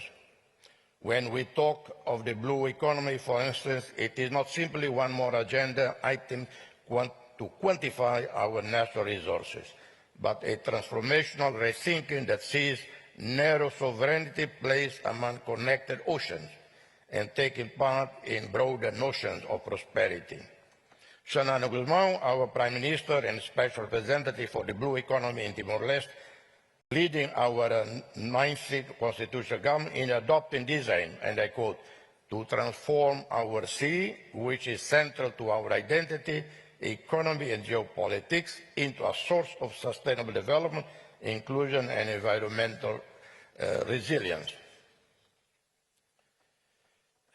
I was reminded of this while recently attending the Melanesian Ocean Summit in Papua New Guinea, where leaders from across the Pacific again highlighted that climate change is a direct threat to economic stability, food system, social cohesion, and even state viability.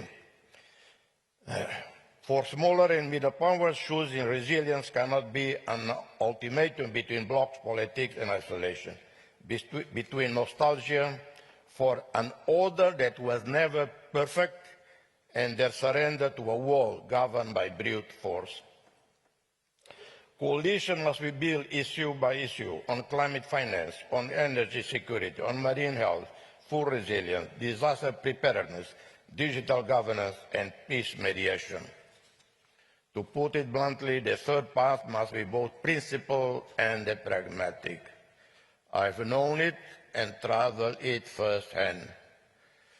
The emergence of conflict can erode years of progress towards sustainable development. We must therefore pay renewed attention to addressing the conditions that drive conflict and to preserving the mechanisms that prevent them. ASEAN and Timor-Leste's unique story within its constellation hold key lessons for patient, practical, and effective diplomacy. ASEAN's achievement in this respect is not that it made all countries think alike. It has not erased differences in history, politics, size, or strategic outlook. It created habits of cooperation despite those differences. Meeting by meeting, agreement by agreement, project by project, ASEAN has shown that it can be constructed. It has shown that dialogue can become trade, trade can become interdependence, interdependence can become a shared interest in peace. If we are serious about a third path with impact underpinned by practical diplomacy, then we make it visible in concrete areas. A region with more weapons but failing grids, vulnerable coastlines, fragile food systems, and unaffordable energy is not secure. It is merely waiting for the next shock. And we must apply rules consistently. Selectivity corrodes trust. When rules appear to protect some and not others, smaller states begin to wonder whether the language of order is really only the language of power. A rules-based order only survives when countries see that restraint, fairness, and peaceful settlement are practiced, not only preached. I conclude, let us therefore leave this dialogue with a clear sense of what peace requires. It requires defense, yes, but it also requires prevention. It requires national strength, but also practical cooperation across borders through patient diplomacy. It requires rules, but also the trust that gives rules life. Practical patient diplomacy can build this trust.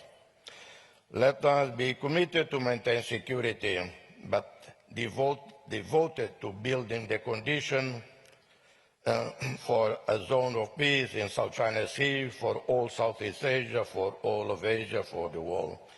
May God, of all humanity, shower leaders with wisdom and compassion. Thank you.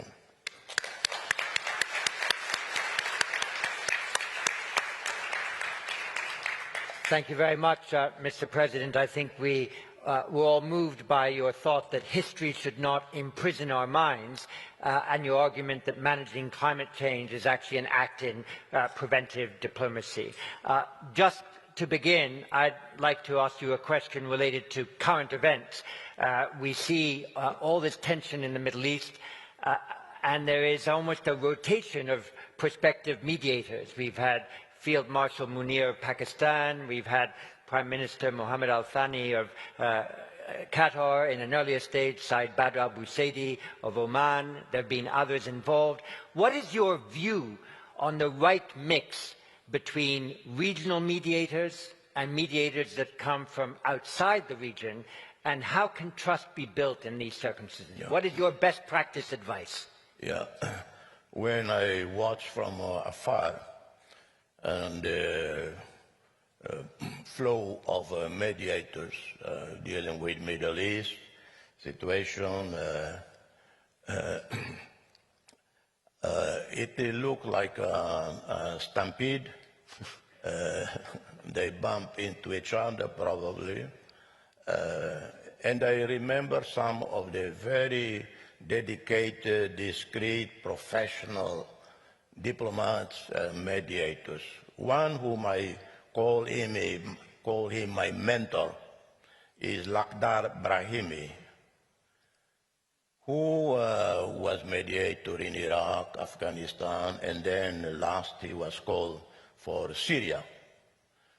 Before him was Kofi Annan, who was called for Syria, who was appointed by the League of Arab States and the UN.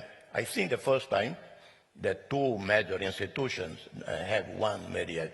But Kofi Annan did not survive 3 months. He gave up. Then came Lakhdar Brahimi. He was there for 3 years. At the end of the 3 years, he went public on television, apologized to people of Syria that he was not able to settle the conflict. But the Iran-Iraq war that lasted 8 years, resulting in more than 1 million people killed. Remember, chemical, biological weapons were used by Saddam Hussein on the Shias in Basra, on Iranian Kurdish people. And yet, it took them 8 years, the two sides, to realize no one could win this war. And at that time, Iran and Iraq, there were two strong leaders there. One on the Iraqi side, Saddam Hussein, the other was Khomeini. And because when they decided the two countries exhausted, they sued for peace. And that was few mediators, but they were all in coordination. Algeria, the UN, and so on. So the war ended. Many, many years ago, I was mediating in Bissau. I went to give a talk in Geneva, Palais des Nations. I was asked about Syria in the beginning of the war. And I said, I will not make a politically correct statement. I will say this war will last forever. At least 500,000 people will die. And only when the sides in Syria are exhausted, they will sue for peace. But the problem is in Syria, the problem in Syria is unlike Iran and Iraq, where there are two leaders, strong, when they decide for peace, it happens. In Syria, you have more than 100 armed groups involved, many regional actors involved, so it will go on till today. And so there is no blueprint really, except that the mediator has to be trusted by all sides, has to be hugely competent, experienced, with a lot of sang-froid, you know, and otherwise he or she will not survive the pressure from every direction. Let me take 3 or so interventions, principally from our young leaders, because I think it's the importance that the new generation gets engaged in discovering best practice here. Could I please first call on Seksan Anachiat from Thailand? Thank you, Chair. Thank you, Mr. President, for your speech. I want to know your views on ASEAN. Do you think ASEAN needs reform? If so, what is the most urgent part of ASEAN to be reformed? Thank you. We'll take 3 or 4 and then come back for your thoughts. So from Seychelles, Angelique Pouponneau. Good afternoon, and Excellency, thank you very much for your inspirational special address. Small island developing states are often placed in this space of having to choose a side, especially in this particularly fragmented world. What country, or how do you see the role of small island developing states navigating these troubling waters? Thank you. And from Indonesia, Azifa Astrina. Yeah, thank you. I also have a question about ASEAN, and as we all know, ASEAN has historically been effective in de-escalation, but less effective in enforcement. So in the context of intensifying maritime competition, do you think ASEAN needs a stronger institutional mechanism for maritime governance? Or would that risk undermining the flexibility that has been sustained in regional stability? Thank you. And from Myanmar, Kin Kwa Ki. Thank you, Mr. President. My question is, what do you think of ASEAN 5-point consensus on Myanmar? And how can ASEAN do better on Myanmar issue? Thank you. So, Mr. President, essentially 3 groups of questions. How should ASEAN be reformed to be better in conflict resolution? How can small island states contribute to an effective strategy of cooperation? And how can we more imaginatively address the Myanmar problem? Over to you, sir. Well, we just became a member of ASEAN a few months ago. I don't want to be with many ASEAN member states here. I don't want to say anything about reform, and they will, at least privately, politely, they will say, what do you know about ASEAN? Well, I actually know a lot. And I first went to Indonesia in June 1974. I'm probably the only person alive among ASEAN leaders who met the famous Indonesian foreign minister, Adam Malik. I was 24 years old. I traveled in Jakarta in scooter and a becak. I don't know if you know about becak.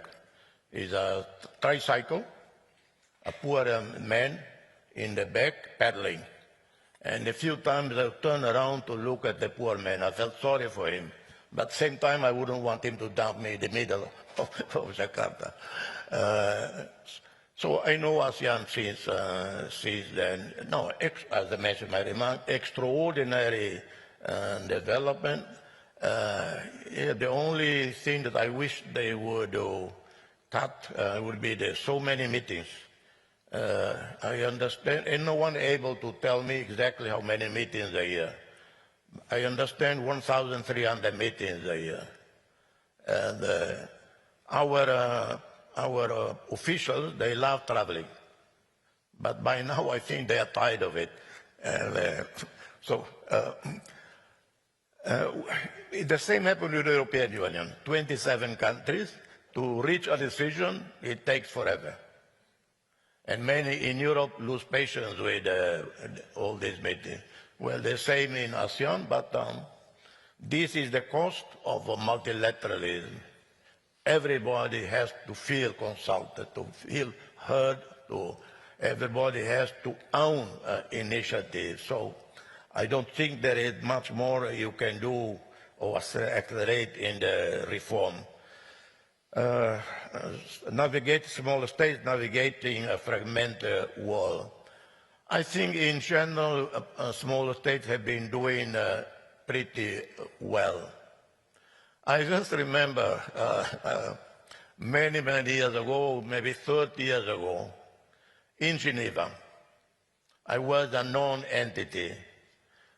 And there was another non-entity, a young Somali diplomat. His country was totally bankrupted.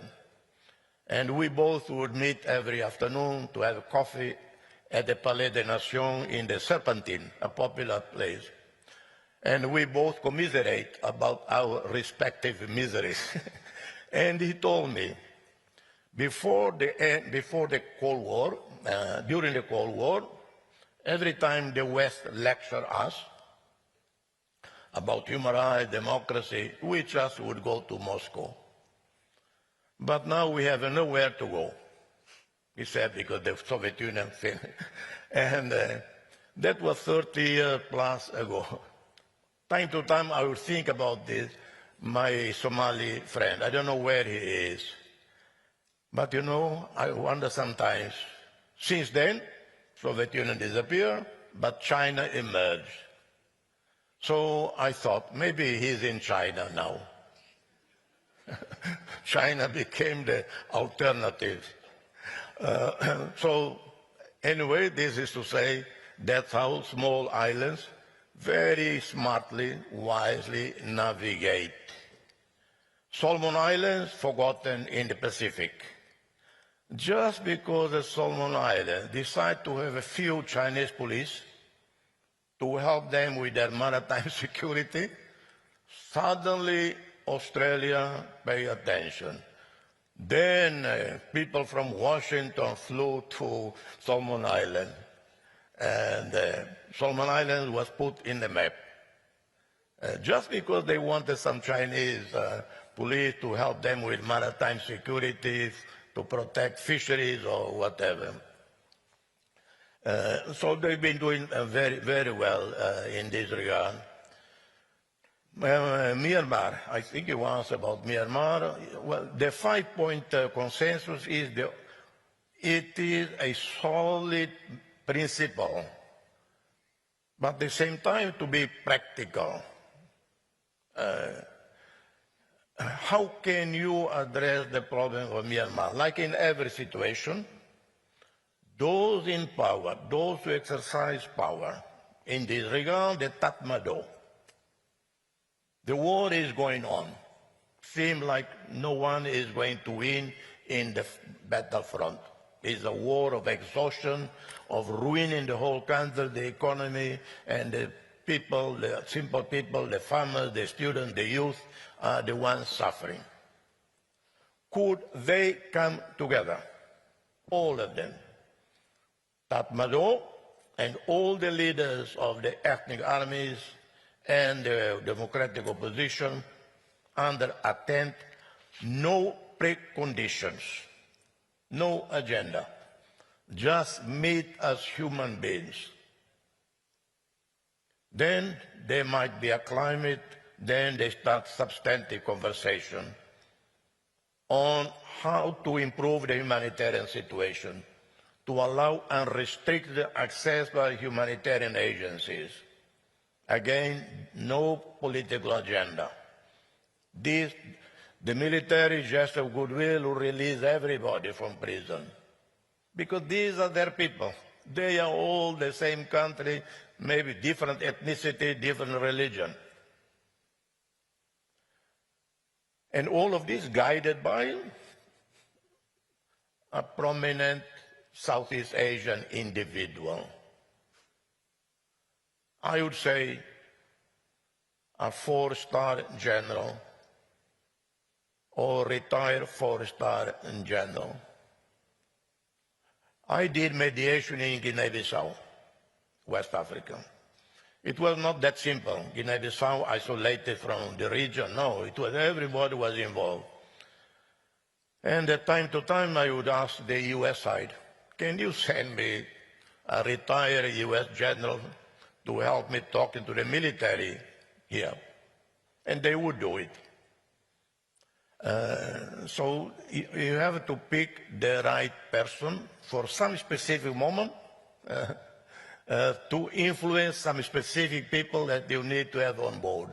Well, thank you very much. I mean, that best practice that you've enunciated is one that I hope many more people follow. I take away 4 thoughts from your presentation and your animated response to our young leaders' questions.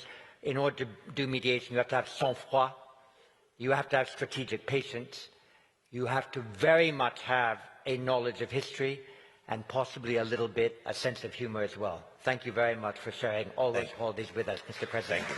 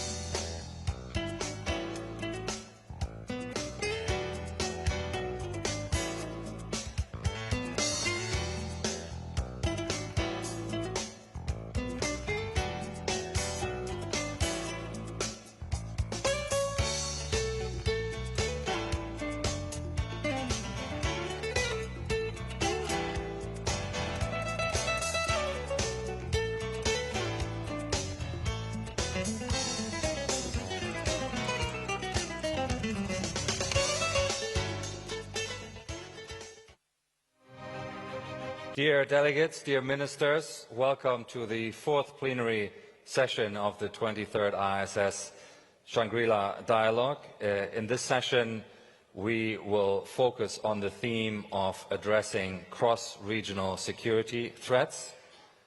One could say that that list of threats is indeed long, and it includes hybrid matters, major power competition, and the rise of non-state actors and regional conflicts.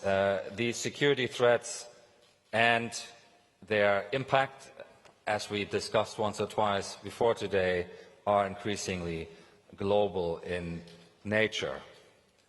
Amid growing levels of instability and uncertainty, new approaches to cross-regional security cooperation will be required. And in this session, we will explore the evolving security landscape across different regions and, where possible, highlight opportunities for cross-regional collaboration to address some of these challenges. So let me welcome to the stage and to the session our three distinguished speakers. An Gil-bak, the Minister of National Defense of the Republic of Korea. Welcome, sir. Thank you for being here.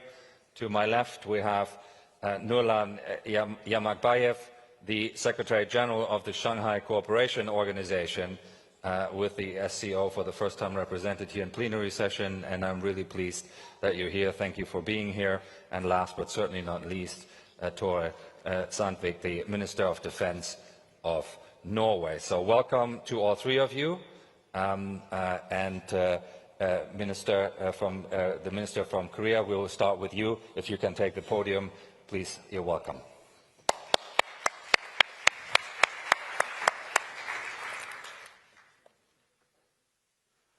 네, 여러분 반갑습니다. Good morning.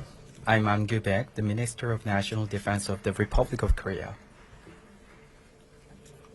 First, it is a pleasure to be at the Shangri-La Dialogue, a security forum of great history and tradition, with various military experts from around the world.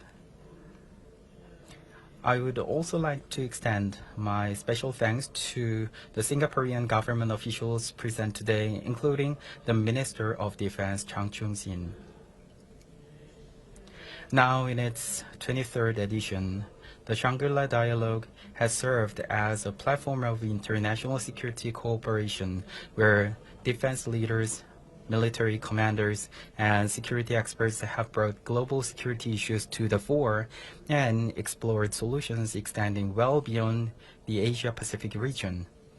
I believe this year's Shangri-La Dialogue, convened amid a grave security environment, is an occasion of great importance for our collective peace and security. I consider it a privilege to present this distinguished audience the Republic of Korea's defense policy against the recent security threats we face. We are now confronting an era of fragmentation in which the age of universal peace that continued after the Cold War is drawing to the close, and geopolitical conflicts have become a permanent feature of the landscape. The tensions in the South China Sea and the war in Ukraine continue to prolong, while strategic competition among major powers continues to intensify. The situation in the Middle East is also shifting by the day. The Strait of Hormuz, once a corridor of free navigation, has blockaded, and even civilian vessels are no longer exempt from the attack.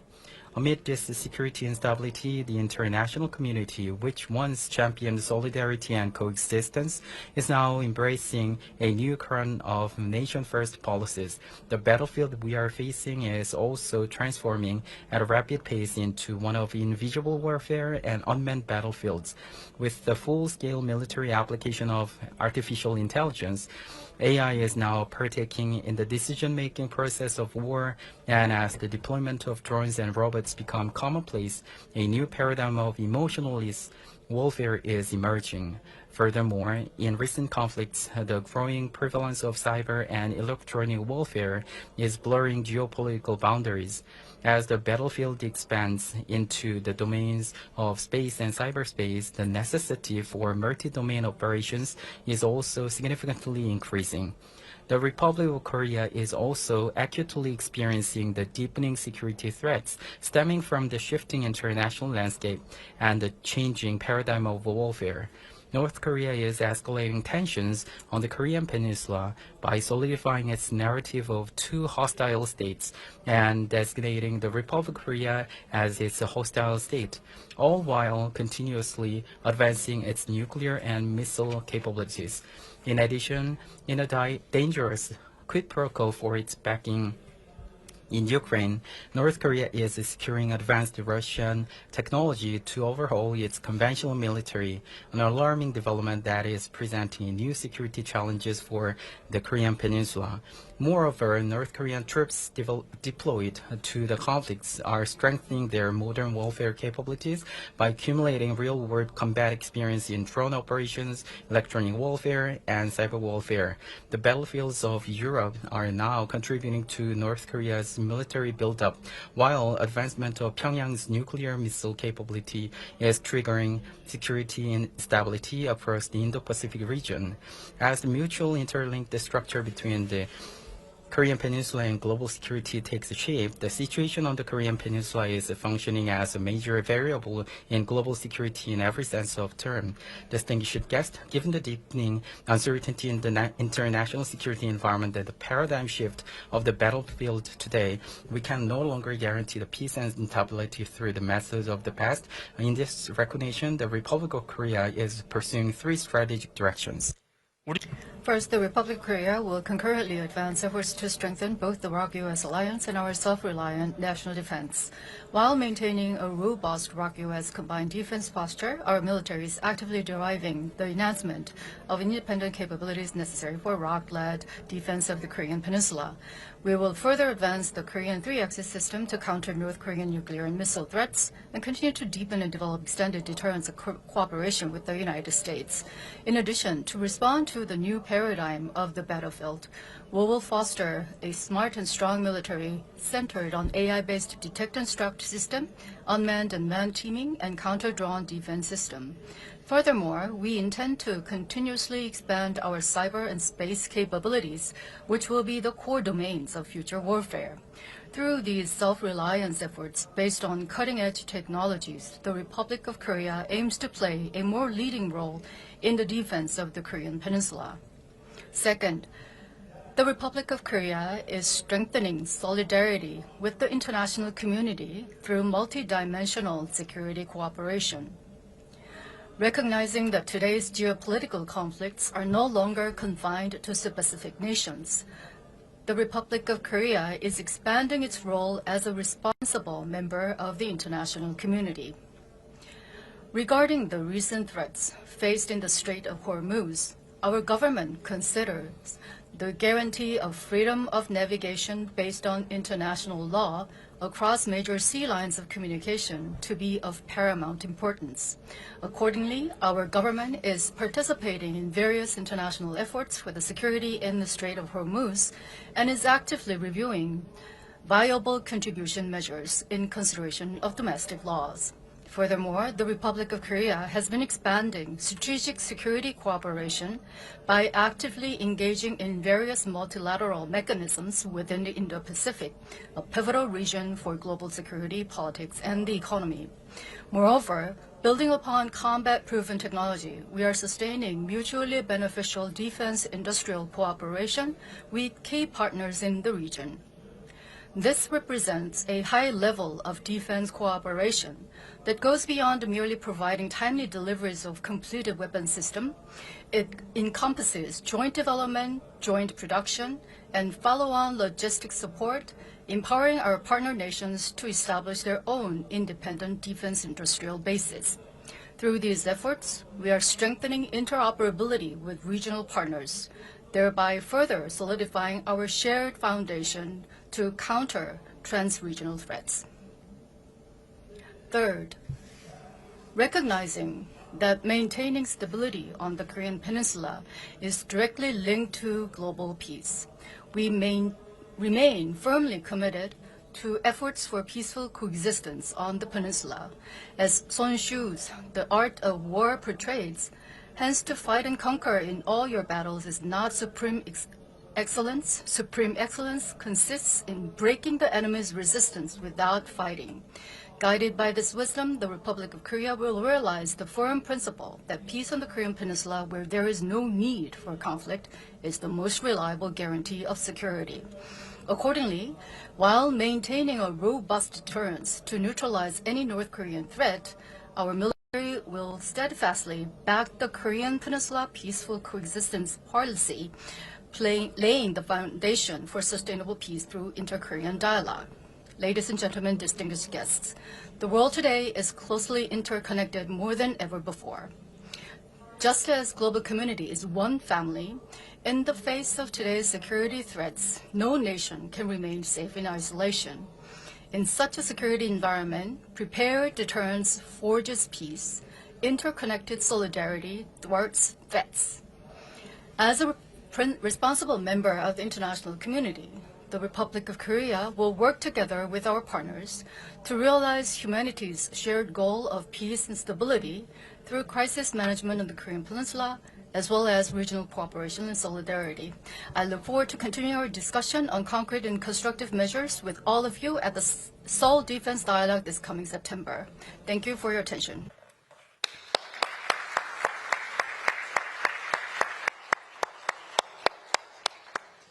Minister Ahn, thank you very much for your remarks and outlining the expanding set of issues that you're dealing with. And of course, the IISS very much hopes that we can be a good partner in that conversation. As many of you know, the IISS was able to establish a Korea chair at the IISS in London earlier this year to work on issues of advanced technology and security and defense, among others, and we're looking forward to making more contributions of that kind.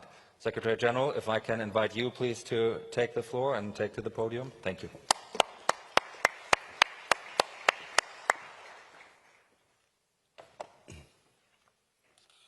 Thank you, Mr. Chair, Dr. Figurik, ladies and gentlemen. I wish to thank the International Institute for Strategic Studies for invitation extended to me to represent the Shanghai Cooperation Organization, or SCO, in this year's Shangri-La Dialogue. It is a good opportunity for us to share some views of our member states on the current international situation and on the SCO as an organization in general. I agree with today's statements that the modern world is undergoing a period of deep transformation. Geopolitical tensions are rising, conflicts are multiplying, and the nature of conflicts is changing. And the United Nations Charter is being systematically violated. We witness a serious crisis of trust in international scale, accompanied by a weakening of global governance institutions, attempts to diminish the role of the United Nations. Along with this, Global South countries emphasize the need to create alternative forms of interaction. In these conditions, the role of regional organizations continues to steadily increase, with a greater responsibility falling on their shoulders for the affairs in their regions. The SCO's task as the largest trans-regional organization is to adapt to changing world and to contribute to peace and development of its member states.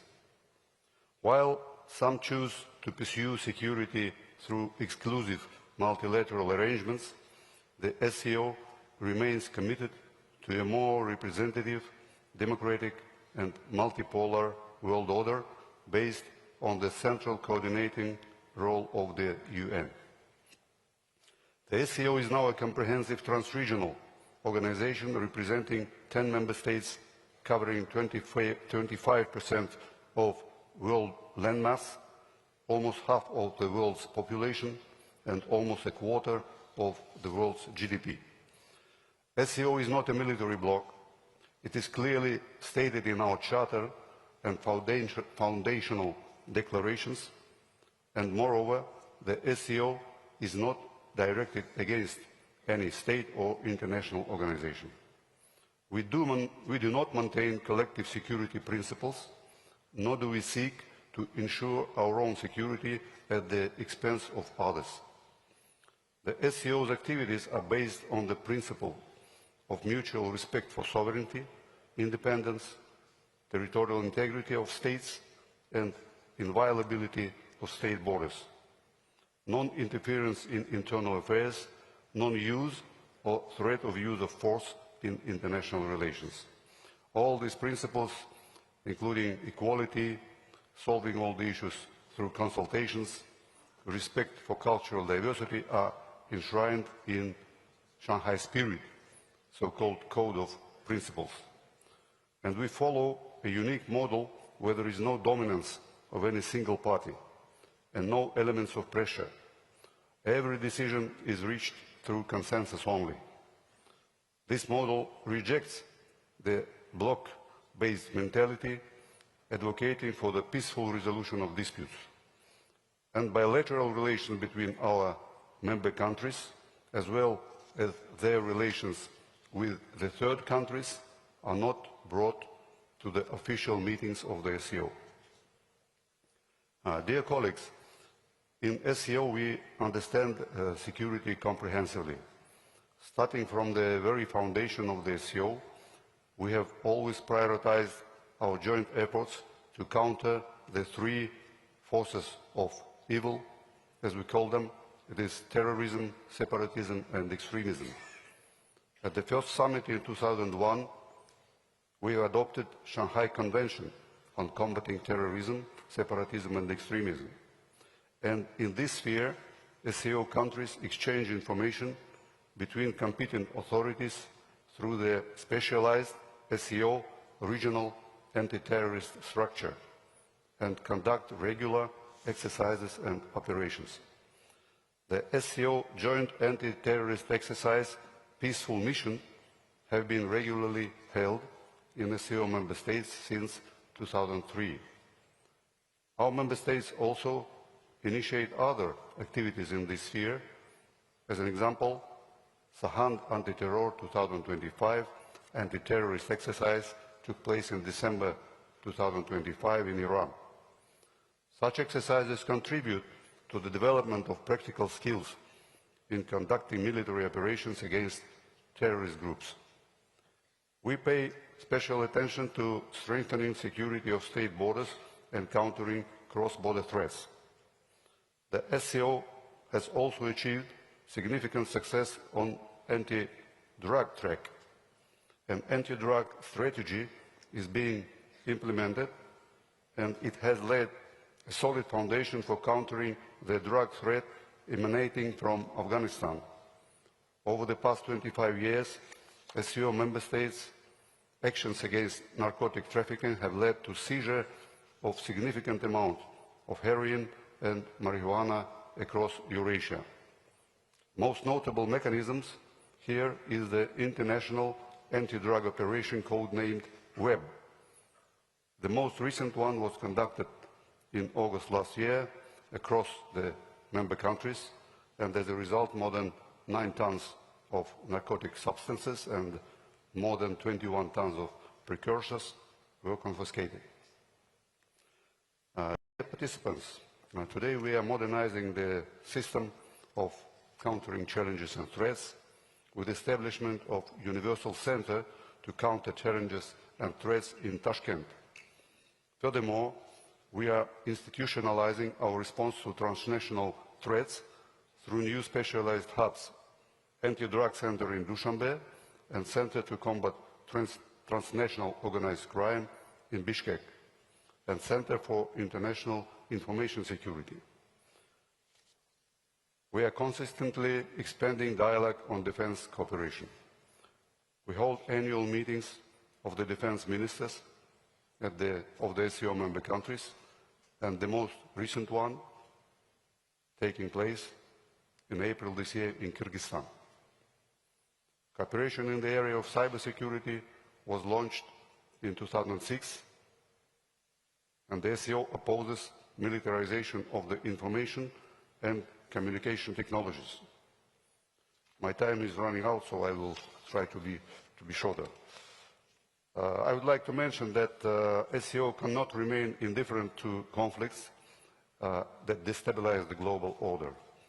The main instrument of expressing our reaction is political statements, and our leaders expressed deep concern over escalation of the Palestinian-Israeli conflict. We advocate for Afghanistan that is independent, neutral, and free from terrorism and drugs, and the organization has issued several statements regarding the situation on the territory of the Islamic Republic of Iran, particularly calling for resolution of differences exclusively through peaceful means, based on consideration of the legitimate interests of all parties. On strategic stability, SCO member states view the unilateral and unrestricted build-up of global anti-missile defense system as a threat to international security. We call for the preservation of outer space as a weapons-free zone. I am finishing my statement, although we have much more to say, but thank you very much for your attention. Thank you very much. Secretary General, thank you very much, and you will have time in our Q&A session to perhaps touch on one or two other items, and I think it might be interesting to talk a little bit more about how the current conflict involving Iran might influence the organization as you're heading towards the summit later this summer. That would be perhaps one of the themes to explore later on. May I invite the Minister from Norway to take the podium, please? Welcome.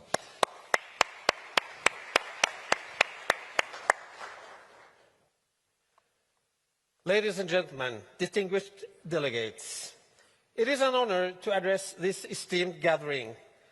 We meet today in a world which is becoming increasingly dangerous, fragmented and decoupled. However, I would argue that the world is at the same time growing increasingly interconnected.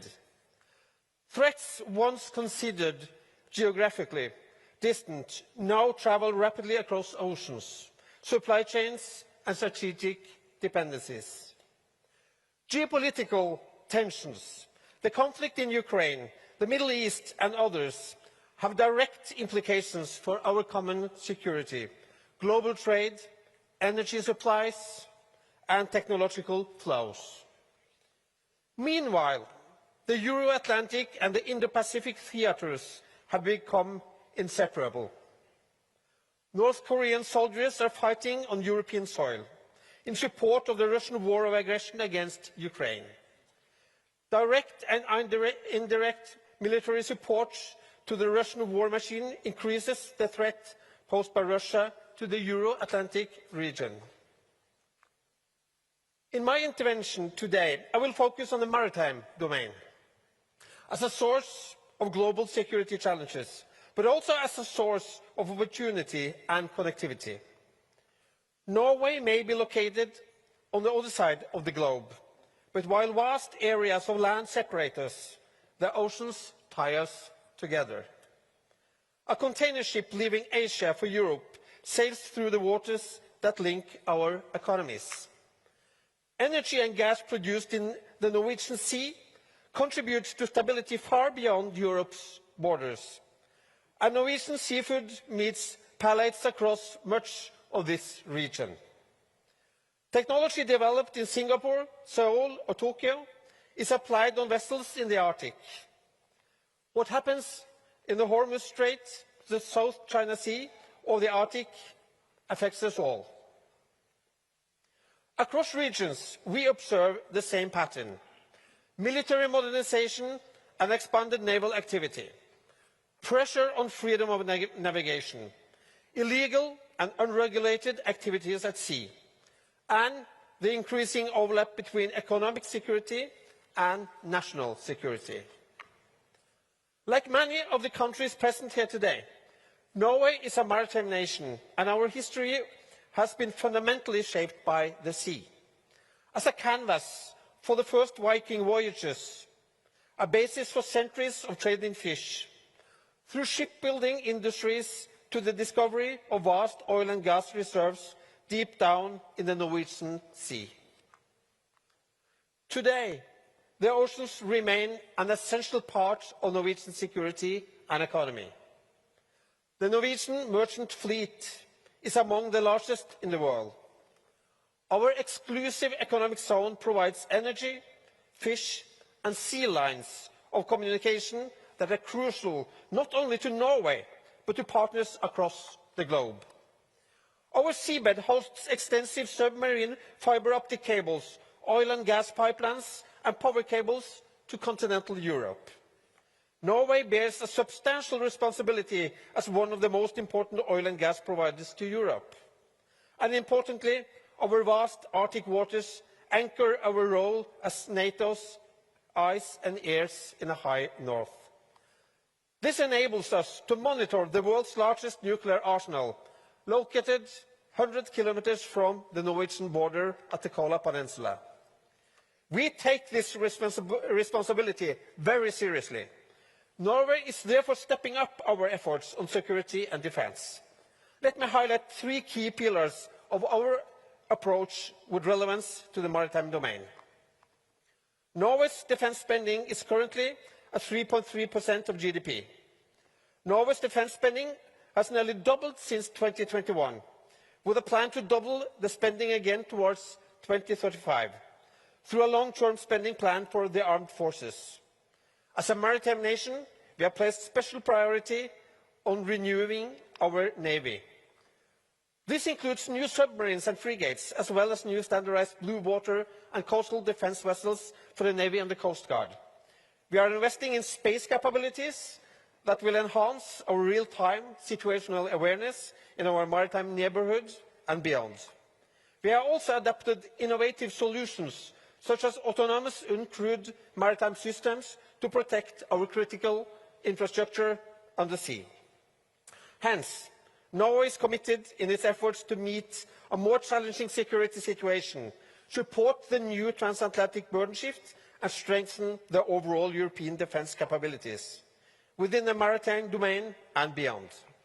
Secondly, Norway continues to strengthen our bilateral cooperation with partners in the Indo-Pacific region. As NATO remains the bedrock of Norwegian security, we are welcoming the deepening cooperation between NATO and its 4 Indo-Pacific partners. Together, we are not only increasing information sharing and political dialogue, but also deepening our practical cooperation. This cooperation has already yielded tangible results, including within cyber defense, countering disinformation, responsible use of AI, and support to Ukraine's legitimate defense against Russian aggression.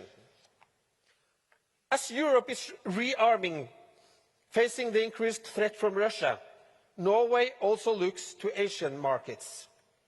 Norway procures systems from South Korea, exports missile systems to Japan and Australia, and collaborates on missile production in Australia. These exchanges strengthen interoperability, technological innovation, and security across regions. And third, Norway has a strong focus on training, exercising, integrating, and operating with close partners. This was a central motivation for our participation with a frigate throughout the deployment of a UK-led carrier strike group to the Indo-Pacific last year. The 8-month mission spanned over 40,000 nautical miles and integrated with vessels from 11 different countries. The task group conducted exercises, operations, and port visits across the Indo-Pacific region. The deployment produced concrete results in interoperability. The Norwegian participation also demonstrated Norway's strong commitment to international law, open trade routes, and freedom of navigation at sea. These principles apply across all seas, from the Arctic to the Indo-Pacific, ensuring that even the most remote regions are governed by rules, not power. From the cold Arctic waters to the seas of the Indo-Pacific, the oceans form a vital artery of trade, transport, and energy and security. The challenges we face are complex, but the opportunities are equally immense. By safeguarding our oceans, investing in innovation, and deepening cooperation across Europe and Asia, we secure not only our nations, but the stability of a truly interconnected world. Thank you for your attention.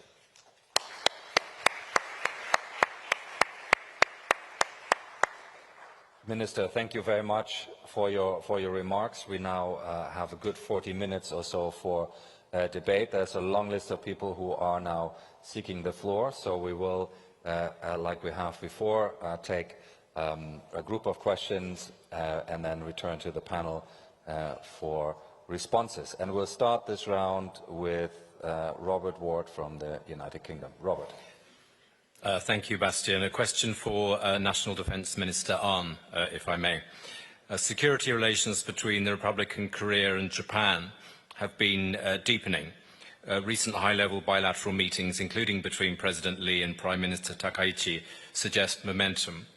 Where do you see the most promising areas for further expanding and deepening ROK-Japan security cooperation? Thank you. Thank you very much, Robert. We'll take a group. Next question, please, from the Young Leaders Group and from Cambodia, Siriat Chen. My question is addressed to Minister An Gyubek. In your remarks, you mentioned that AI is now part of the process for decision-making in war. And as a Minister of National Defense, you do have a unique academic background in Eastern philosophy. So my question is, what can we learn from Eastern philosophy for global AI leadership in the context of security and defense? Thank you. Thank you very much. And we take from Germany, Tim Arnold de Almeida. Tim. Thank you very much. My question goes to Secretary General Yamakbayev. Thank you for outlining the noble principles of the SCO. Certainly, especially your own country and the countries of Central Asia can be bridge builders between different geographical and geopolitical influence spheres. You also mentioned your member, Iran, and your decision to conduct an activity in Iran that was dedicated to the fight against terrorism. What did you learn from Iran about the fight against terrorism, and what could maybe the world learn from Iran? Thank you very much. And from Malaysia and the Young Leaders Group, Joanna Hanley-Rampas. This session is titled Addressing Cross-Regional Security Threats, and I want to address this question to all of the panelists. And in this context, I would like to invite some reflection on how our understanding of security continues to evolve in response to challenges facing our region. Now, issues such as supply chain disruption, technological concentration and climate change increasingly transcend national borders in both their causes and consequences. And their effects are felt not only economic resilience, but also in governance and social cohesion and also long-term stability across Southeast Asia. Now, from Sabah, Malaysia, Borneo, one of the security concerns I see most clearly in it is not conventional military threat, but the weakening of economic and social conditions that support the stable communities and effective governance. And my question is this: do our existing regional security architectures, whether ASEAN-led mechanism or broader Indo-Pacific framework, adequately recognize development resilience and economic concerns as core security concerns? Thank you. Thank you very much. And we'll have from the United Kingdom, Fenella McGurty. Thank you, Bastian. My question is for Minister Sandvik. Are you concerned that others across Europe do not have a similar framework to Norway, where there is a long-term plan for defence spending, for the armed forces and for capability development? And without those frameworks across Europe, does that make it difficult for further cooperation and risk that the increased investment that we're seeing across the region isn't coordinated and can potentially be spent inefficiently? Thank you. Thank you very much. And we take from Indonesia and the Young Leaders Group, Rizky Wahyudi. Thank you, Gurgerit. My question is addressed for Secretary General. Many studies evaluate counterterrorism effectiveness primarily in operational terms. However, my research suggests that different governance configurations such as military-led, civilian-led, or multilateral coordination models like the SCOs has regional anti-terrorist structure, produce trade-off across operational performance, legitimacy, and institutional sustainability. My question is, from your perspective, how does the SCO conceptualize counterterrorism success, and how does RITS balance these different dimensions in practice? Thank you. Thank you very much. I'll take two more in this round. From the United States, Ankit Panda. Ankit. Thank you, Bastian. Minister An, I'd like to ask you a little bit about growing nuclear dynamics in the broader Indo-Pacific region. You, of course, spoke about the Korean Peninsula specifically. I was wondering if you could share with us a little bit about the progress within the U.S. ROK alliance of the nuclear consultative group that was set up in 2023. What is that group currently looking at? And in more general terms, given that South Korea, Japan, Australia are three major treaty allies of the United States in this region, would South Korea support greater minilateral conversations among the United States and our Indo-Pacific allies on broader questions pertaining to nuclear risks? Thank you. Thank you very much. And finally, in this round, from China, Jian Zhao. Thank you. My question towards Minister An of South Korea. You mentioned in your speech about full-scale application of AI in the military domain. As we are seeing more and more incidents caused by AI in warfare, either in Gaza or Ukraine, could you explain more on what South Korea has done and will be doing to ensure the responsible use of AI in the military domain? And also, do you have more plan to push forward the re-aim process after South Korea successfully hosted the REAM summit in 2024. Thank you. Thank you very much. So we return to the panel. We go in reverse order. So, Minister Sandvik, I'll start with you. There are two themes for you, security architecture and European defense plans. If you could engage those and add any other points you'd like. Well, the questions from UK. Norway has a long-term defense plan going to 2036, and now we are rebalancing it for 2040. It's in the Parliament, and the discussion is going on right now. We don't see that as a challenge that other parties in Europe don't have the same length of their. A lot of them have long-term pledges, and we are engaged bilaterally with them and multilaterally with them. And all of us are in according to the NATO plan. So we are defending Europe according to NATO plans, and we are in Norway now. We have managed to make 3 bilateral defense agreements with UK, with Germany, and with France just lately. And we are developing this further. What we know is that we have to step up in Europe, and when Europe is spending more money, we have to not only spend more money, but spend it smarter. So we're integrating and we're standardizing and we're building industrial capacity. And as I also mentioned, we are also using the industrial capacity in the Indo-Pacific, buying from South Korea in Norway, but also importing licenses to set up factories in Europe producing. And of course, we will still continue the close cooperation with US in these matters. Thank you very much. Secretary General, over to you. Thank you. I see that 3 questions are similar to each other, related nature, touching upon terrorism and counter-terrorism activities of the SCO. Oh, I would like to say that in the SCO we have a specialized body, as I've said, anti-terrorist structure.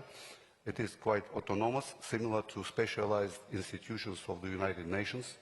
And that's why the main work on this track, anti-terrorist track, is done by regional anti-terrorist structure.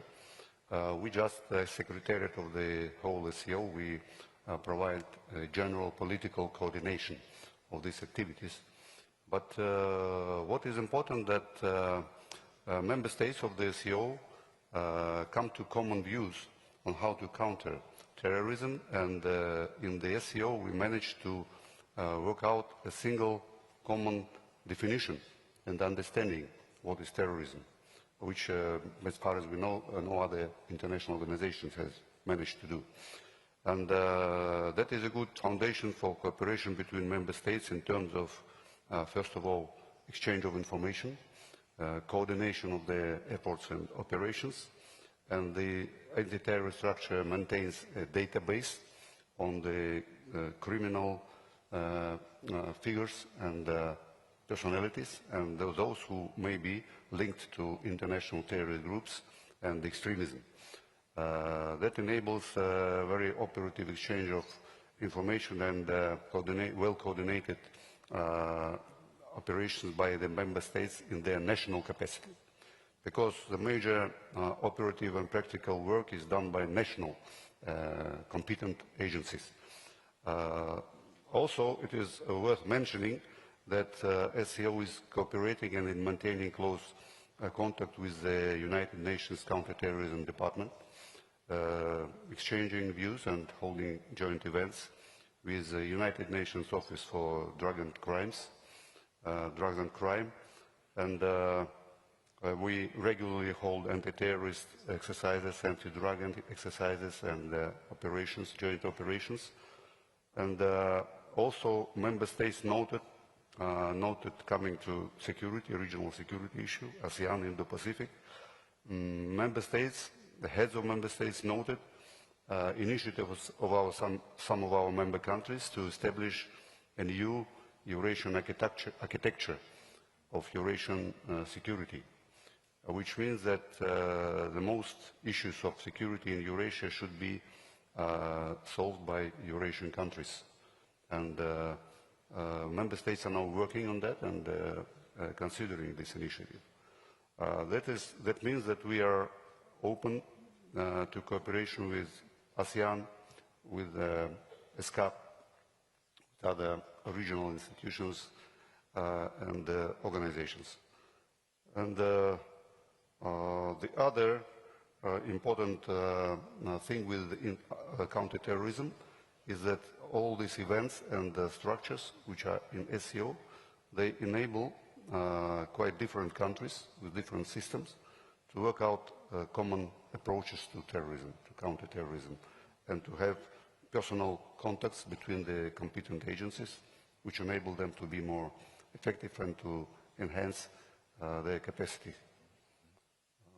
If I didn't answer all the questions, I can. We'll take a few more. So there's always another opportunity. Minister Ahn, if I may turn to you, you have received a number of questions directed to you. Please, over to you for your answers. Yeah, this is the MINDEF of the Republic of Korea, An Gyu-baek. I think I'm popular given that I've been given so many questions. First of all, regarding the issue of the Republic of Korea and Japan's development, I will give you an answer on how the potential of our relationship. With the powerful leadership of President Lee, the Republic of Korea and Japan have been going through a lot of exchanges in various domains, including our culture and others. And that has been also contributed in the fostering the peace and stability in the Korean region. And I believe that the relationship between the two countries will further develop in the future.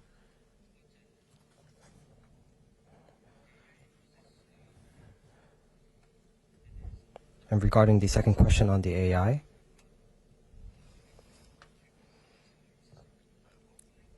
I would like to answer the two questions on the AI altogether.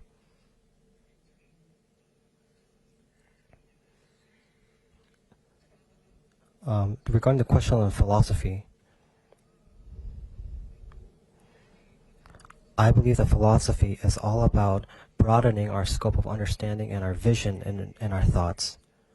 Regarding the utilization of AI, I believe that the value of the dignity of human species, our dignity, our value, must be forethought before we talk about the applications of AI. As a Minister of National Defense, that's the personal thought I have.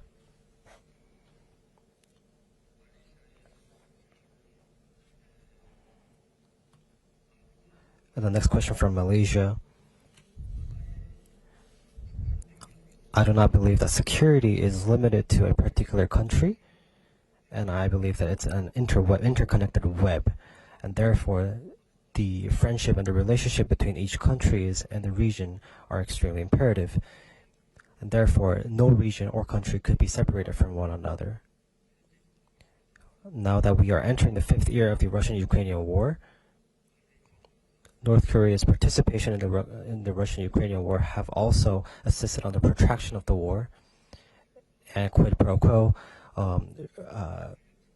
North Korea has been receiving technology transfer and information sharing through Russia. I do not believe that this is not merely restricted to the region of Asia, and this also poses a threat in the European region as well, and therefore it emerges as a threat that we all need to resolve. And therefore, I believe that it emerges as a problem, interconnected problem that must be solved together. And regarding the question on the nuclear consultative group,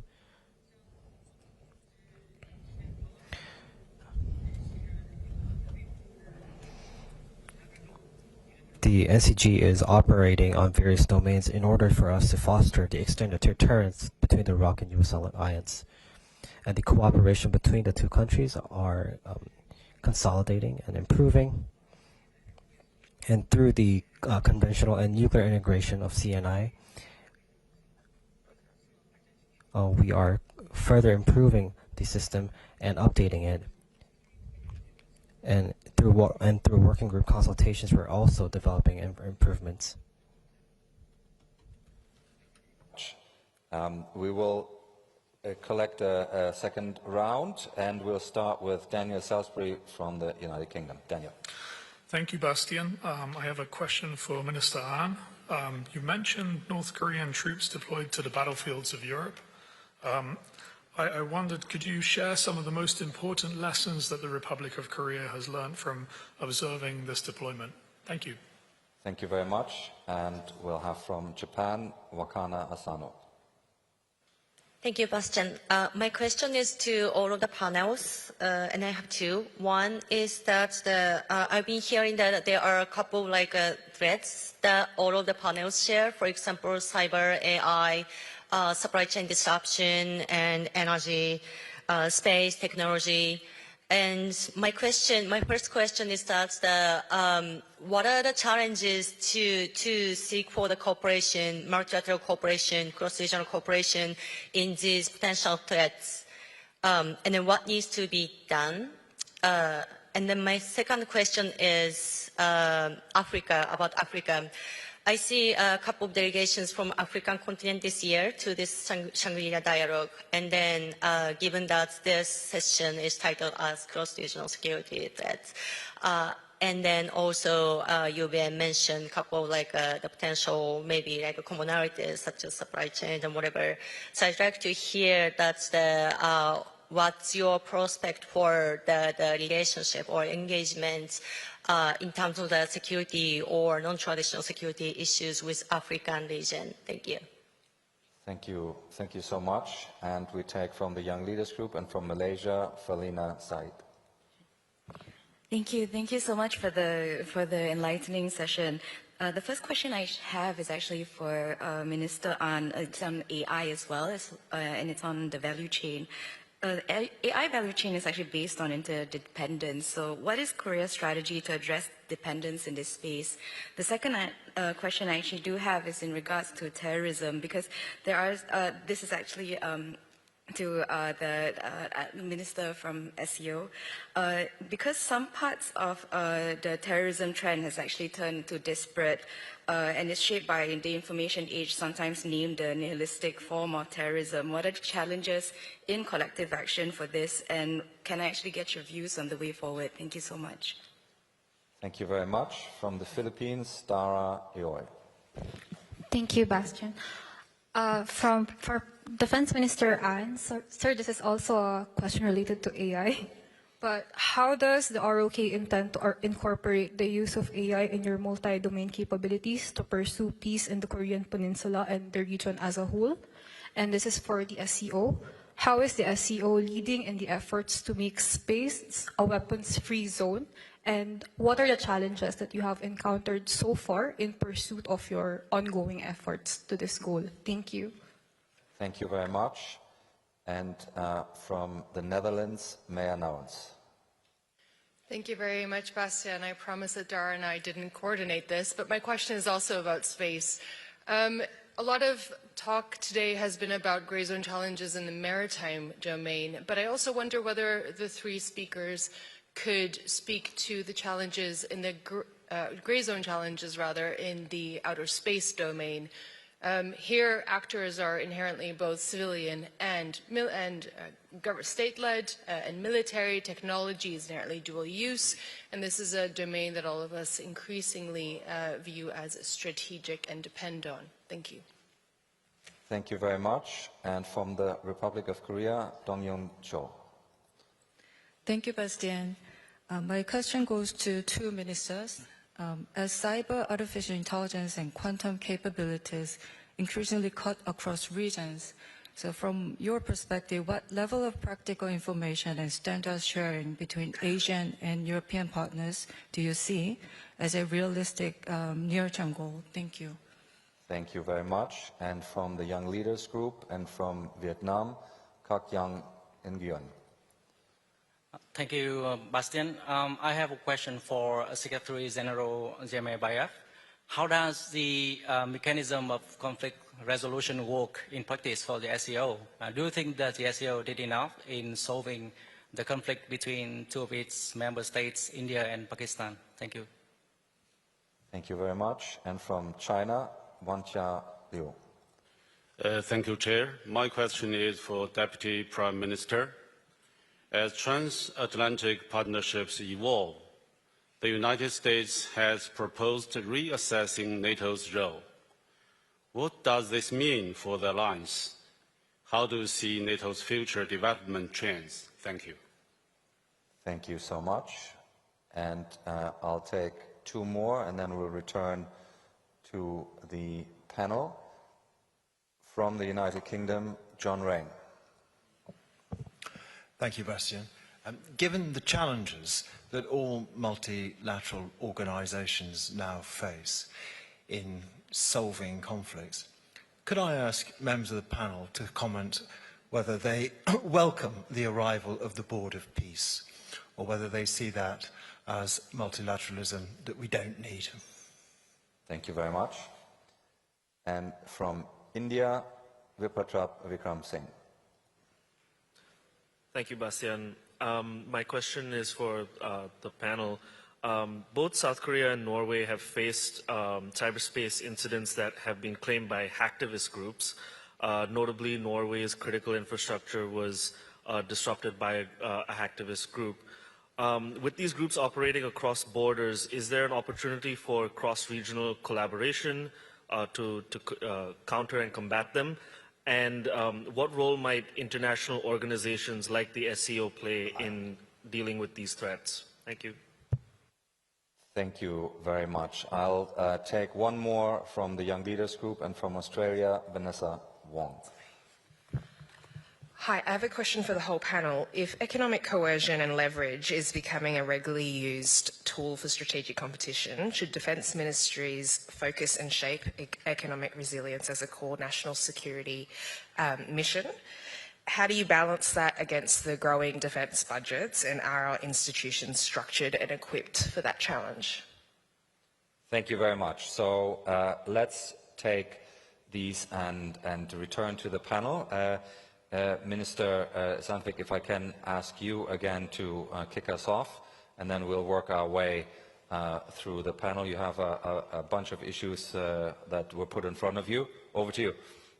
Well, thank you. A bunch of issues, yes. First of all, let me start from the last speaker. Energy is security policy. Food is security policy. Economics is security policy. So every aspect of society is a part of security policy. And that's why we also are here, because the butterfly effect not only affects weather conditions. We know that a diminishing security situation in the Indo-Pacific or in the South Americas or in Africa also affects us. We can see now the closing of the Hormuz Strait is affecting all over the world, both in the food chains, in energy conditions, cost of living, which goes into our societies and destabilizing it, more polarization from it. So all this is a part of discussing security aspects. Therefore, also, we are engaged from the defense sector to stabilize the world order in a way that we can still prosper and have economic growth in the future. Thank you. Thank you very much. Secretary General, if I can turn to you next. There were a few points for you about how the SCO does conflict resolution, how the mechanisms in practice work. One question was specifically on India and Pakistan and SCO in that context. A second question was on whether the SCO is leading any efforts with regards to space and space as a weapons-free zone, and what challenges the SCO might feel it encounters there. You were invited to also expand perhaps a little more on the counterterrorism element of your remarks. There were a few more, but maybe there's the Africa angle, and how far does that concern the SCO, and how do you engage? If you have thoughts on the Board of Peace, we're also happy to hear those. Well, as have been mentioned today and yesterday during bilateral meetings, and today during sessions, panel sessions, such challenges as terrorism, as drug trafficking and organized crime have become really transnational. That is the first point which we have agreed upon among member states. That's why multilateral coordination, multilateral cooperation is very important. And that is just what we are doing in the SCO. And one feature of the SCO is that we approach security in general and countering terrorism in particular in complex way. Means that we see it as indispensable from solving social economic issues. That's why today, if we look at the number of events and activities, those in the sphere of economy, in the sphere of investment, transportation, employment, alleviating poverty, they may be even more numerous in numbers than those in counterterrorism sphere. It means complex approach to security, to countering terrorism. We see the threats of so-called non-traditional challenges. That is why, according to the decision of our heads of state, we are modernizing the overall system of countering challenges and threats, and the regional anti-terrorist structure will be a universal center for countering challenges and threats. The decision has been made, and now the procedural work is going on. It means that its mandate will be expanded and embrace not only terrorism, separatism and extremism, but also border control, also countering countering cybercrimes, countering transnational organized crime, and there is an independent specialized body, anti-drug center, which will be also working within the SCO framework. Regarding Africa, I would like to say that it's also regarding these bilateral conflicts among some countries or even some issues among member states. I would like to underline that we have a rule in the SCO that bilateral issues are not being discussed at the official meetings of the SCO. That's why such issues are not on the agenda of the SCO, as well as some issues concerning or regarding a relationship between member countries and the third countries, or conflicts of our member countries with the third countries. They are not disputed or discussed at the SCO platform unless there is a proposal by one of the member countries which is supported by all other member countries on the basis of consensus. That's why today African countries cooperate closely with the SCO member countries in bilateral way, but we do not yet cooperate with Africa as an organization. The same I can say about some conflicts which we have cited. Not only conflicts, but we should say issues which need solution. I think so. An SCO, just to clarify that, an SCO member state could raise this issue, bring it to the other member states for discussion, If all of them agree, then it can be discussed, but there's no automatic mechanism to raise it otherwise. That's correct, yeah. Okay. Regarding the question of space? There's an outer space question, the challenge of dual-use technology, whether that is something that the SCO grapples with.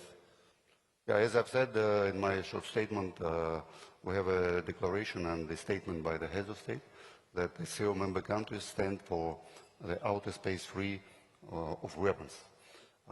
It is very important that our member countries, which may have different views on different international issues, they have come to this common view on outer space free of weapons. The further practical actions may be taken at the level of experts. It's subject to discussion, further discussion. We didn't take any practical measures in this direction yet. Thank you. Thank you very much. Mr. Ahn, you again got a large number of questions, so please work your way through responses to those questions. Over to you.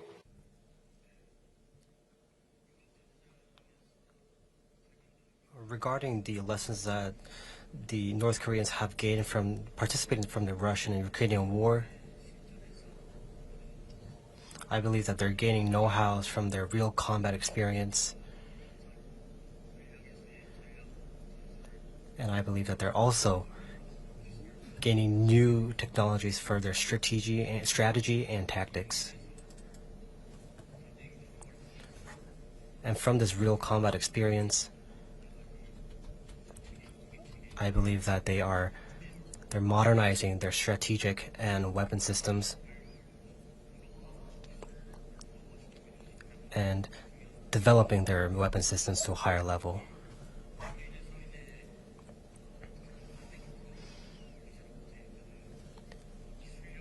And so they're getting technology transfer from Russia, and they're also receiving funds and technology, creating and formulating more weapon systems such as drones and submarines, and also gaining know-hows in terms of how to use them. They're also experimenting them in real time, and I believe that they are creating a technology of their own to improve their military strategies.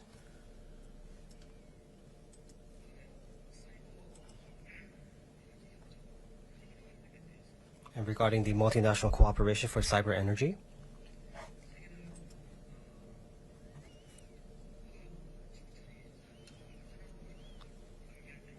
I believe that the world today is more than interconnected than ever, and the world works as a one. In the Middle East, there's ongoing wars that are continuously developing, and now we are facing an environment in which no country is safe from war, and it's cross-regional. And therefore, the world today is intertwined like a cobweb, and no country is safe. And therefore, the regional cooperation and friendship is absolutely imperative.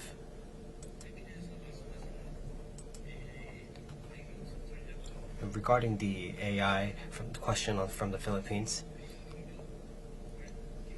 I believe that we're transcending the traditional aspect of the AI, and we're now moving into a warfare in which it is not able to be thought through because of its sophisticated development of AI and cyberspace. And I believe that in such a country that values democracy and freedom, value of freedom, I believe that through mutual cooperation with our allies and partnership countries, we will be able to offset those ways to mitigate them. Regarding the question from India, you mentioned that cyberspace, there's been cross-regional collaboration. I agree with that. I believe that this problem is not restricted to one country, and this must be overcome through mutual cooperation between countries who share the value of free democracy. And through these cooperations, we'll be gathering the power and strength that we need to overcome these weaknesses and problems. Thank you. Thank you very much, Minister. That takes us to the end of our session on cross-regional security threats. Thank you very much. I still had a number of people who were seeking the floor, and my apologies that we didn't get to everybody, but I do think we had a wide range of interventions and questions, so thank you very much. Let me invite you to thank our three excellent speakers for such engaging presentations, and after you've done that, I'll invite you to enjoy the coffee break before the special sessions start at 5 p.m. So let me invite you to thank our speakers, please.